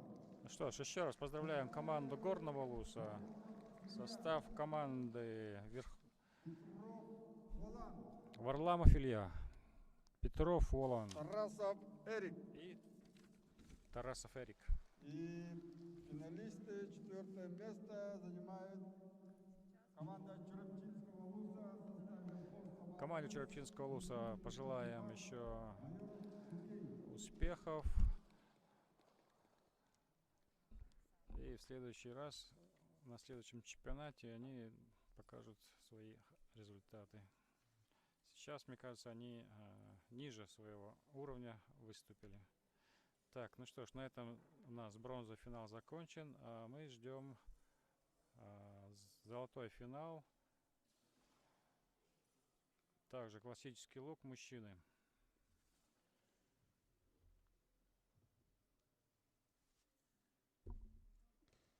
За золото выходит в стреле команда Ленинградского Луса и Султанского Луса. По первому счету будет стрелять команда Ленинградского Луса, по второму Султанского Луса. Агент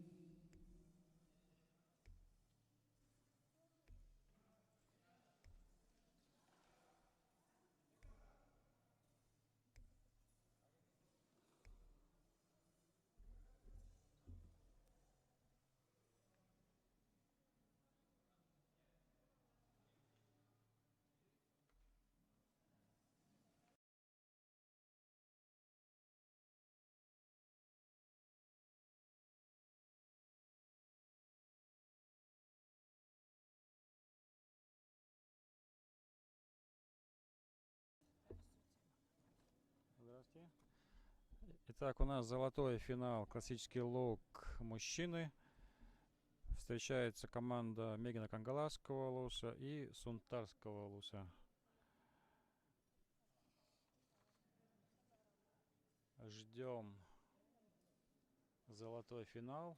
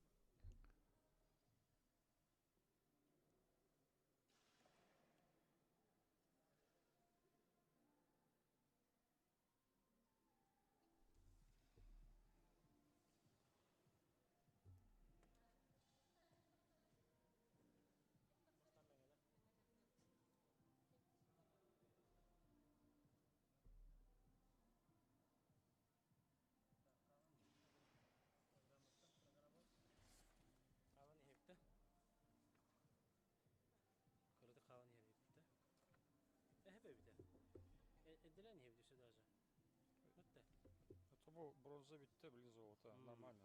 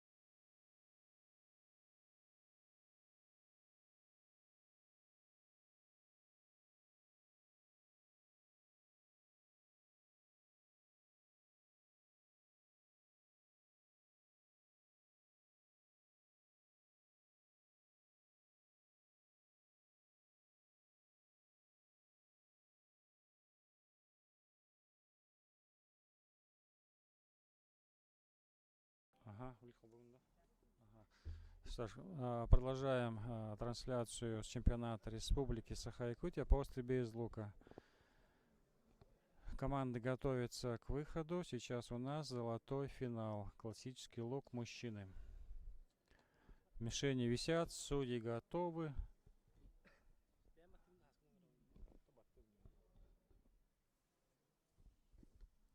Продолжаем трансляцию. Город Якутск. Минус 46. На улице туман, а у нас отличная погода.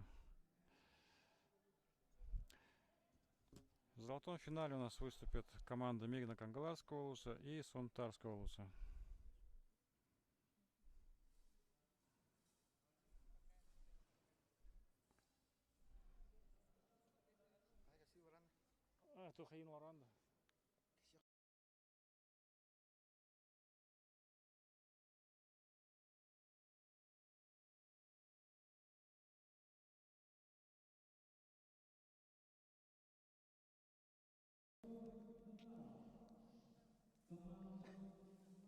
Bir mamenga 3 löneli oğurlu bu demiş. Kepsilerin, battıların anamana tavuk kaynarını. Эсен баранши то мишень. Команда Мегина Кангаласского улуса. Итак, судьи начали золотой финал.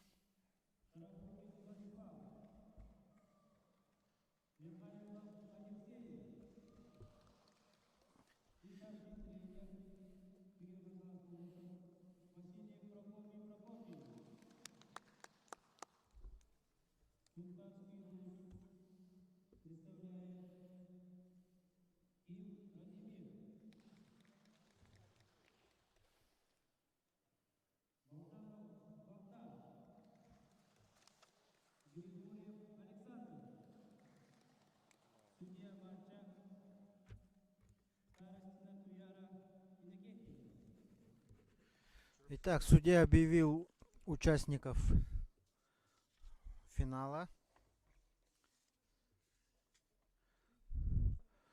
В обеих командах стреляют сами старшие тренера улусов. Это Васильев Прокопий и Балданов Балдар за Сунтарский улус. Со своими учениками.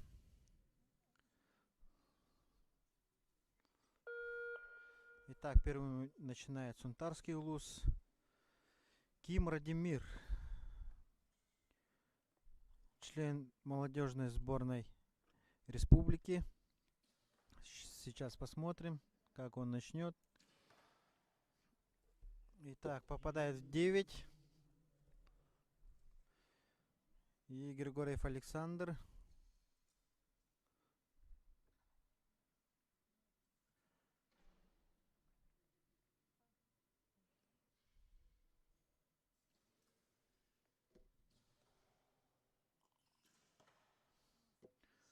В 7 попадает. И сам старший тренер Сунтарского улуса Балданов Балдар.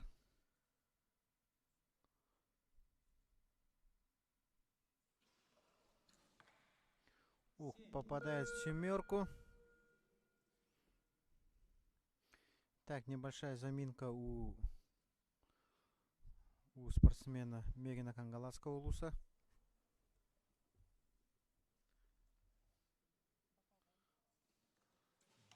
Так. 9. Спорная 9. Итак, обычно первая серия бывает в спешке, не до конца обрабатывает выстрел. И опытный мастер спорта Советского Союза Васильев Прокопий Прокопьевич попадает в 10. Показывает пример своим ученикам. Тарабукин Владислав, студент ИФКИС, попадает в 9.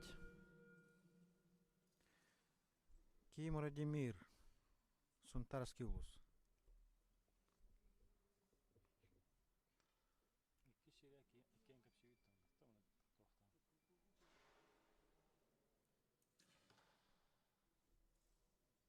Итак, Ким Радимир попадает в 10.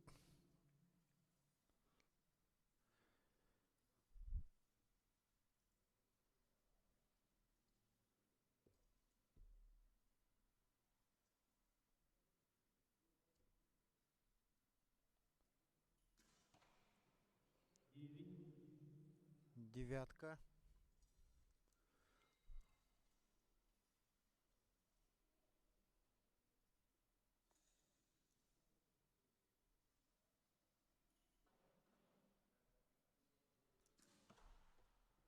Восемь.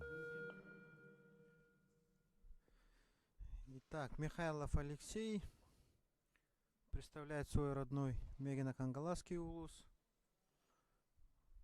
Является студентом училища Олимпийского резерва. Так, опять же в 9. Михайлов Алексей является рекордсменом Дети Азии. Вот Васильев Прокопий стреляет из советских луков. Несмотря на это, он показывает хороший результат. Раньше в 90-е мы стреляли такими луками. Очень хорошие луки. Вот. Итак, более, скажем, чуть лучше стрелялись Мегино-Кангаласские стрелки. И ждем результата по счету очков от судей.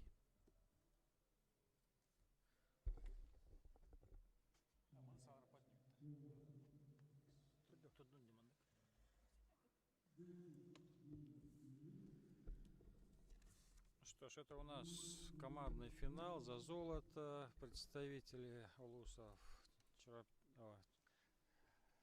Меган Хангаласского и Сунтарского улусов. Как вы видите, здесь в обеих командах представители, то есть не представители, а стреляют сами тренеры. То есть это в какой-то степени даже между собойчик у тренеров получается. Посмотрим, смогут ли они собрать, настроить свои команды.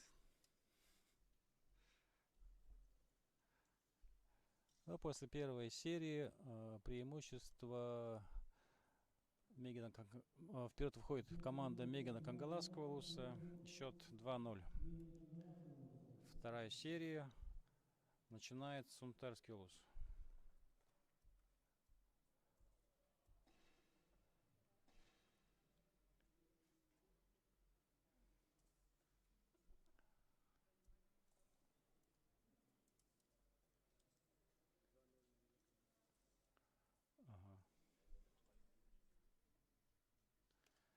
Оба улуса очень спортивные, поддерживают стрельбой из лука. Ну, посмотрим, очной, кто лучше у нас выступит в очной ставке.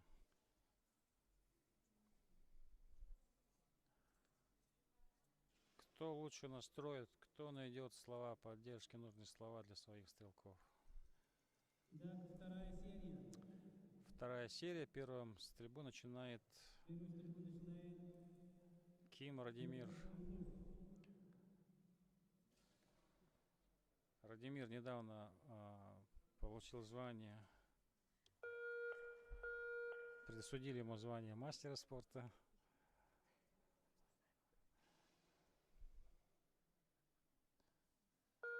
Так что он должен показывать класс.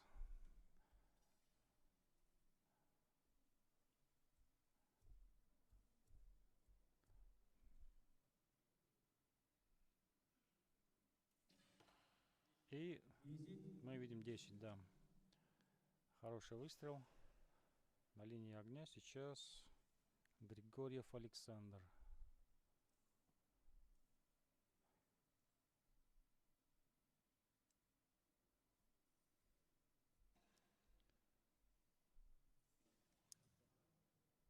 Долго идет прицеливание, но тем не менее 10. Также отличный выстрел. И вот сам тренер сейчас уже на линии огня. Дотяг выстрел и также 10. Что ж, 30 очков от команды Сунтарского улуса. Хороший задел. Посмотрим, чем ответит Мегана Кангаласская команда. Команды тренер, старший тренер Василий Прокопьев Василий выходит у нас в середине, будет вторым стрелять.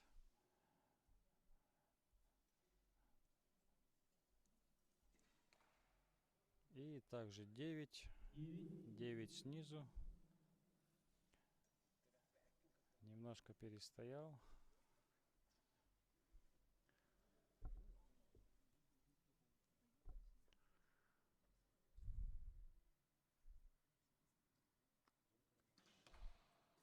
Так, и третий член команды, Тарабукин Владислав, попадает в уверенную десятку. Что ж, это золотой финал, это чемпионат республики. Здесь нервы, здесь напряжение. 10 от Радимира и 40 очков во второй серии у команды Сунтарского улуса.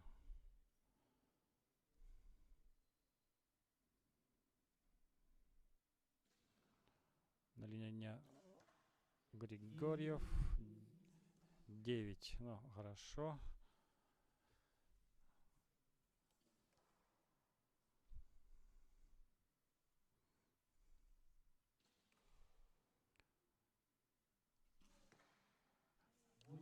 Быстрый выстрел и восьмерка от старшего тренера Сунтарского улуса.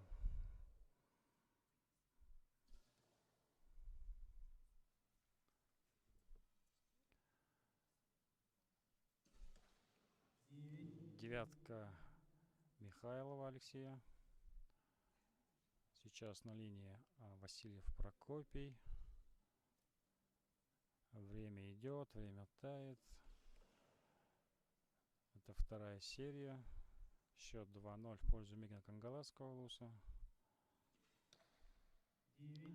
Также 9. Ну что ж, все зависит от заключительного выстрела. Остается 8 секунд.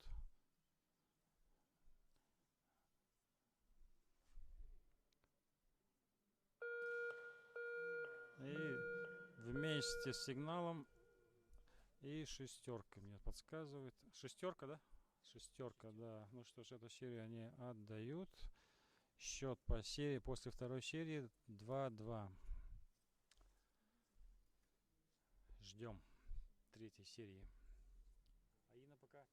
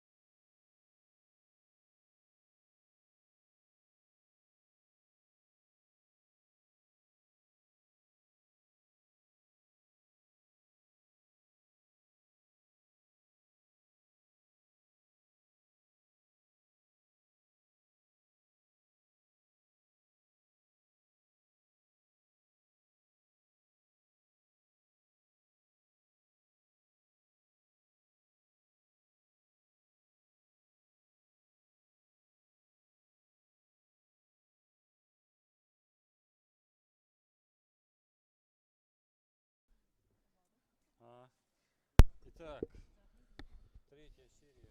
Итак, третья серия. Что-то вяло стреляют. Счет 2-2. В пользу. Кто у нас? Как ты думаешь, сейчас мегинцы потянутся или нет? Уже почти решающая серия. Да, третья серия, счет 2-2. Но последние заключительно взяли Сунтарский улус. То есть они нашли резервы. Сейчас посмотрим, что будет в третьей серии, что нас ждет. На линии огня Ким Радимир, новоиспеченный мастер спорта. Так, 9. Немножко разбрасывает, не может сделать четкий выстрел, и в девятку улетает стрела.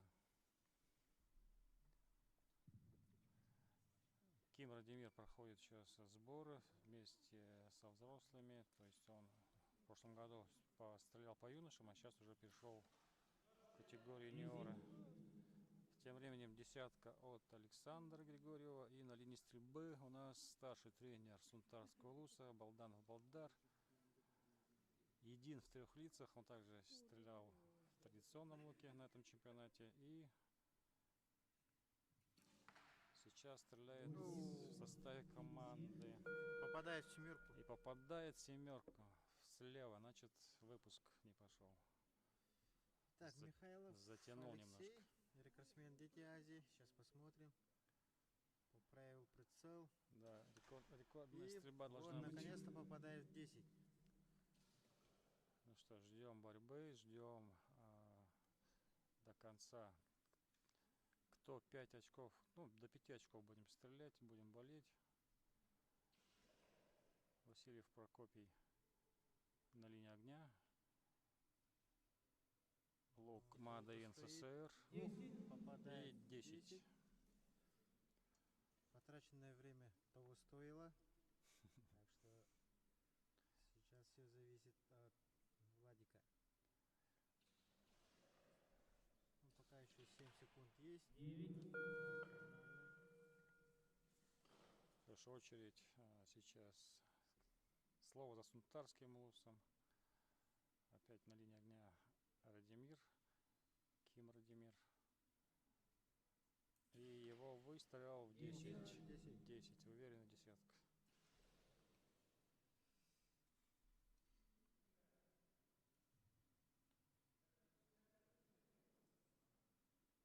Так, Александр. Чемпионом стал уже, да? Чемпион, да, в своей категории по пода он у нас сегодня победитель. Чемпион чемпионата Республики Саха-Якутия. 9. Итак, все зависит от... Да, все От в руках, старшего тренера. все в моих руках. Сейчас посмотрим. Ух, попадает в И 10. одновременно сигналом и 10, да? Засчитывается. Как сказать, везет. Ну, посмотрим, повезет ли сильнейшим, или это просто было кратковременное везение. 10. Вот, наконец-то поправил и начал попадать. Тем временем у мегинцев это третья десятка, 39 очков у них после 4 выстрелов. На линии огня Васильев Прокопий. 9. И Неплохой, сейчас надо хороший попасть выстрел. только в девятку, да? Если 10, да, то это еще лучше. Ну, десятка это уже гарантированная победа в этой серии. Времени вагон. Сейчас посмотрим. Удастся ли превзойти. О, 10, отлично. Ну, собрались, ничего не скажешь. Перестрелка. Нет, это третья серия. Сейчас будет счет 4-2, но в чью пользу мы посмотрим. До этого... 4-2 был. Нет, у нас 2-2 был, да? 2-2 это. А, Пока ума. и сейчас тогда счет Финалоги, да. только сейчас, да? 4-2. Да, сейчас будет 4-2, но в пользу какой команды это нам сейчас сообщат. Но, скорее всего, это команда Мегин Кангаласского улуса. 2 девятки, 4 десятки. Хороший результат. Для финала за золото чемпионат Республики Саха-Якутия.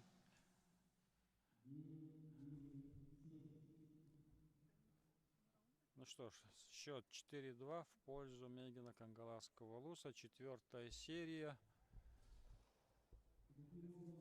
Спорткомплекс «Триумф», город Якутск. Чемпионат 2021 года.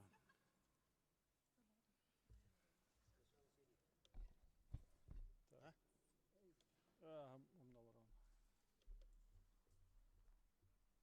Так, команда Мегина Кангаласского улуса вроде бы собралась, но Да. в любой момент все может быть. Потому Да, что это Тарубыкин- командные финалы. Здесь, как говорится, нужно держаться до последнего выстрела. у Тарабукина Владислава, как я знаю, не хватает тренировок. У Васильева Прокопия возраст уже. Ну, Но, скажем- тем не менее, они должны вот еще пару Скажем выстрелов так, выдержать. Да, Мегина Кангаласский здесь более таком проигрышном был ситуации, потому что они весь год не стреляли. Но сейчас они показывают хорошую стрельбу. 4-я серия, и на линии у нас первым начинает у нас Сунтарский улус. Что можно сказать про Радимира, про Ким Радимира? Он перешел в юниорский состав, поступил в этом году на Северо-Восточный федеральный университет на специальность юриспруденцию, туда, куда я хотел, но в то же время продолжает тренировки и входит в состав юниорской сборной сейчас. Попадает 9. Является одним из лидеров молодежной сборной. Да, последний результат у него позволяет говорить, что он лидер. Все быстро меняется, и посмотрим, как он выступит на этом чемпионате и на первенстве России, куда его заявили уже. Алло. Так, попадает в спорную десятку Балдар Батаманкуевич. начинает команда Мегина Кангаласского. Так, Алексей Михайлов. На линии огня. Лук растянут. Выстрел сделан. И Попадает 9. девятка, скорее всего. Ну, чересчур Держим хороший выпуск интригу. сделал. Уверенный очень, да? Как по учебнику. Ну, Мгм. свой выпуск наконец-то сделал. Поэтому на 10 часов. Так, Васильев Прокопий. 9. Ребята Уверенные. хотят, наверное, перестрелки выиграть.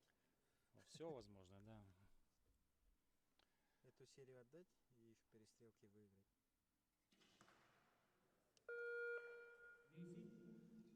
Выиграть Так, спасает красиво, Владислав. красиво в перестрелке выиграть, конечно, это будет стоить финала, золотого финала чемпионата республики. Что ж, Так, по рогам идут. выстрел от Радимира. Ух ты.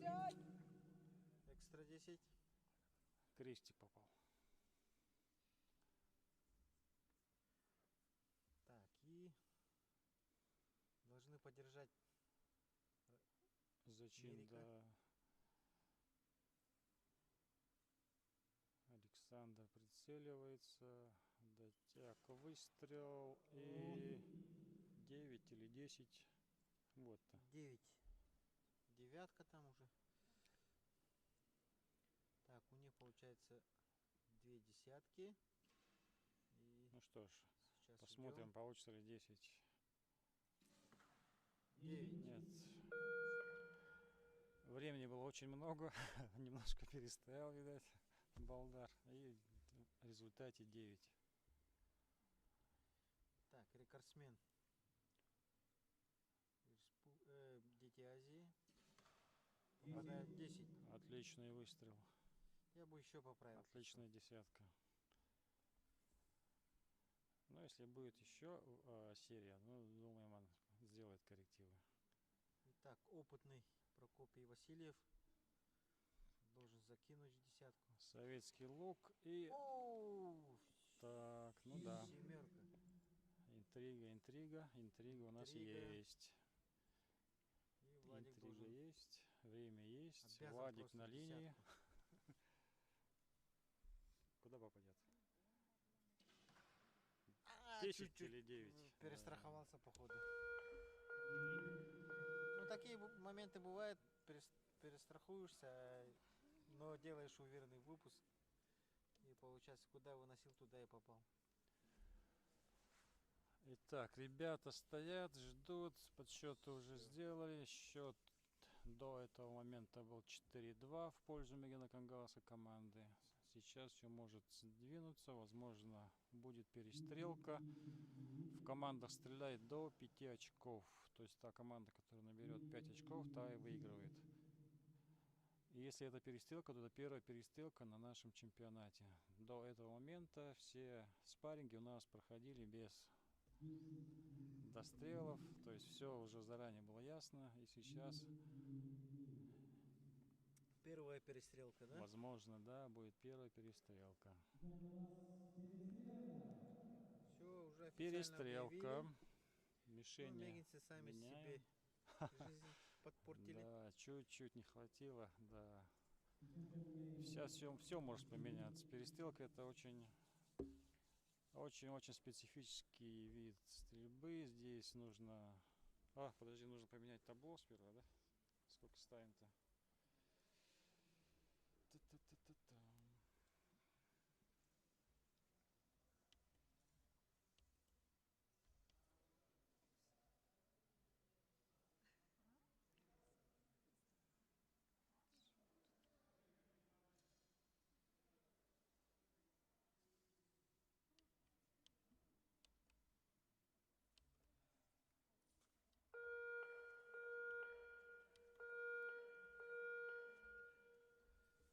Так, проверяет аппаратуру.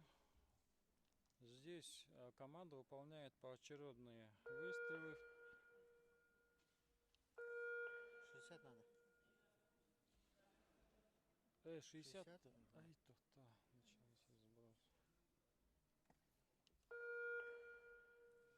сброс. Тю-тю-тю-тю. Время на стрельбу 0:60.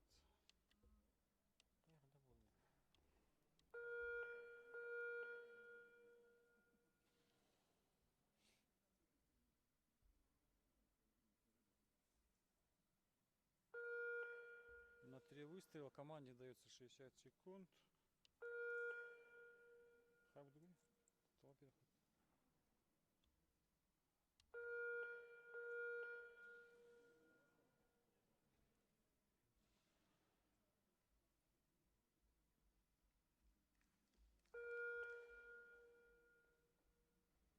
Да.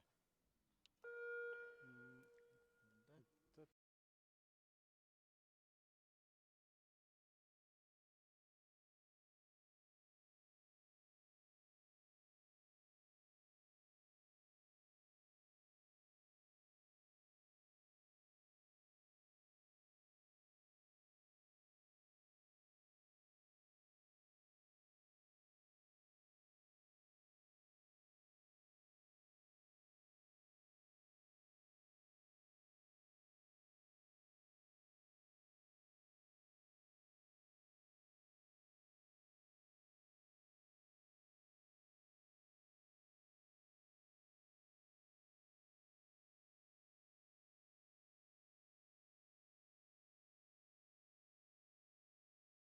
Упыныканы сразу батырым. Келен тұрақтақ бата блинки. Михайлов. Келен тұрақтақ батақты. Тастаны биде. Линитен тастаны. Ну где. Итак, центровая десятка. Отличный выстрел. Исполнение Ким Радимира. Итак, здесь Сейчас решает кураж. Ребята начнут Быстрые, работать. четкие движения. О, 8. Итак, ну я думаю, уже Сунтар здесь выиграет. Не-не-не, подожди, не хорони Уже. команду Мегагласа. Они еще поборются Как начало пойдет, так и будет. на Вот, линии огня. остальные, оставшийся просто обязан Поддержать, хорошо да? стрелять. Ну. Ага. Вот. 10. Ну что Плюс ж, 20 очков. заявка сделана, да, 20 очков на оборону сунтарской командой. У нас на линии сейчас Прокопий Васильев. Ну, посмотрим, может за счет опыта попадет в десятку. Главное долго не стоять. Выстрел. О, все. Семерка, да? Вот. Нехватка тренировок, все это сказывается. Да, в такие нужные моменты самые, вот это вот все и вылазит. Ну, у нас Балдар здесь за 3 секунды успел стрельнуть. 9. Это уже победа. Да, 29 очков. Хоть в самый центр попади, уже не выиграешь. Команда гена, это команда. 6 секунда была, видишь ты.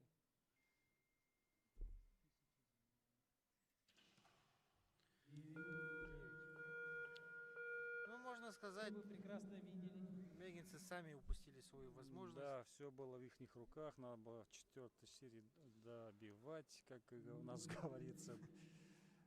Решили отдать победу. Все было прекрасно, но в какой-то момент все поменялось. Хотелось как лучше, а получилось как всегда. Ну что ж, как говорится, побеждает сильнейший, и у нас в золотом финале сильнейшая команда Сунтарского Улуса. С чем их и поздравляем.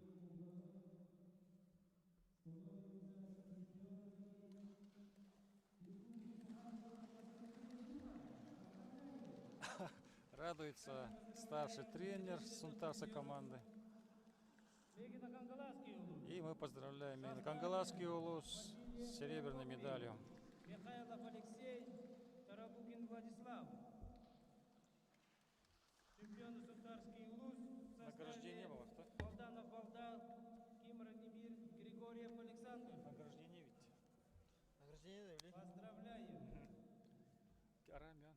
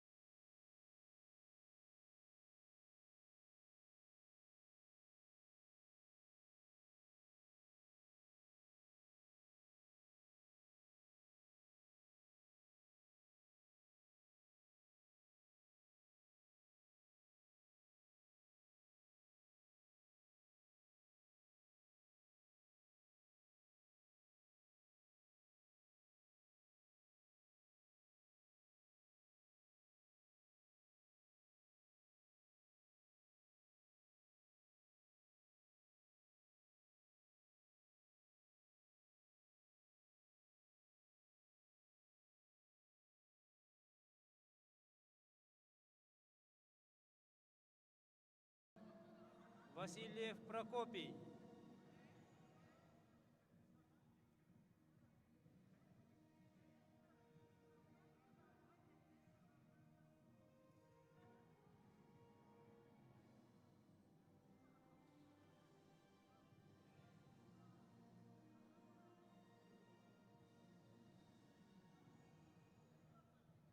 И чемпионами становится команда Сунтарского улуса в составе Ким Радимир, Балданов Балдар, Григорьев Александр.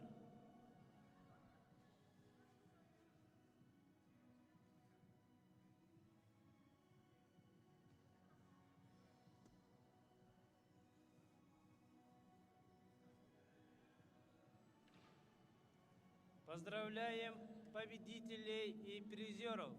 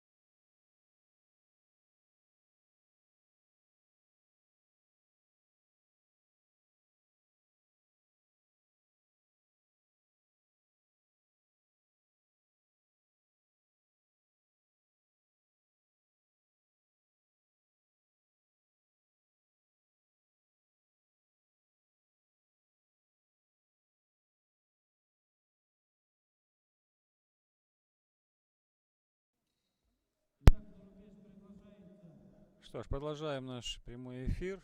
Чемпионат Республики Саха-Якутия по стрельбе из лука и финалы. Классический лук микс, команды микс. Бронзовый финал.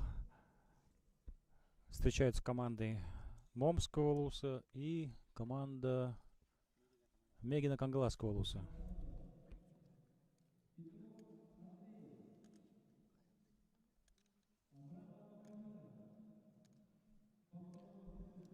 Состав команд. Мегино-Кангаласский лус это представляет Михайлов Алексей и Луковцева Яна. У команды Момского луса представляет Абрамова Полина и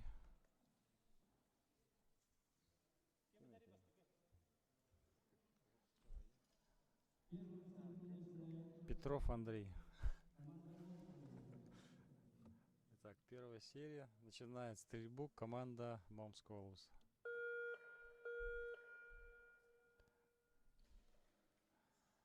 Стрелки делают по 2 выстрела попеременно. На всю серию уходит 4 выстрела. Андрей начинает приносить очки для своей команды. И первый выстрел 9.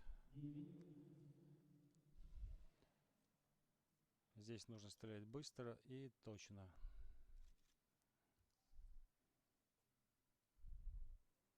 Второй выстрел команды Момского луса от Полины. И 9. 9-9.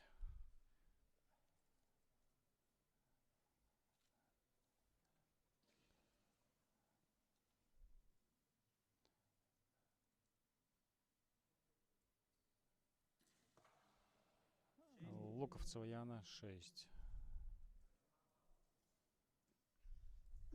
Так, это бронзовый финал чемпионата Республики Саха-Якутия. Команды микс.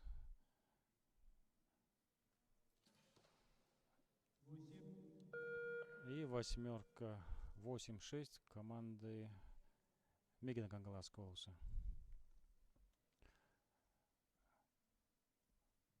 Спортсмены Момского луса уверенно отстреляли первую серию. Сейчас девятка от Андрея Петрова.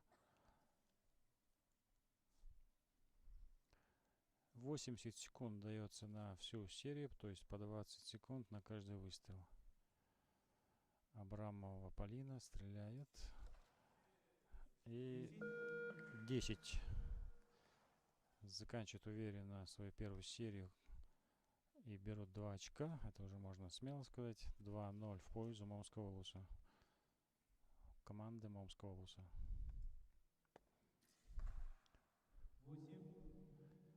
Восьмерка от Яны. Надо спортсменам сейчас успокоиться и найти свою стрельбу.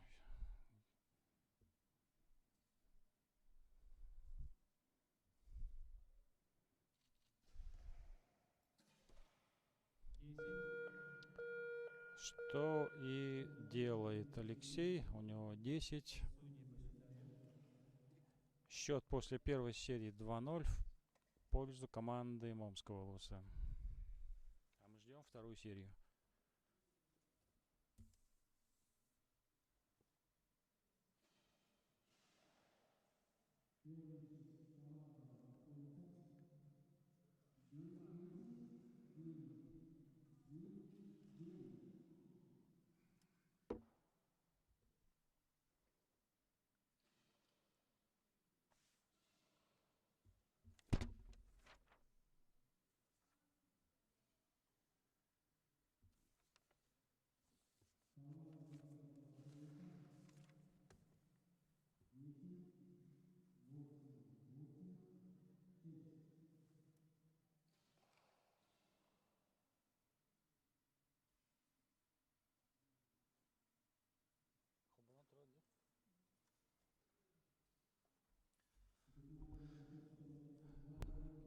Ну что ж, после первой серии счет 2-0.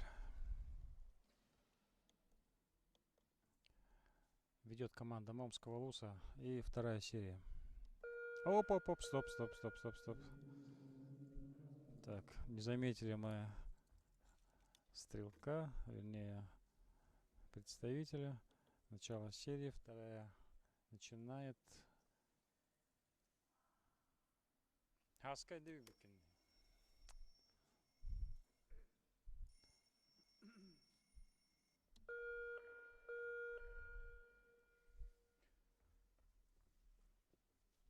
Владик Иксатенберг.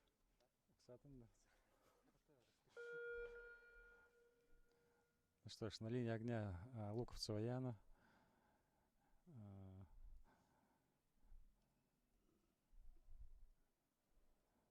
Представительница Меган Кангаласского Луса. Выстрел и семерка. Справа. Также у нее была в первой серии на 3 часа шестерка. Что-то надо ей придумать или сделать.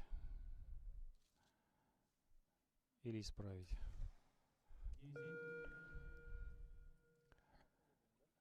Алексей 10.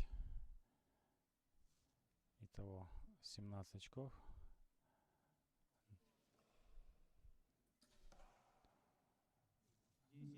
Выстрел в 10 у представителя Момского Луса.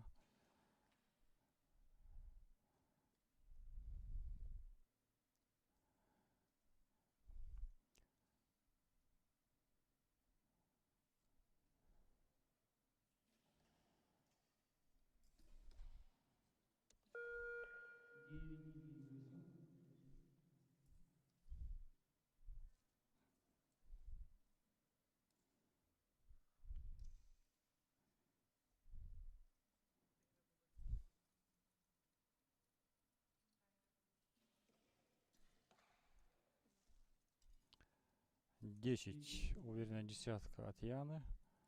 Ну что ж, она исправилась. В этой серии уже 27 очков. Набирает команда Мегана Кангаласского Луса. И выстрел от Михаила Алексея.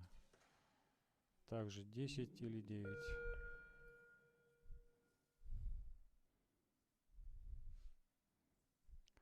Идет вторая серия бронзового финала команды Микс. Классический лук. На линии огня Петров Андрей. 10.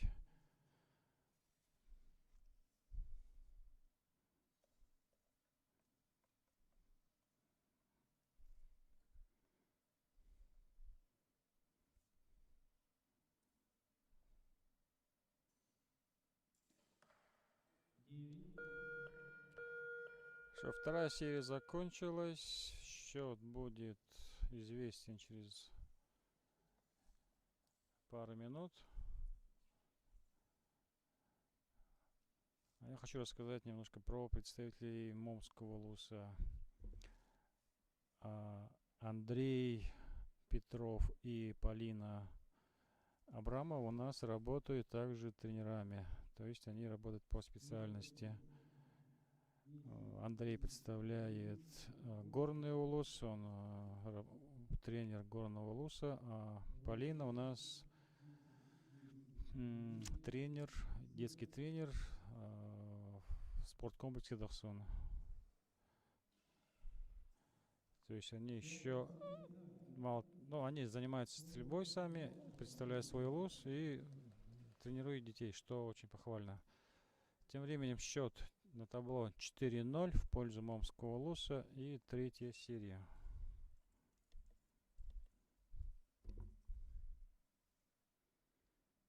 Третья серия начинает также Меган Кангаласский Лус.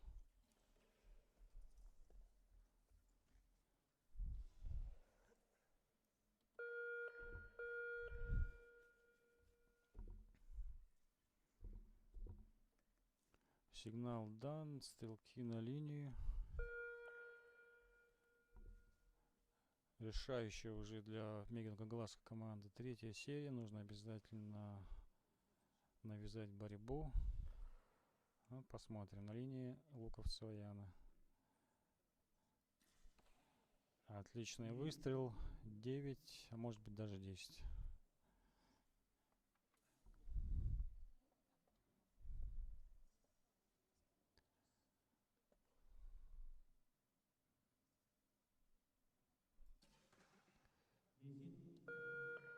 Десять. В крестик попал представитель команды Мегина Конголасского улуса Алексей Михайлов. И на линии у нас сейчас Омский улус. 9, первый выстрел.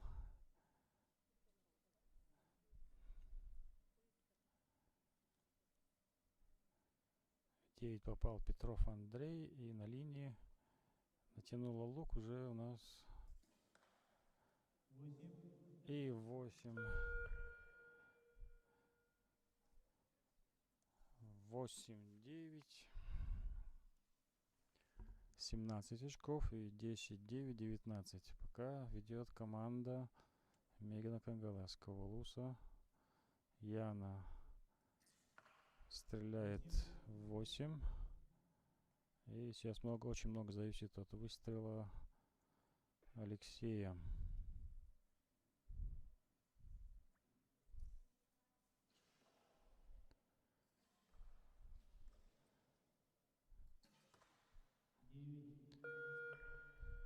Девять справа на 3 часа.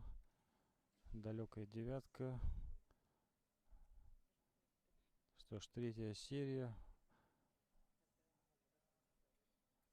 3 выстрел. 9.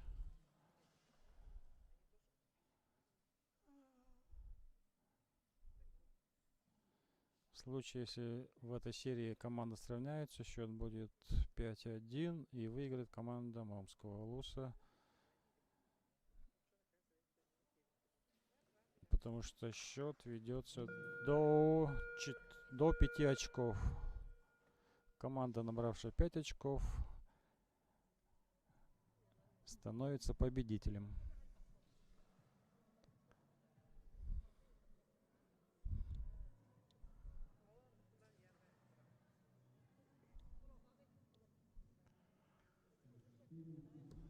Что ж, через несколько минут мы узнаем ситуацию, прояснят нам сейчас ситуацию. Идет подсчет.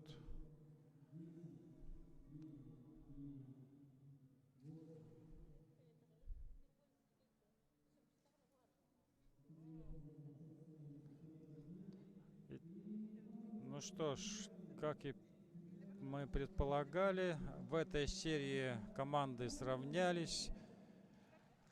И со счетом 5-1 победителем бронзового финала стала команда Омского улуса. Поздравляем представителей команды Петрова Андрея и Абрамову Полину, также тренера Александра Андреевича Андреева. Извините, Александра Васильевича Андреева.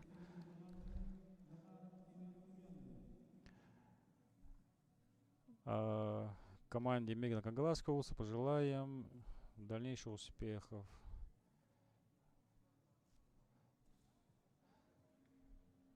Так, бронзовый финал закончен. Нас ждет золотой финал. Классический лук.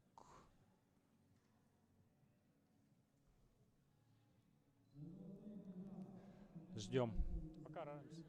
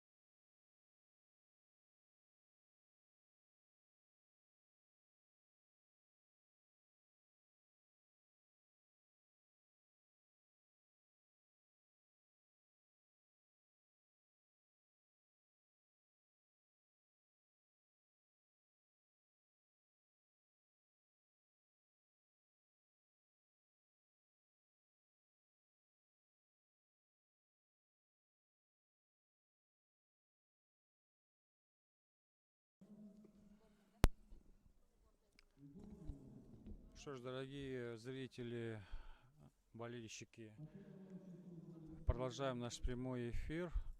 И у нас золотой финал. Классический лог-микс. Две команды у нас вышли. Это команда Сунтарского Улуса и команда Горного Улуса. Что, сейчас будет интересное противостояние.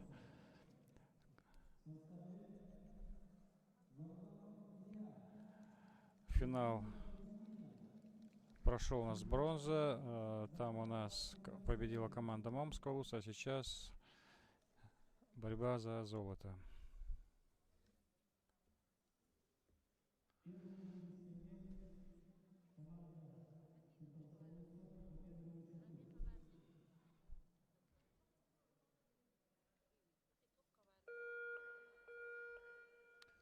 Что ж, сигнал дан. Первым стреляют представители Сунтарского Улуса. Это, как вы знаете, уже Ким Радимир и Курчатова Рената.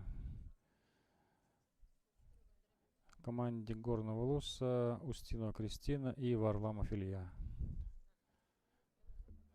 Первый выстрел. Далекая восьмерка. Радимира нужно все-таки подтянуть себя, скорее всего, в психологическом плане, потому что Рената 10, потому что и технически, и физически Радимир уже у нас хорошо стреляет. Сейчас нужно с психологией поработать ему. Итого от Кристины 9. И на линии стрельбы Варламов Илья. Кристина стреляет очень быстро, оставляет времени, возможность прицелиться хорошенько, все исполнить четко. И в результате 10 Илья четко в центр. 19-18. Одно очко ведет команда Горного Улуса. Сунтарская команда очень молодая. Они оба вышли из юношеской сборной, из юношеского возраста. Сейчас они только первый год в юниорской. И от этого будет зависеть, готовятся они к первенству. От выступления будет зависеть, войдут ли они дальше, продолжится их спортивная карьера или нет. Тем временем у них 9-9. Выстрел Кристины 10.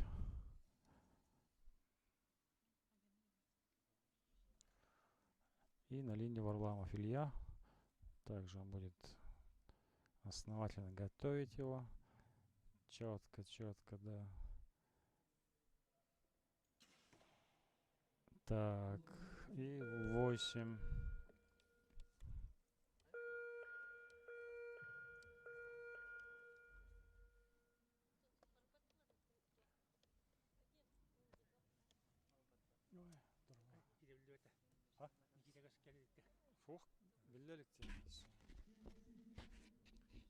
Так, вторая серия закончилась. Вернее, первая серия закончилась. Счет, скорее всего, будет 2-0 в пользу Горного Улуса. Молодые ребята волнуются, скорее всего, но сейчас посмотрим, они должны справиться и навязать борьбу. Все-таки это финал за золото. На кону золотые медали и престиж чемпионов.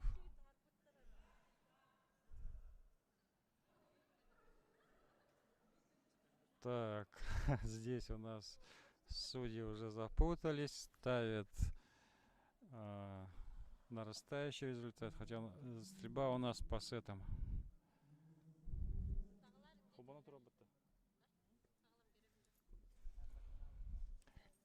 Стрельбу начнет команда Сунтарского Улуса. Ну, я думаю, они восстановились уже и сейчас все-таки покажут, на что они, к чему готовились и на что способны. Это золотой финал чемпионата Республики Саха-Якутия команды «Микс».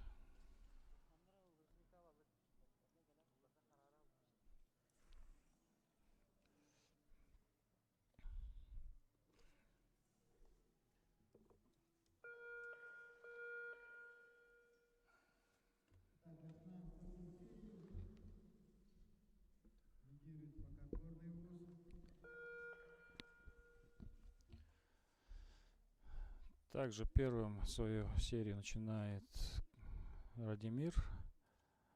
Он на линии стрельбы.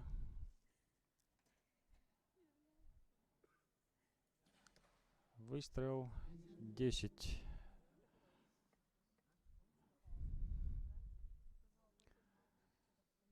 Второй выстрел за Ренатой. Рената растягивает лук. Обработка выпуска. Выстрел 10. Хорошее начало.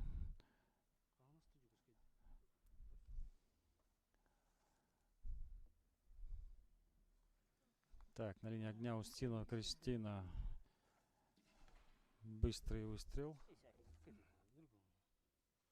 10.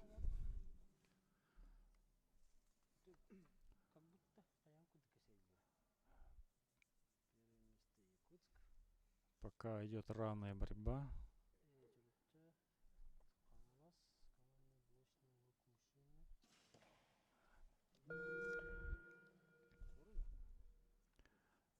Девять попал Илья. Вторая серия, второй выстрел у Радимира. Будет быстрый выстрел. О, и 8.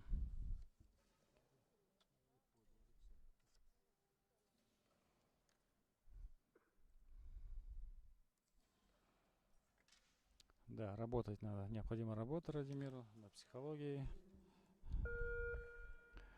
Рената молодец. 10. 27 очков. 37 очков. 37 или 38?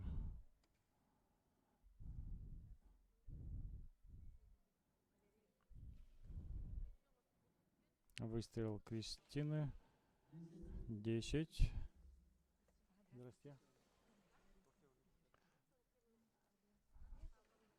Очередь Варламова Ильи. Что ж, смотрим.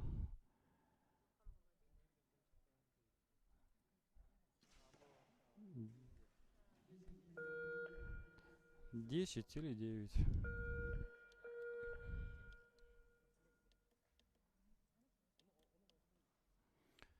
Что ж, 2 серии позади. Золотой финал, микс, классический лук. —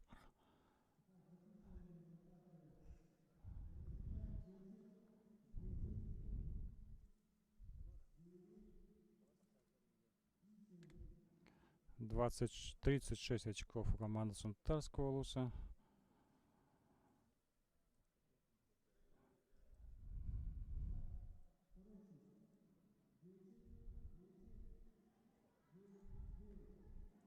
И 38 очков набирает команда Горного Луса и ведет по сетам 4-0. 4-0 это же хорошая заявка.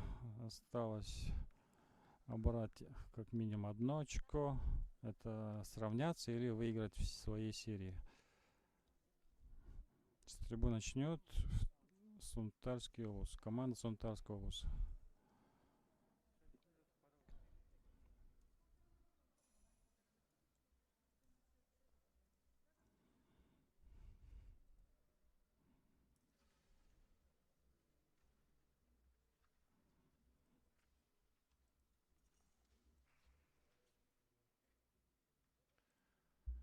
Ничего не меняется. Ким Радимир начинает серию.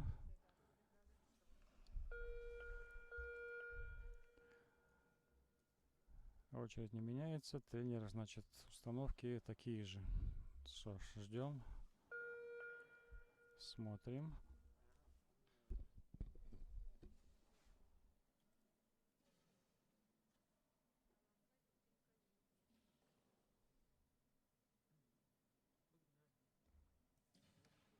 Выстрел и 8. Но теперь уже слева.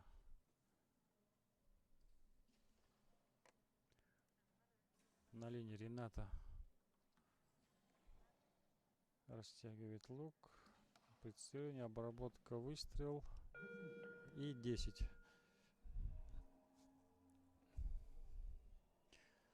Итого 18 очков за 2 выстрела.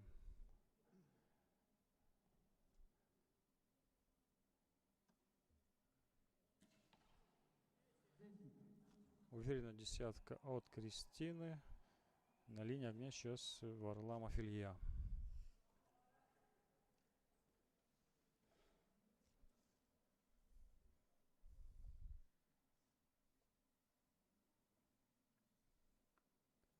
Небольшое ожидание, пауза и 9.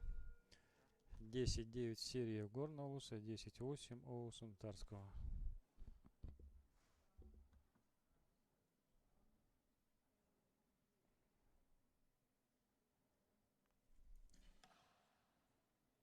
Так, выстрел сделан и девятка. Только девятка, этого будет мало, наверное, скорее всего. Ну, посмотрим. Не будем забегать вперед. Рената Курчатова завершает серию десяткой, уверенно десяткой.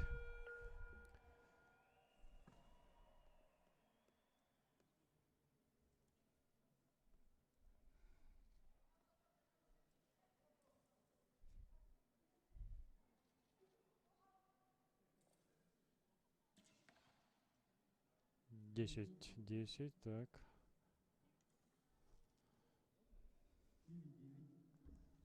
Возможно, 9.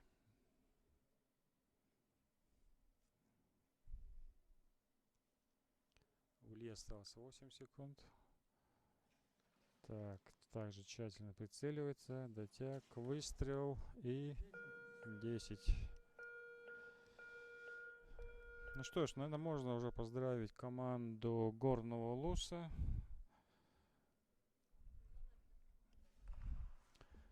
Счет 6-0. Как говорится, Сунтарский Улус проиграл в сухую. Тем не менее, серебряная медаль за ними. Ребята молодые, я думаю, они сделают нужные выводы, проделают работу с тренером и будут уже в дальнейшем выступать еще лучше. А мы поздравляем команду Горного Улуса. Они чемпионы в команде «Микс». И это чемпионат Республики Саха-Якутия по стрельбе из лука. Состав команды Горного Улуса: Устинова Кристина и Варламов Илья.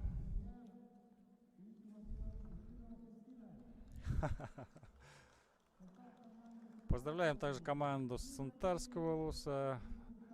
Это Ким Радимир и Курчатова Рената. Пожелаем всем спортсменам и тренерам дальнейших успехов и плодотворной работы. Пока.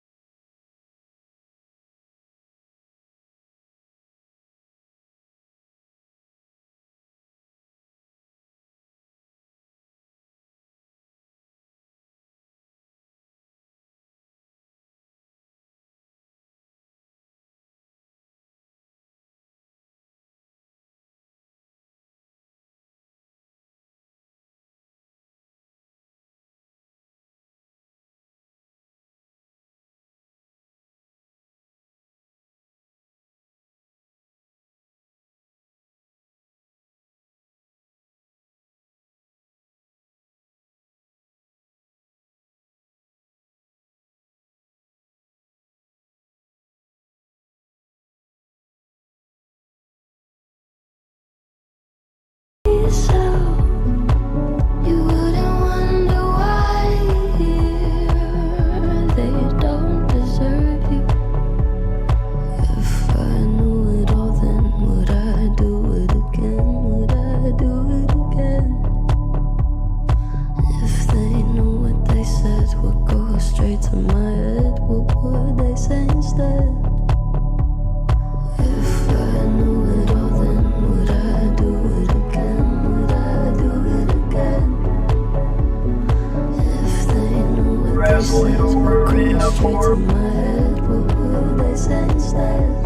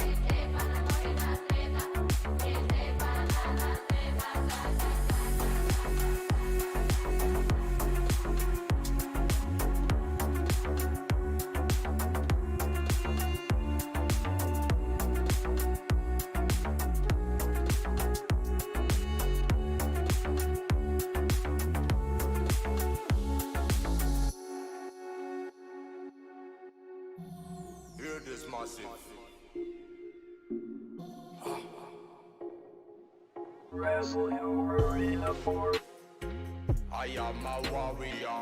Me keep the fire burning in the area. Me teach the youths, the ghetto youths to be a warrior. Warrior, warrior, warrior. Warrior, warrior, warrior. I am a warrior. Me keep the fire burning in the area. Me teach the youths, the ghetto youths to be a warrior. Warrior, warrior, warrior.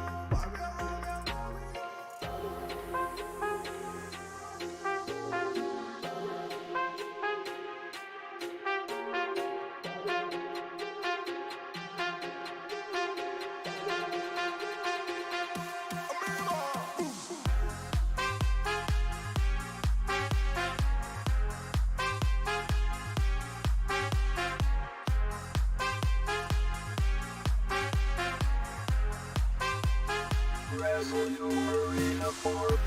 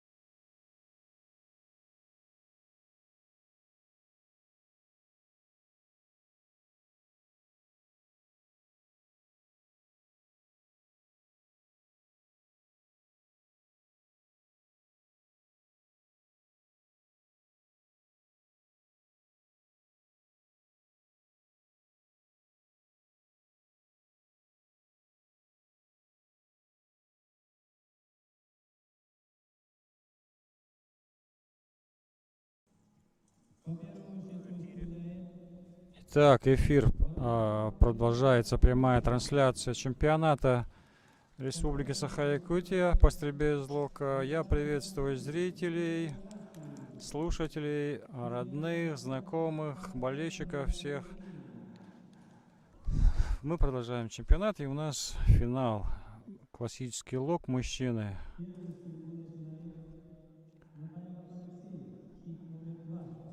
Финал за бронзу.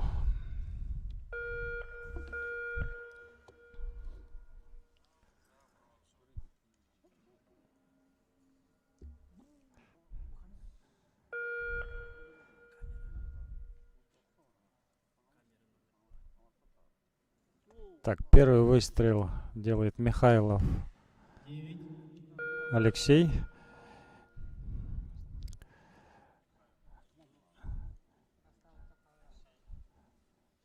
Представитель Мегдокогласской школы и его соперник Варламов Илья.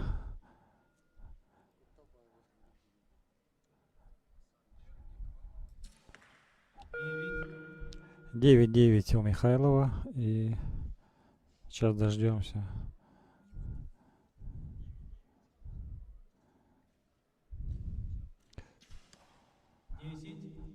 Варламов 10 вторым выстрелом, первый выстрел у него восьмерки, может 9, может 9.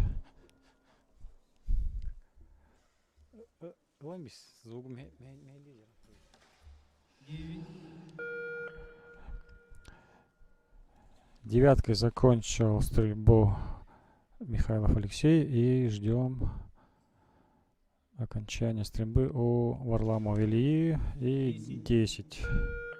Что ж, первая серия закончилась. Стрелки набрали по 20, предварительно по 28 очков. То есть счет будет 1-1. Сейчас дождемся решения судей. Возможно, там есть спорные выстрелы, спорные попадания. 10-10, 8-28 у Варламова. Ильи и... К сожалению, 3 девятки у Михайлова, 27. Он проигрывает. Счет 2-0. 2 очка у представителя Горного Улуса Варламова Ильи. Счет по сетам в личных финалах идет до 6 баллов. То есть кто первым наберет 6, тот выходит победителем. При равенстве, при счете 5-5 будет перестрелка. Что ж, бронзовый финал, классический лук и вторая серия. Первым стрельбу будет начинать Михайлов Алексей. По правилам, те, кто проигрывает, тот и начинает следующую серию.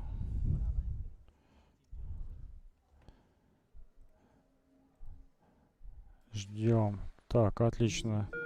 10 первый выстрел у Михайлова и ждем выстрела Варламова.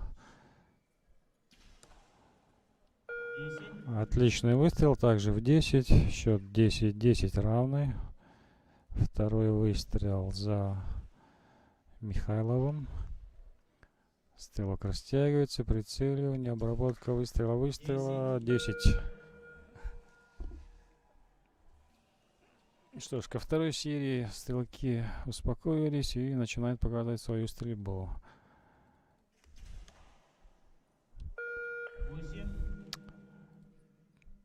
Так, какой-то сбой произошел. 8 попал Варламов. И на очереди выстрел Михайлова. 9. 29 очков у спортсмена из Мегино-Кангаласского Улуса.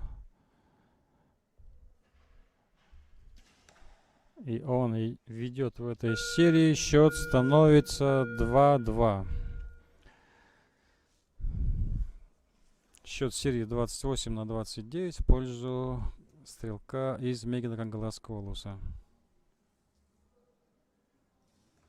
Что ж, это золотой.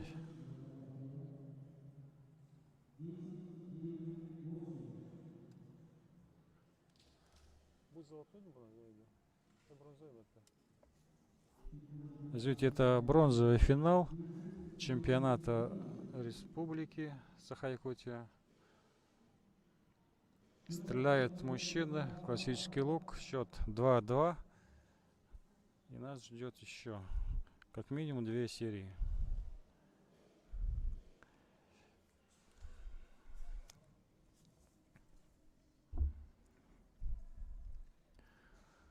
Прекрасная погода у нас в спорткомплексе «Триумф».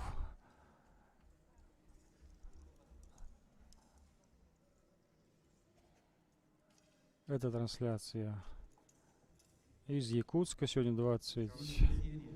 О, так, подсказывает мне 3-я серия. Начинает стрельбу Михайлов Алексей.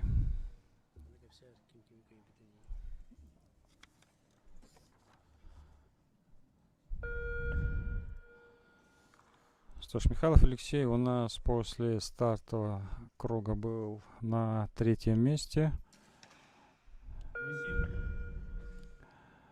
И вот дошел до бронзового финала.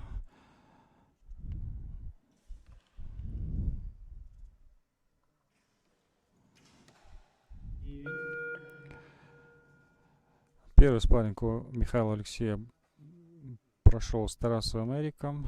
Там он выиграл 6-2. Это 1/8. Затем он стрелялся с представителем Горного Улуса, с Петровым Уланом, выиграл его 6-0. Это 1/4. И в полуфинале со счетом 2-6 он проиграл Поликарпову Денису, представителю Хангаласского Улуса. Варламов Илья занимал после стартовых кругов, после квалификации, 5-е место.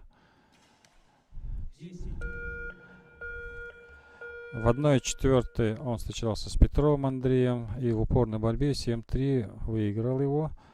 Затем у него была встреча с Алексеевым Георгием, где Варламов Илья выиграл 6-0. И в полуфинале он уступил Симушину Михаилу. На этот момент Симушин шел на первом месте после квалификации. И он проиграл в перестрелке, в упорной борьбе. Там было даже 2 перестрелки. Первый раз оба попали в 9. То есть у них одинаковое удаление было от центра. И только вторая серия, то есть в перестрелке они стреляют по одной стреле. У кого ближе к центру, тот выигрывает. Только во второй серии определился победитель. И сейчас Варламов Илья стреляет за 3-е место. Счет на табло 4-2 в пользу Варламова Ильи. У нас 4-я серия.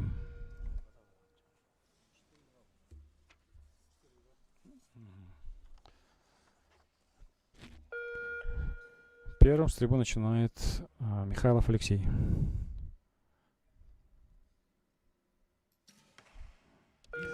Его стрела попадает 10.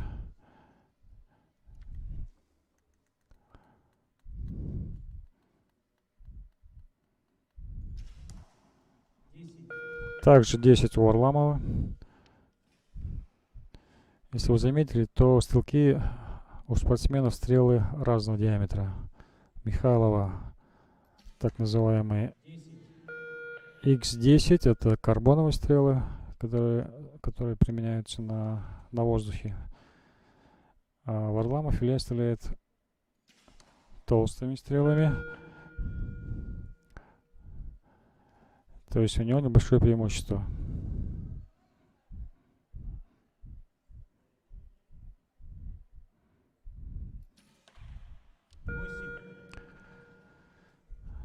Восемь у Михайлова. Последний выстрел. И Илья в 4-й серии может закончить спарринг. Да, он попадает в 10 и набирает 29 очков.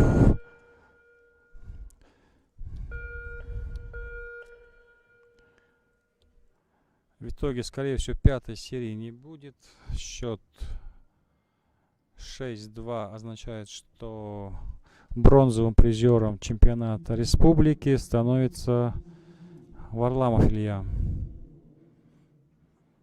Ну что ж, сейчас дождемся итогов серии. Ну что ж, Варламов Илья у нас бронзовый призер. Поздравляем его с этим достижением. Желаем ему дальнейших успехов. И готовиться к чемпионату России или Кубку России. Ну, это уже на усмотрение старших тренеров. Это был бронзовый финал. Счет 6-2 означает, что спортсмены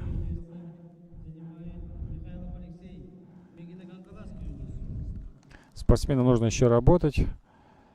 Попадание 8 это уже, можно сказать, большой ошибкой. Большой отлет. То есть есть над чем поработать и одному, и другому.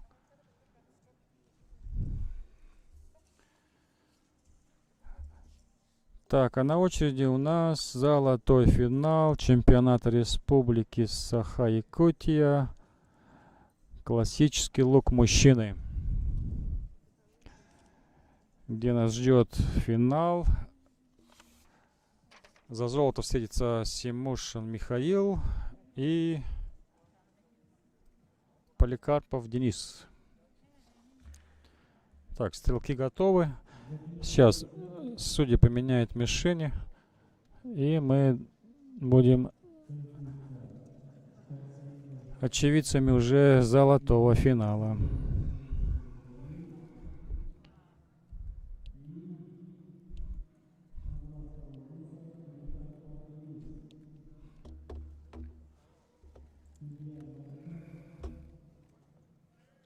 Что ж ты так? Вот тут надо собираться. После первого срыва я собраться уже. Ну, тебя тогда стоял, туда включил, сказал. Я отложиться хотел, потом подумал, что надо и сорвался. У тебя мало было плохих, хороших, четких выстрелов, да. Все в голове у тебя. В миксе вообще не смог, да.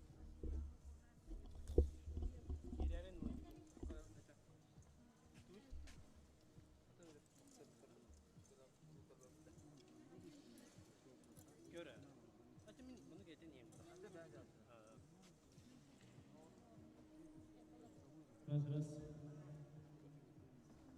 По первому счету стреляет Симушин Михаил, мастер спорта России. Представляет Минский район.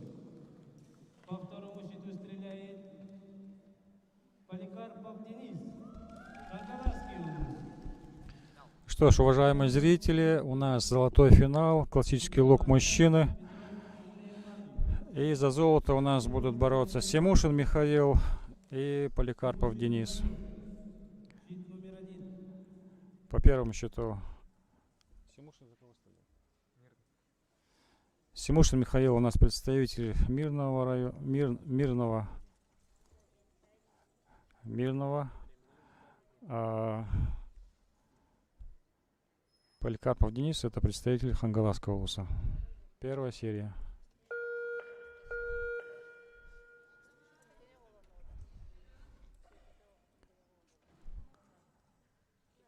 Стрельбу начнет Симушин.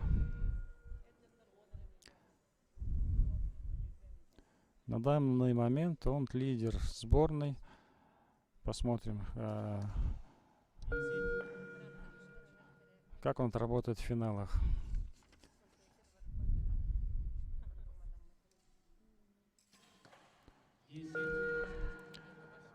Так, а боец, второй соперник, его соперник Поликарпов Денис, он уже тоже стреляет в юниорах и показывает именно в финальных сериях хорошие спарринги он проводит. И посмотрим, сможет ли он навязать борьбу для Миши Симушина.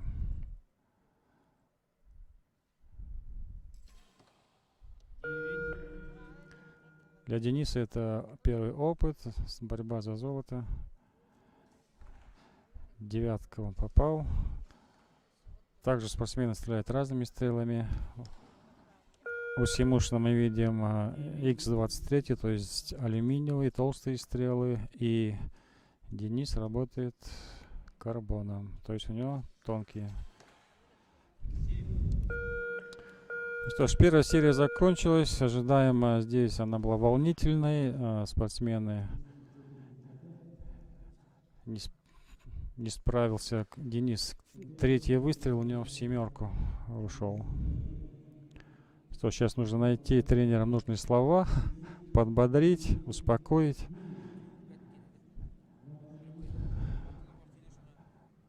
Все в равных условиях выступают.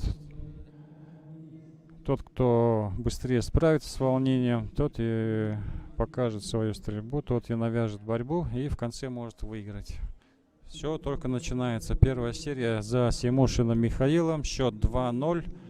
И сейчас вторая серия.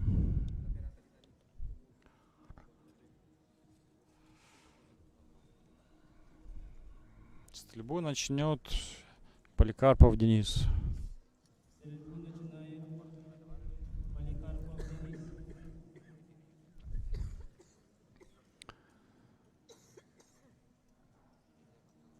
Вторая серия.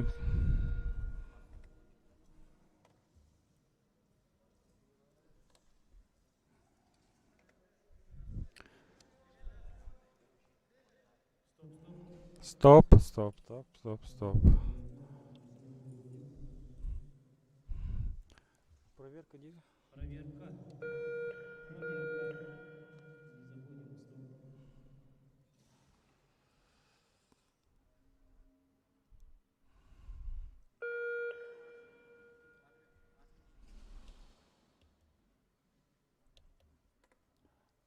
Все, начинаем. Все, начинаем.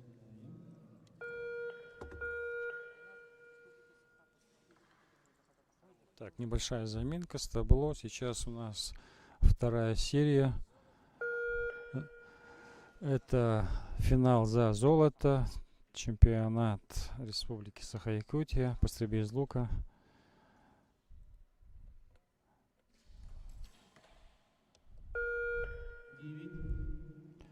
На рубеже Симушин Миша, Михаил Дмитриевич. И 10. 10.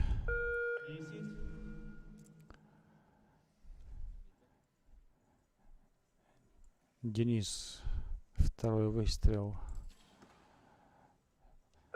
Близко к 10. Первый у него 9. То есть 19 очков. В лучшем случае.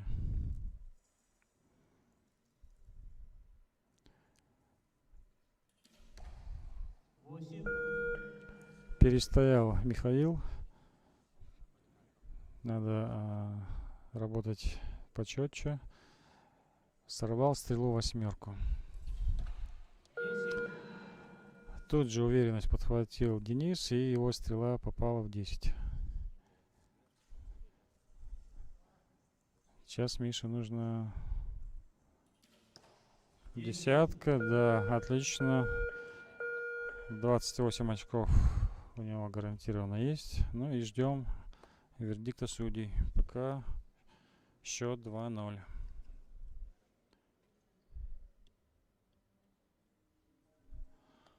Третья серия у нас ожидает. Но с каким счетом нам покажут судьи. 10-9-8 Михаил Тимушин, 28 очков. 10-9-9 Поликарпов Денис, 28 также. И в этой серии они сравниваются. Счет 3-1 в пользу Михаила Тимушина.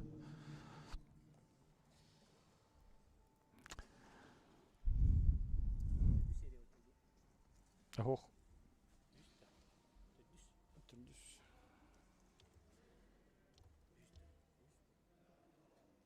3-1. Третья серия. Стрельбу начинает также Поликарпов Денис.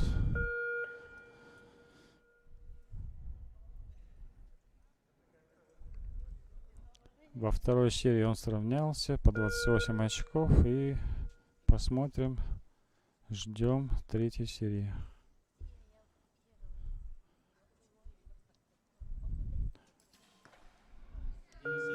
Отличный выстрел в 10.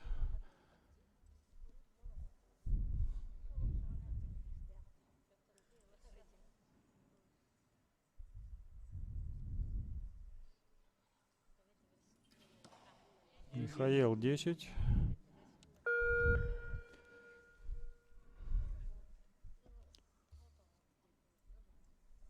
Второй выстрел у Поликарпова Дениса. Растягивается выстрел. И также 10. Серия десяток продолжается. На очереди Михаил Тимушин. 10. Десятка отвечает. Десятка на десятку. Заключительный выстрел в серии Дениса. И максимум он набирает 30 очков. Что ж, это заявка.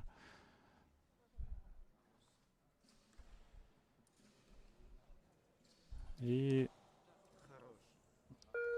также 30 набирает оба стрелка в этой серии. Максимум показали они. Все из себя выжили, показали максимум. Десятка на этой дистанции равна 4 сантиметрам. Дистанция 18 метров. Это в упражнениях для помещений. Оба попали в 30. Счет по серии, по сетам 4-2.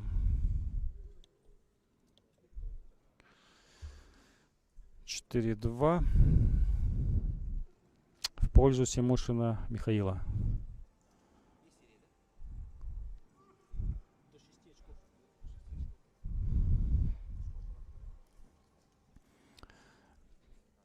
Четвертую серию у нас начнет также Денис, так как у него меньше, потому что он в проигрывающем положении. Что ж, четвертая серия начинается, мы ждем, смотрим за борьбой, следим за борьбой. Это золотой финал чемпионата.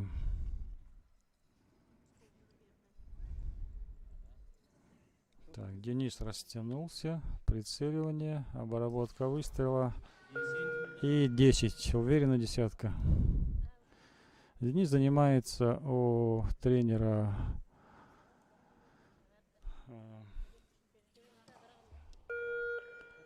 сейчас вспомню.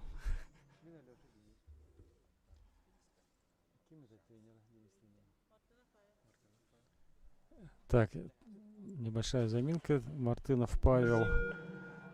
Денис занимается у Мартынова Павлова. Мартынов Павел является мастером спорта международного класса.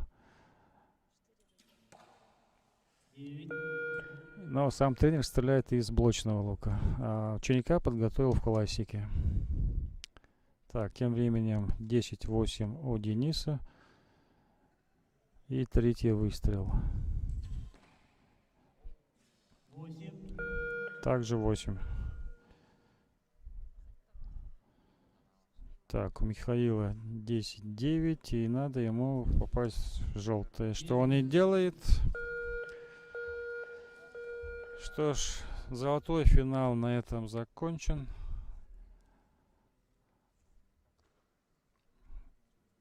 Поликарпов Денис становится серебряным призером.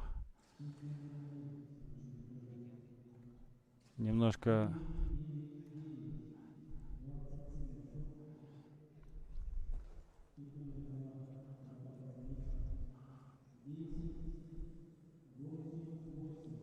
так, смотрим на табло. Да, счет 6-2.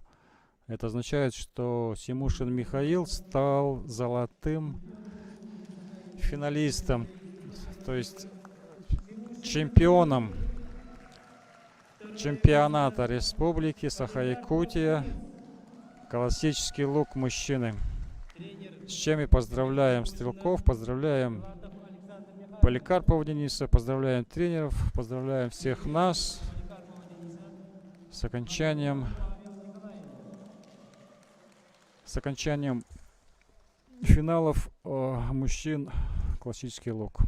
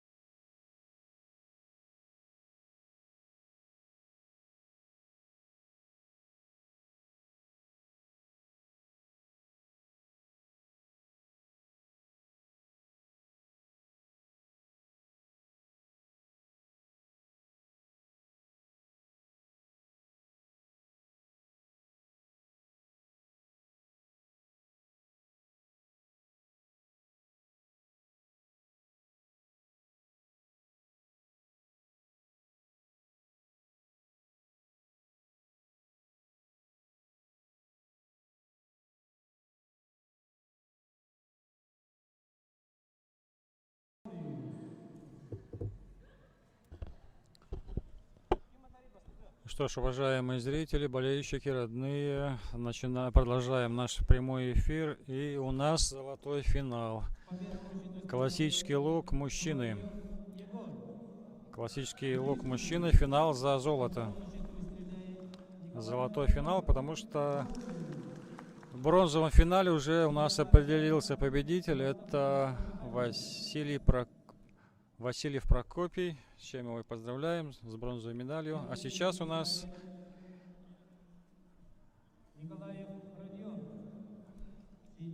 наши ветераны.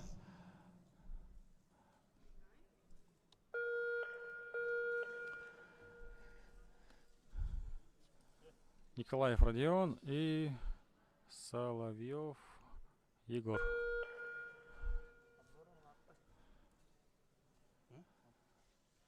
Первым стрельбу начинает Николаев Родион. 10.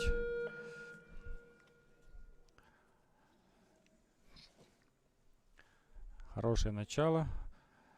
Так, сейчас стреляет. Смотрите, тоже 10. Десяткой на десятку отвечает Егор Соловьев. Также продолжает свою серию десяткой Николаев Родион.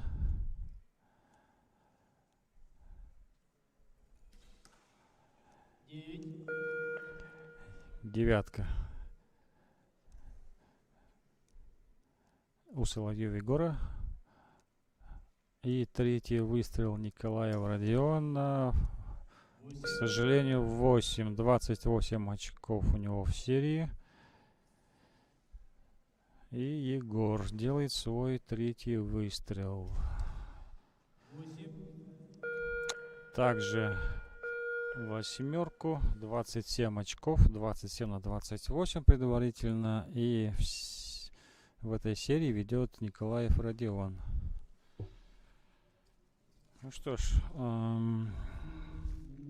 если рассказать немножко про наших финалистов, то Соловьев Егор представляет у нас Вилюйский улус. Он работает тренером ДЮСШ номер 3.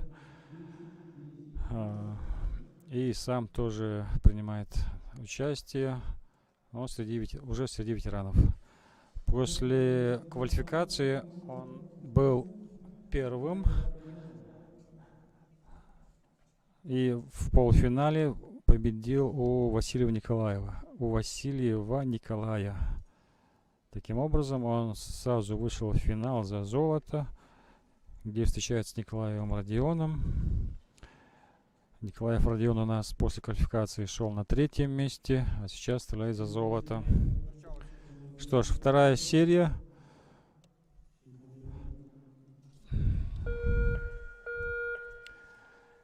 Стрельбу начинает Соловьев Егор. Он проигрывает в сете 0-2.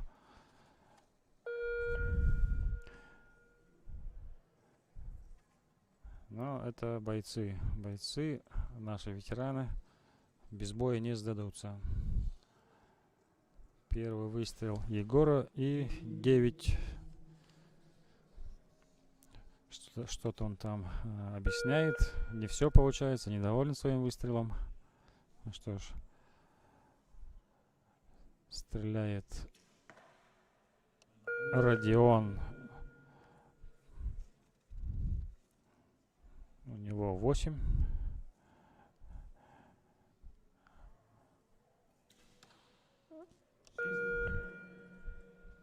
Так, шестерка мне подсказывает. Да. Надо работать, ребята, работать. Это золотой финал. Ветераны, классический лук. 9-6 у Соловьева. И третий выстрел. Также в 9. 9-9-6. 24. Что ж, поскромнее, чем в первой серии. Но посмотрим, будет ли это достаточно, чтобы выиграть в этой серии. Николаев Родион. 8-8-8. предварительно 24. По 24 очка они набирают, значит, они в этой серии сравнялись.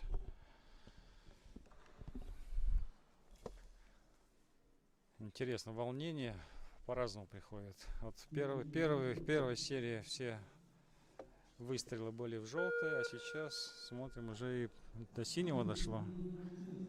Что ж, пожелаем нашим ветеранам справиться с волнением и показать свои лучшие выстрелы. Так, 8-8-7. Судьи определили, все-таки 23 очка у Николаева Родиона.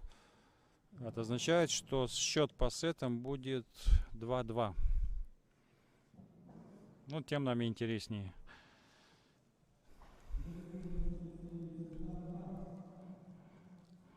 Два по сетам, значит, все начинается сначала. Тот, кто раньше наберет 6 баллов, тот выйдет победителем золотого финала чемпионата республики классический лук ветераны.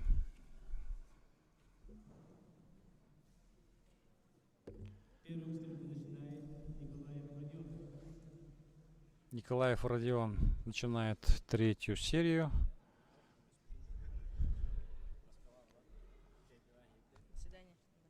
Уже да.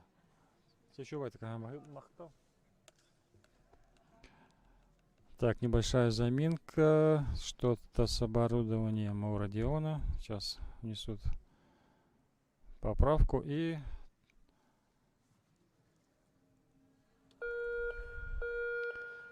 третья серия нас ожидает. Стрелки на линии.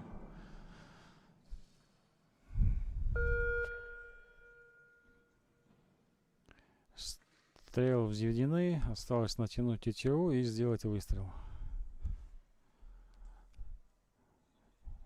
Николаев Родион. Первый выстрел в этой серии. Семерка снизу. Надо поправить прицел. Да, продышаться, отдохнуть. Ну вот, начались качели. 8 у Соловьева Егора.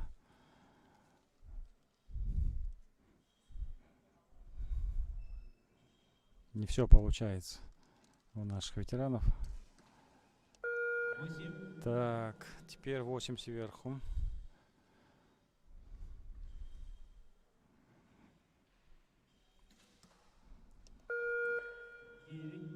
9 у Егора Соловьева. И третий выстрел делает Николаев Родион. Наконец-то в желтом. Возможно, даже 10.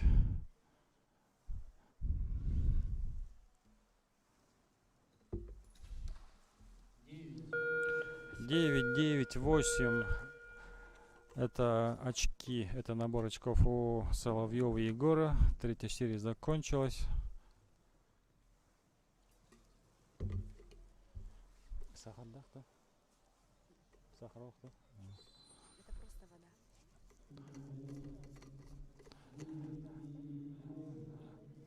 Ждем, когда нам определят пробоины, попадания, посчитают очки, и мы объявим уже результаты. 9-9-7 у Николая.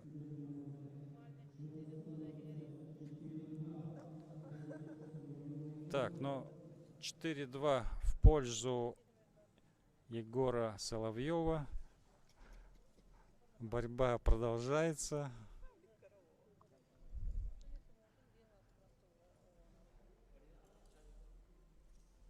Он томатный буре.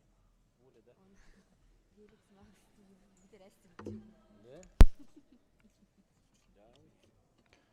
А ты не дивди. А так уже да. Четвертая серия была, да?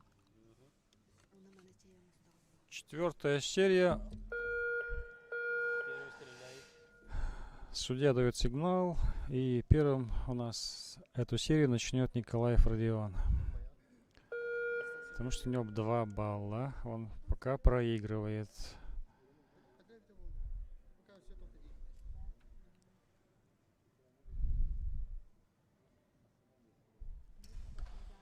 10. Отличный выстрел. Уверенно десятка. И Соловьев Егор отвечает. Так, семерка. Да, показывает на левое плечо Егор. Это ветеран. Это всегда борьба не только с мишенью, но и с собой. 8. Что ж, это только вызывает уважение.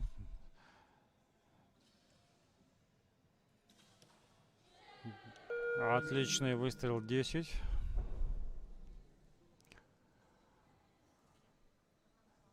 Равная борьба. 10-8, 10-7. И на очереди выстрел Николаева Родиона. И 8. 26 очков предварительно набирает Родион. И выстрел Соловьева Егора. 10.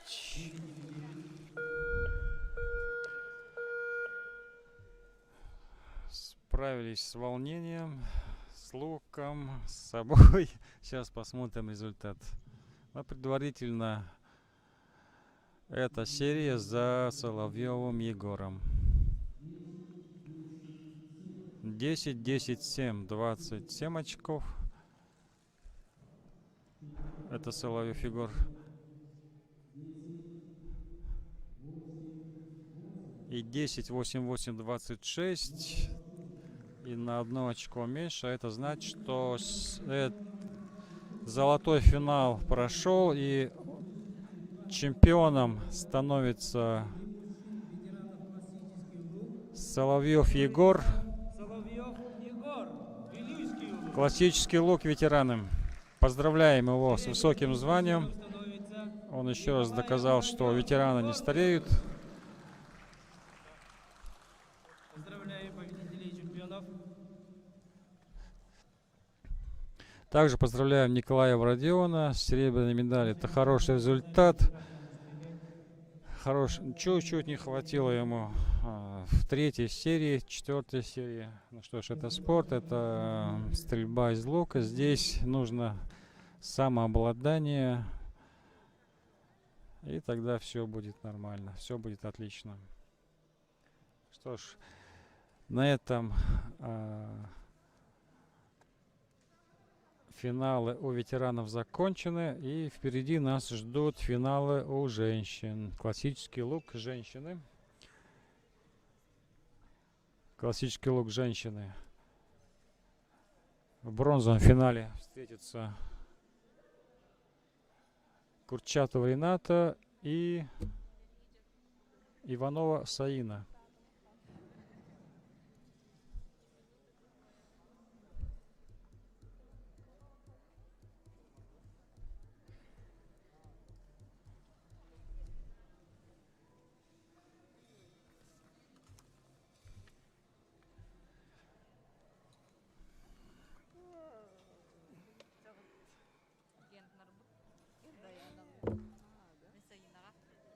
Дера Саина. Еще киси был Равлаттан. 6-0 был Батаула, не? Явно. Киси был ухта на Мантан костюета, а где маланка работает.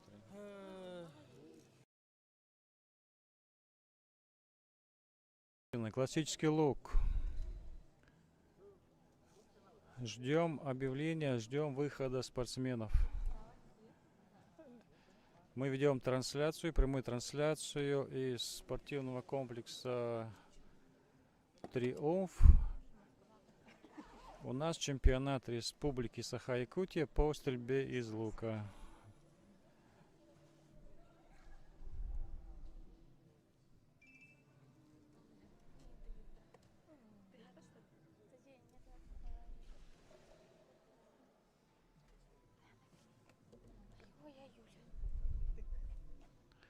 Еще раз повторю, наш чемпионат открыл этот спортивный сезон по республике.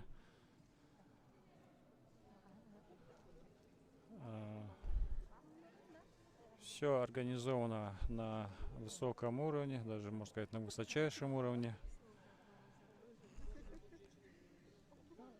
спорткомплексе «Триумф» мы выступаем в этом большом зале в первый раз.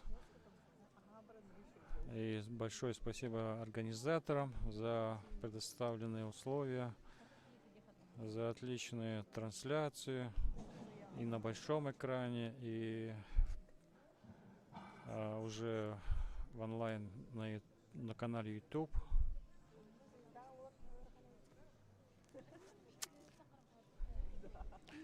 Жизнь продолжается, чемпионат означает, что стрелки готовы, всегда готовы, хоть и условия не самые подходящие. Был большой перерыв в соревнованиях. Я думаю, тренеры у нас подтянут. И к чемпионату России, Кубку России, Первенству России уже спортсмены подойдут в самой оптимальной форме.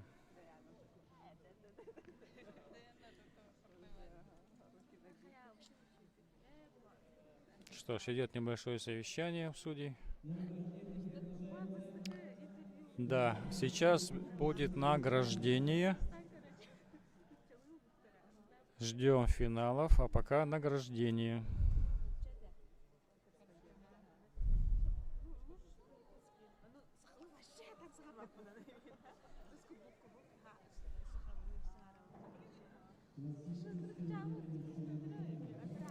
Награждение, классический лук, ветераны, мужчины.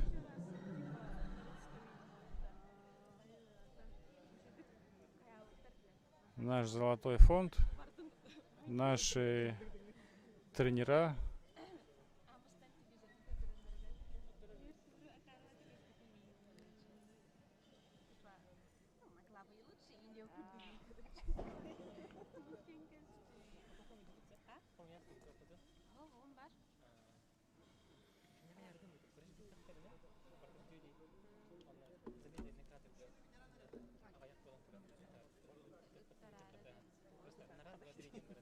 Bundan sonra da bakarım.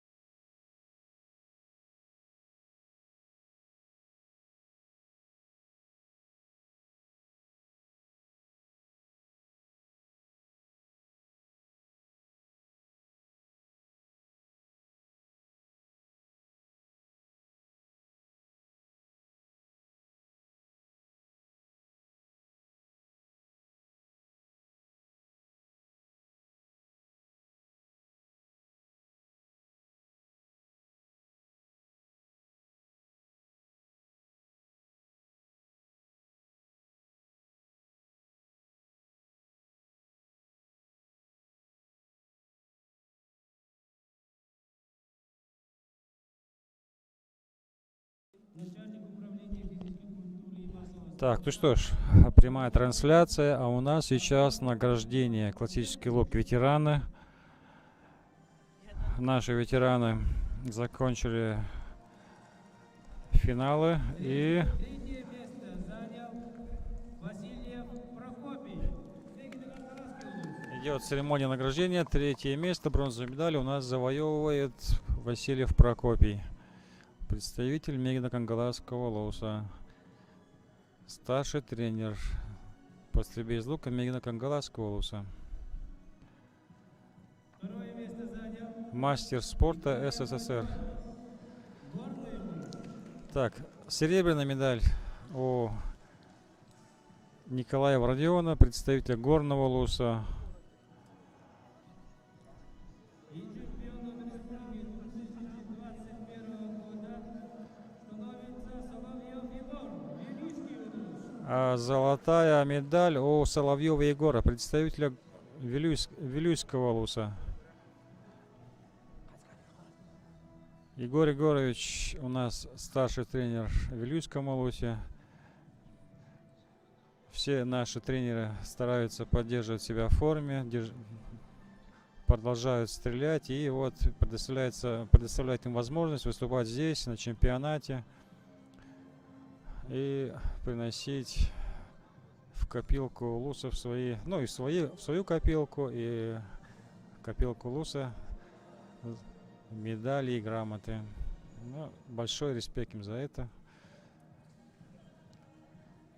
Так, а у нас закончилось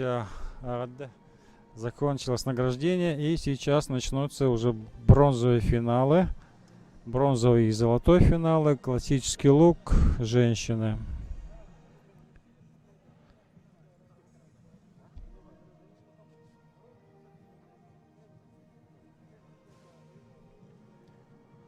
В бронзовом финале у нас встретятся Курчатова Рената и Иванова Саина. Кто второй?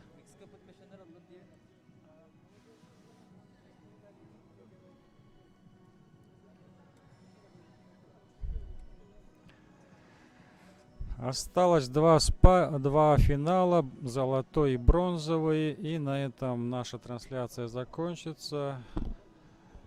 Закончится наш чемпионат. Будем подводить итоги, подбирать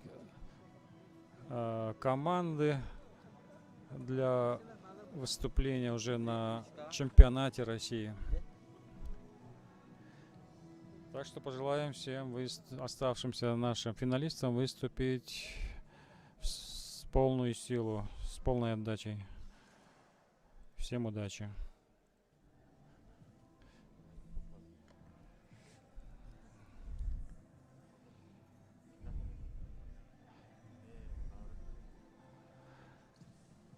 Прекрасный зал нам предоставили для чемпионата республики. Это спорткомплекс Дахсон. Ой, извините, это спорткомплекс Триумф, наш самый центральный спортивный комплекс. Здесь проводятся все большие мероприятия. И вот наш чемпионат открывает этот год, 21 год.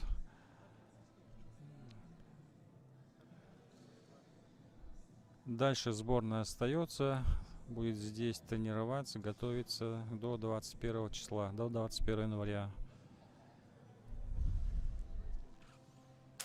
Условия хорошие, можно сказать, даже просто идеальные. Тем больше спрос будет со спортсменов и с тренеров.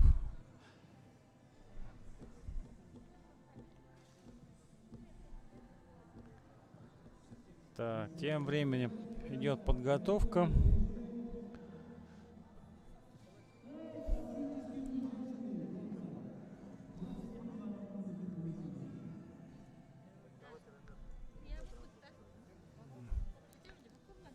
Икихалла, ага. Ага, ага. Остались два финала. Немножко затягивается.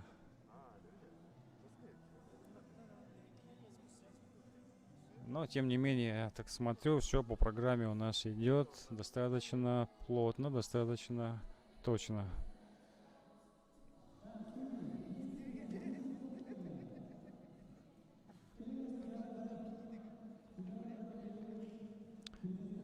Чемпионат проходит без зрителей. Это требование Роспотребнадзора.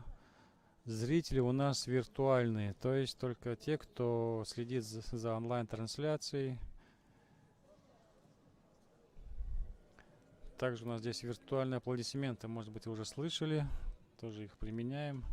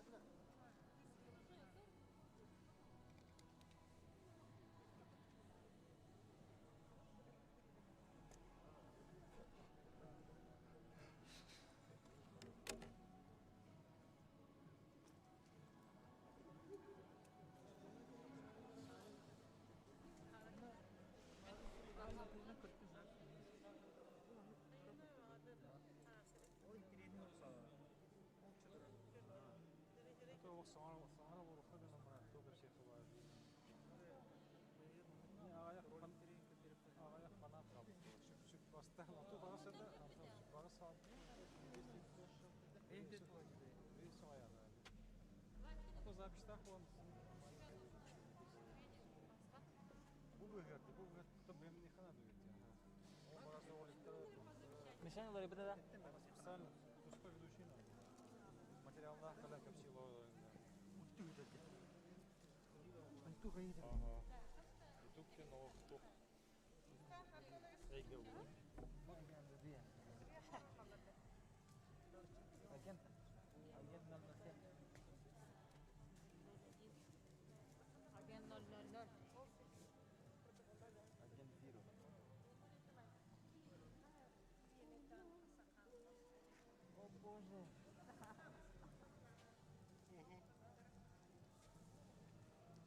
Так, вас кімне тариф?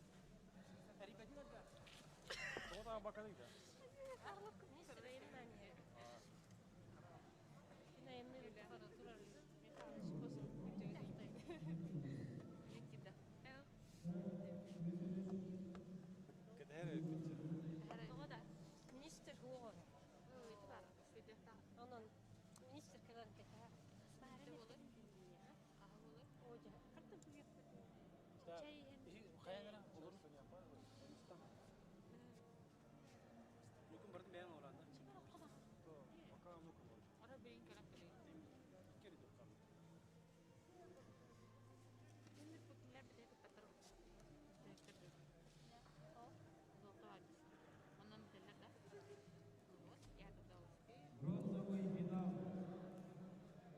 Чемпионат Республики Саха.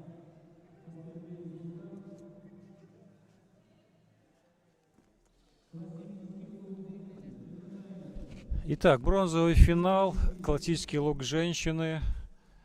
встречаются представители горного луса и сунтарского луса. Это Иванова Саина. Горный лус, она будет стрелять по первому счету, и Курчатова Рената, представитель сунтарского луса, будет стрелять у нас по второму счету.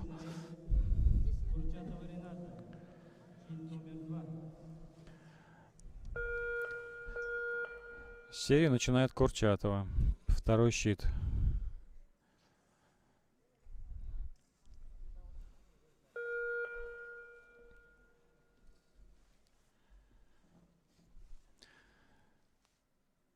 Стрелки выполняют по 3 выстрела. Каждый на выстрел дается 20 секунд.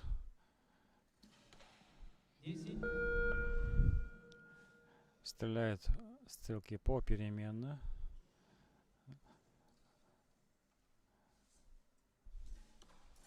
9, 8, 9,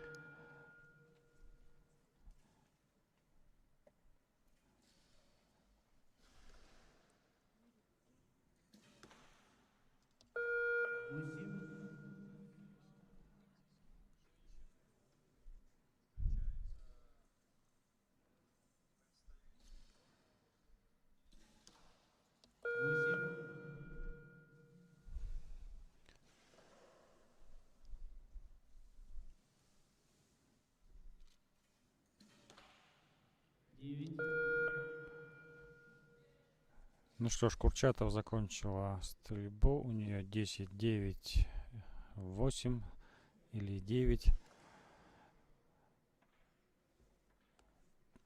И Иванова Саина заканчивает десяткой. 10, 9, 8. Ой. Ну, сейчас определятся судьи. Мы узнаем окончательный результат после первой серии. Стрельба ведется в помещении на дистанции 17 метров. Это международная дистанция, то есть вплоть до чемпионатов мира проводится на этой дистанции. Мишень тройная, в каждую мишень делается один выстрел. Размер десятки у классического лука 4 сантиметра, 40 миллиметров.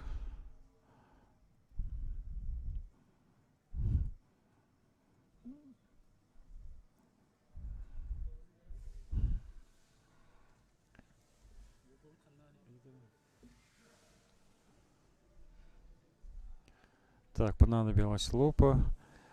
Будет определяться достоинство пробоины. Сейчас узнаем результат. В случае, если стрела задевает линию, то считается попавшей в эту.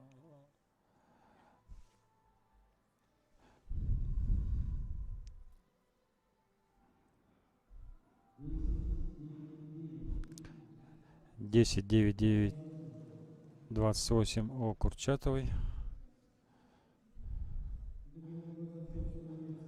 И она выходит вперед 28 на 27. Счет после первой серии 2-0 в пользу Курчатовой Ренаты. Нас ждет вторая серия. Ее начнет Иванова Саина.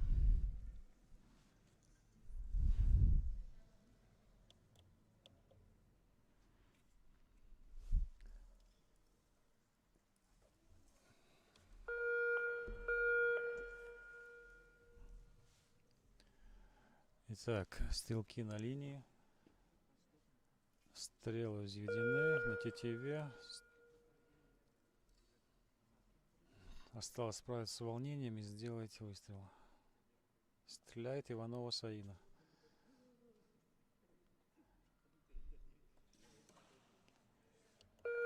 Десять или 9.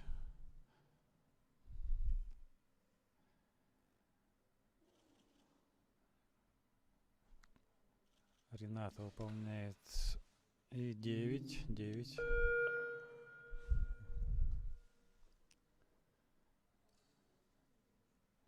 Очередь стрелять Ивановой Саины. Второй выстрел.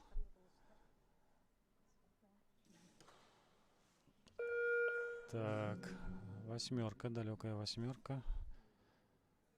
Ждем, чем ответит Рената. Уверенная десятка. Так, заключительный выстрел в серии у Саины. И нужно обязательно сделать хороший выстрел. И 9.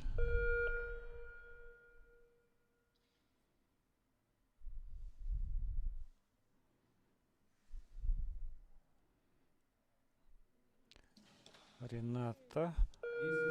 Третий выстрел также в 10. И счет 29. Это у Ренаты. 10-10-9. У Саины сейчас определят. Но предварительно счет по сетам будет 4-0 в пользу Курчатова Рената. Курчатов Рената у нас представляет школу Сунтарского улуса, спортивную школу Сунтарского улуса.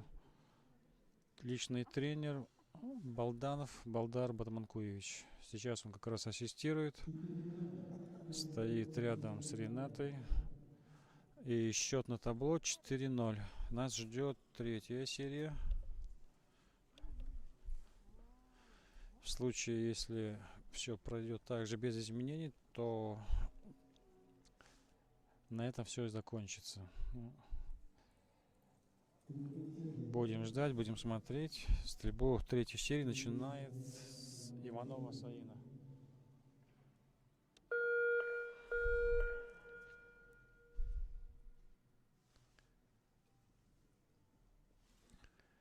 Счет 0-4. Это опасный счет. Нужно только хорошие выстрелы. Скользкий счет.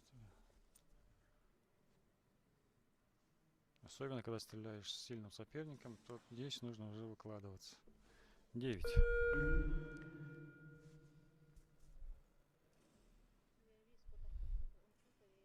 Так, Рената растягивает тетиву. Выстрел. Уверенная десятка. Стрела попала в 10. Второй выстрел Саины.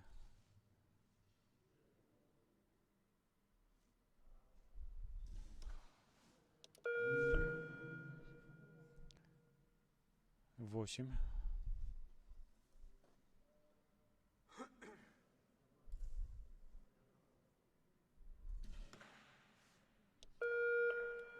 Курчатова 9. И третий выстрел за Ивановой Саиной.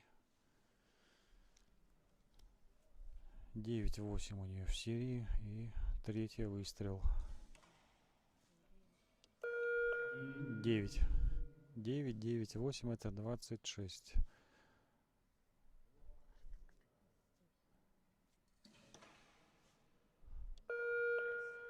Ну что ж, можно уже поздравить Курчатову Ренату.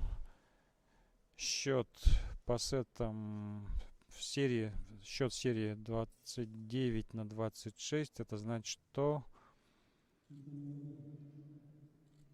счет по сетам будет 6-0.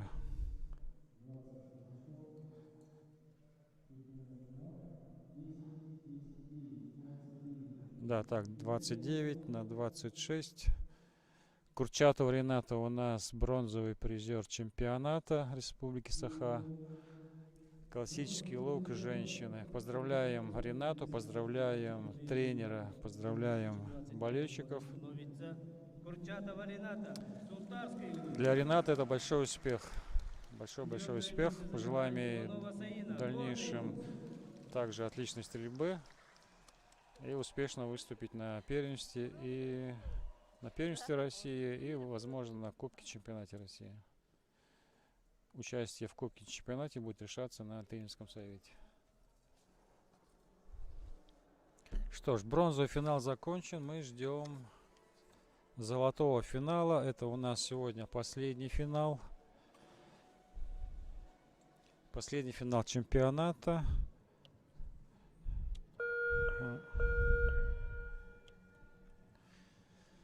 И у нас встречаются Устинова Кристина и...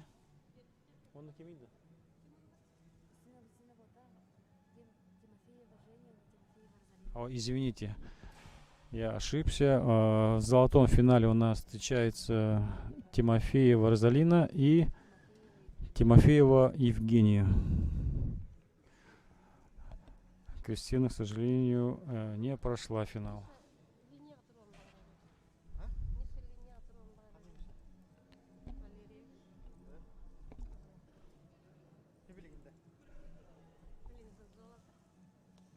Ну что ж, золотой финал. Тимофеевы на стрелковой линии. Это чемпионат Республики Саха-Якутия. Последний финал в нашем сегодняшнем чемпионате.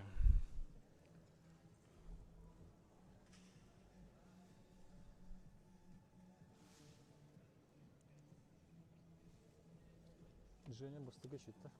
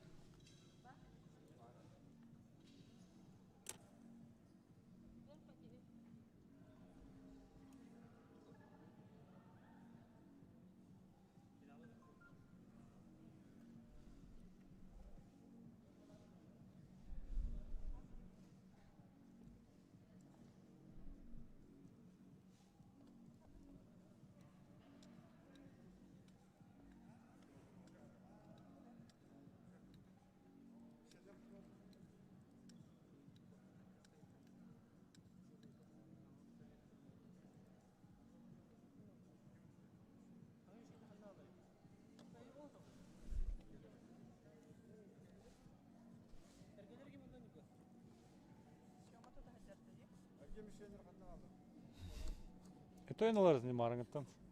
En ole mutta anna marang.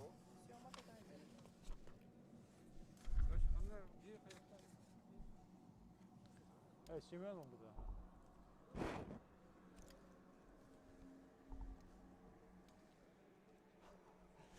Мужчин тугай болар, бинче ханы болар. Это доктор Ханджани. Тумана тух потер. Ранее анда бага.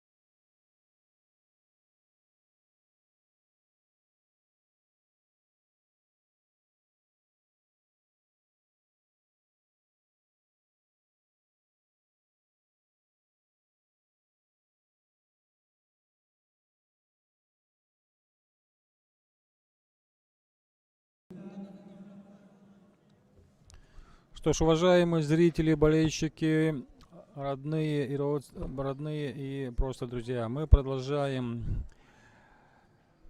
прямой эфир на канале YouTube. У нас чемпионат Республики Саха-Якутия. И сейчас заключительный финал, золотой финал, классический лук, женщины.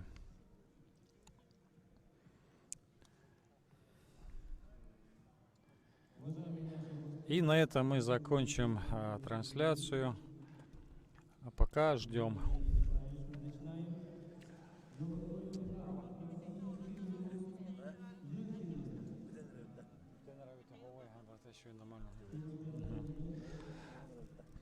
И за золото у нас сегодня будут стрелять Тимофеева Евгения и Тимофеева Розалина.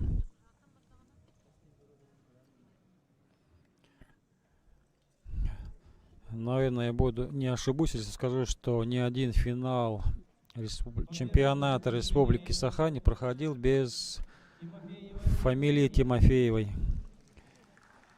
Тимофеевых.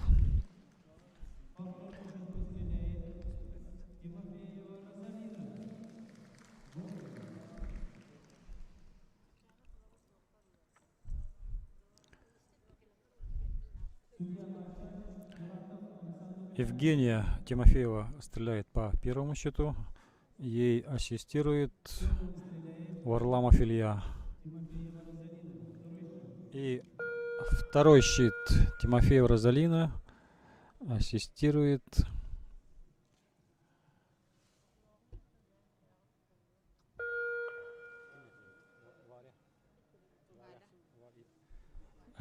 Евдокимова Валентина. Так, Розалина 9, первый выстрел. И стрельбу в серии начинает Евгения. Десятка.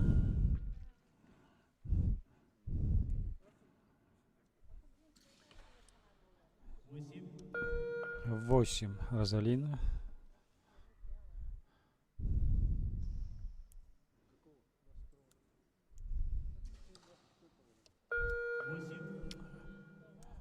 Первая серия, всегда волнительная. Евгения 8 или 9.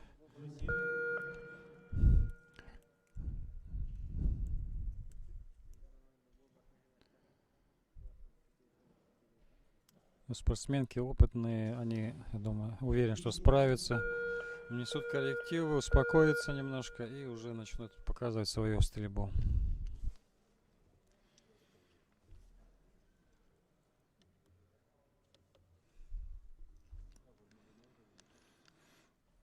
Попадание, скажем так, да, это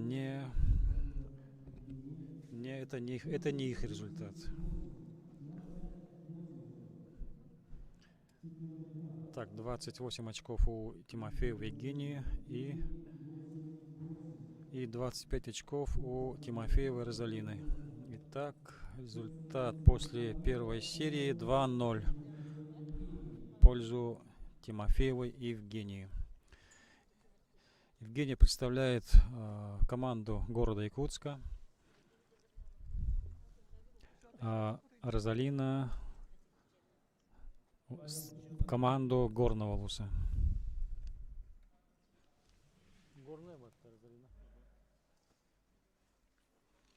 Так, вторая серия, ее будет начинать Розалина. Вторая серия.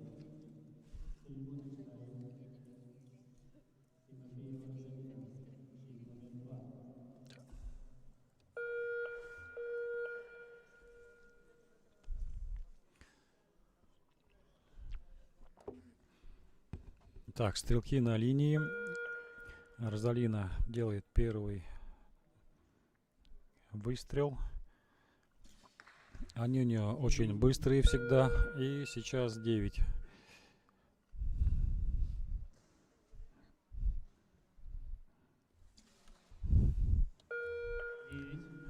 Евгений отвечает также 9.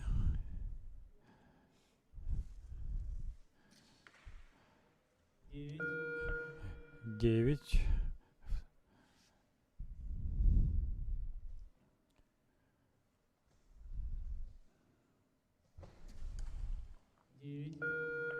9. Возможно, нужно внести коррективы в прицел. У Евгения немножко выше уходит. Так, и Розалина закончила серию девяткой. 3 девятки. 27. Евгения прицеливается. Обработка выстрела. И также 9. Разошлись миром в этой серии. По 27 очков набрали на каждая. И счет после второй серии будет 3-1.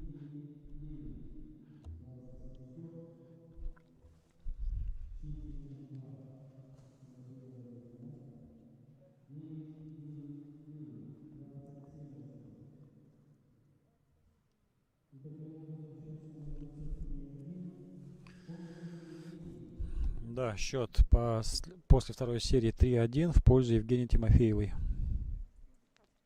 А это значит, что третью серию начнет у нас Розалина.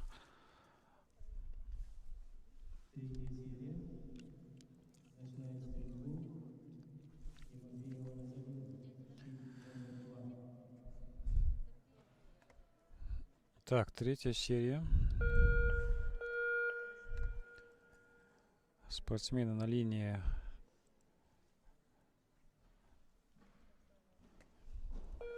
Это золотой финал чемпионата республики по стрельбе из лука.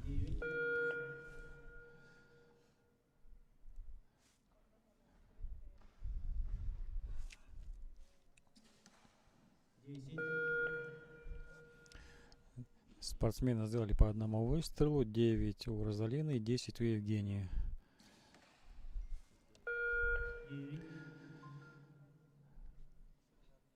Две девятки у Розалины.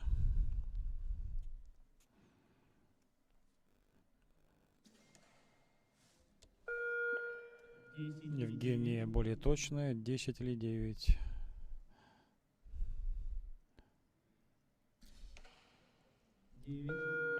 Три девятки 27 набирает Розалина в этой серии. И ждем третьего выстрела Евгении.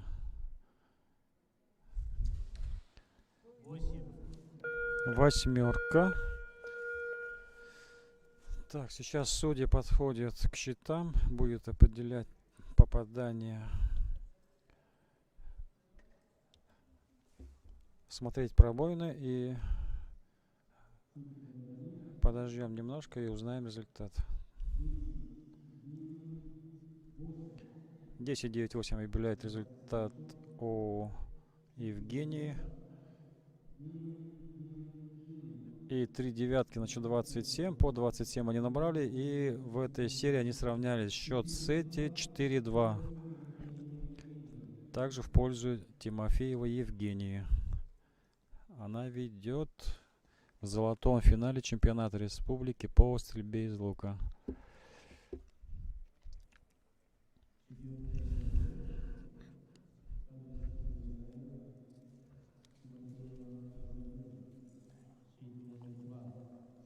Что ж, счет уже у нас приближается к 6. Счет 4-2 в пользу Евгении. Сейчас Розалине нужно обязательно делать хорошие попадания, хорошие выстрелы.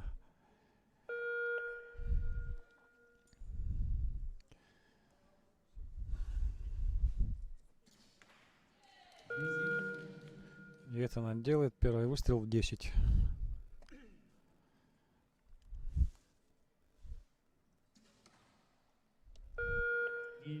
9 Евгения.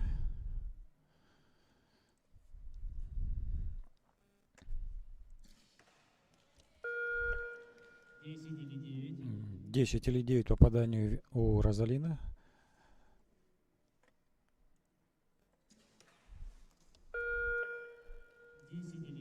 10 или 9 у Евгении. Опять же будет определяться судьями. 9 последний выстрел у Розалины. И ждем третьего выстрела у Евгении. 9. 9.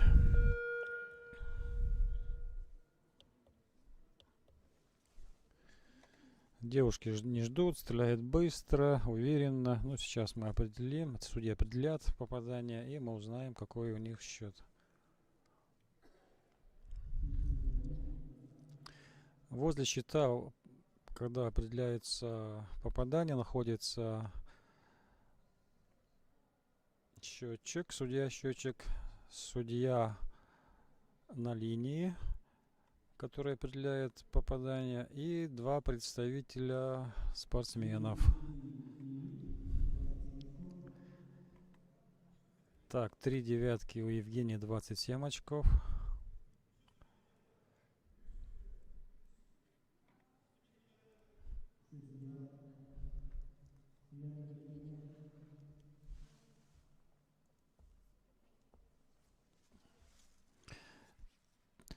Так, представитель Евгении просит второго судью.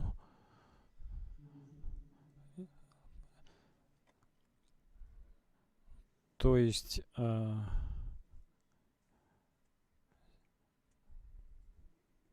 это попадание, значит, очень близко к 10, но не 10, скорее всего. Сейчас второй судья скажет свой вердикт, как он видит это попадание.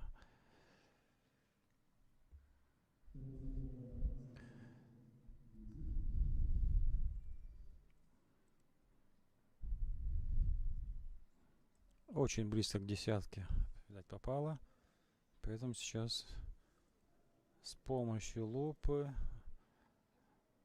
все по правилам определится. Вот третий судья определяет и дает 10. Евгений изменили результат 10, 9, 9, 28 очков.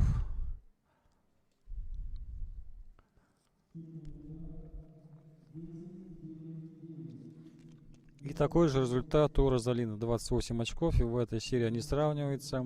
Счет в сете становится 5-3 в пользу Тимофеевой Евгении. Это значит, что будет еще одна серия, как минимум. Опять начнет ее Розалина.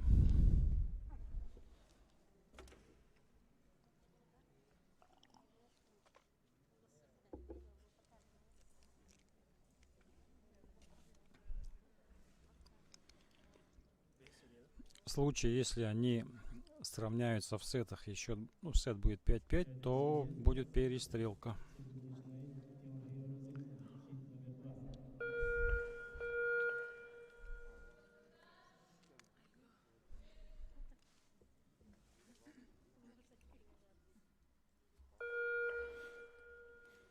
«20 секунд на выстрел дается для каждого стрелка, для каждой стрелы». Ну, Розалина стреляет очень быстро. Это ее особенность, техника выполнения выстрела, обработка.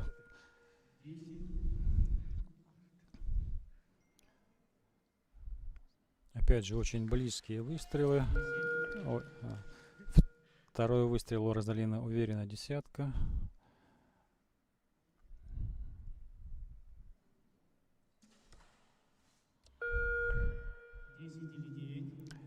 Евгений близкие выстрелы, это будет определять судья уже. Их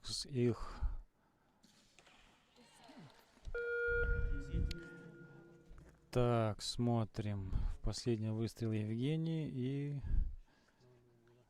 возможно нас ожидает перестрелка.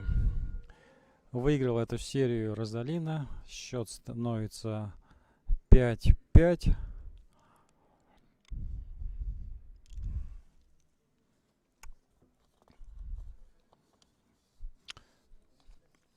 Перестрелка — это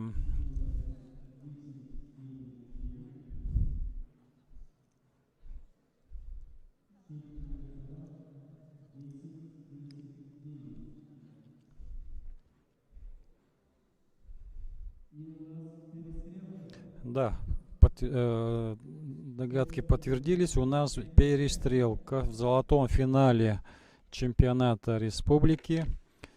Классический лук женщины. Счет 5-5.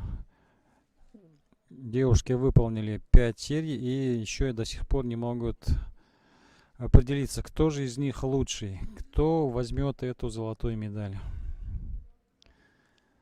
По правилам, при счете 5-5 дается перестрелка. Спортсмены делают по одному выстрелу в центральную мишень. Чья стрела ближе к центру, тот выигрывает. Тот выигрывает и получает золотую медаль.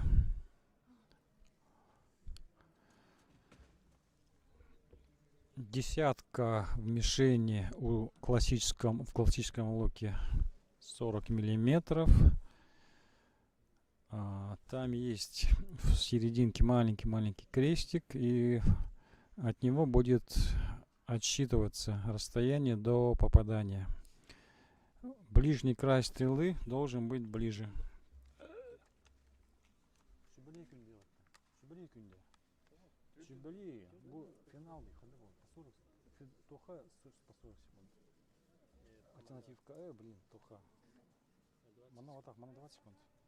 Перестрелка. Перестрелке дается 20 секунд. Первым стрельбу начинает Тимофеева Розалина.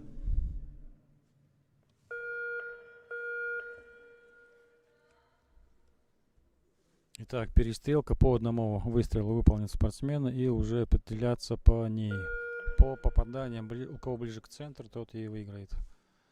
Первый выстрел за Розалиной. Хорошая десятка. И ждем выстрела Евгении. Так, даже отсюда видно, что стрела Евгении улетела дальше. И таким образом Розалина проявила характер и выиграла этот спарринг, эту дуэль, этот финал, и становится у нас золотым обладателем, золотой чемпионкой. Занимает первое место на чемпионате Республики Саха-Якутия по стрельбе из лука. Поздравляем Розалину, поздравляем тренеров, поздравляем также Евгению за красивый финал, за эмоции. Финал, достойный чемпионата республики. Ну что ж, на этом мы, дорогие зрители, слушатели, болельщики, заканчиваем свою прямую трансляцию. Спасибо, что были с нами. Спасибо, что болеете за наш вид спорта. Желаем всем здоровья, успехов и прощаемся с вами. Всего доброго. С вами был Федотов Нургустан. И на этом мы заканчиваем нашу трансляцию. До свидания.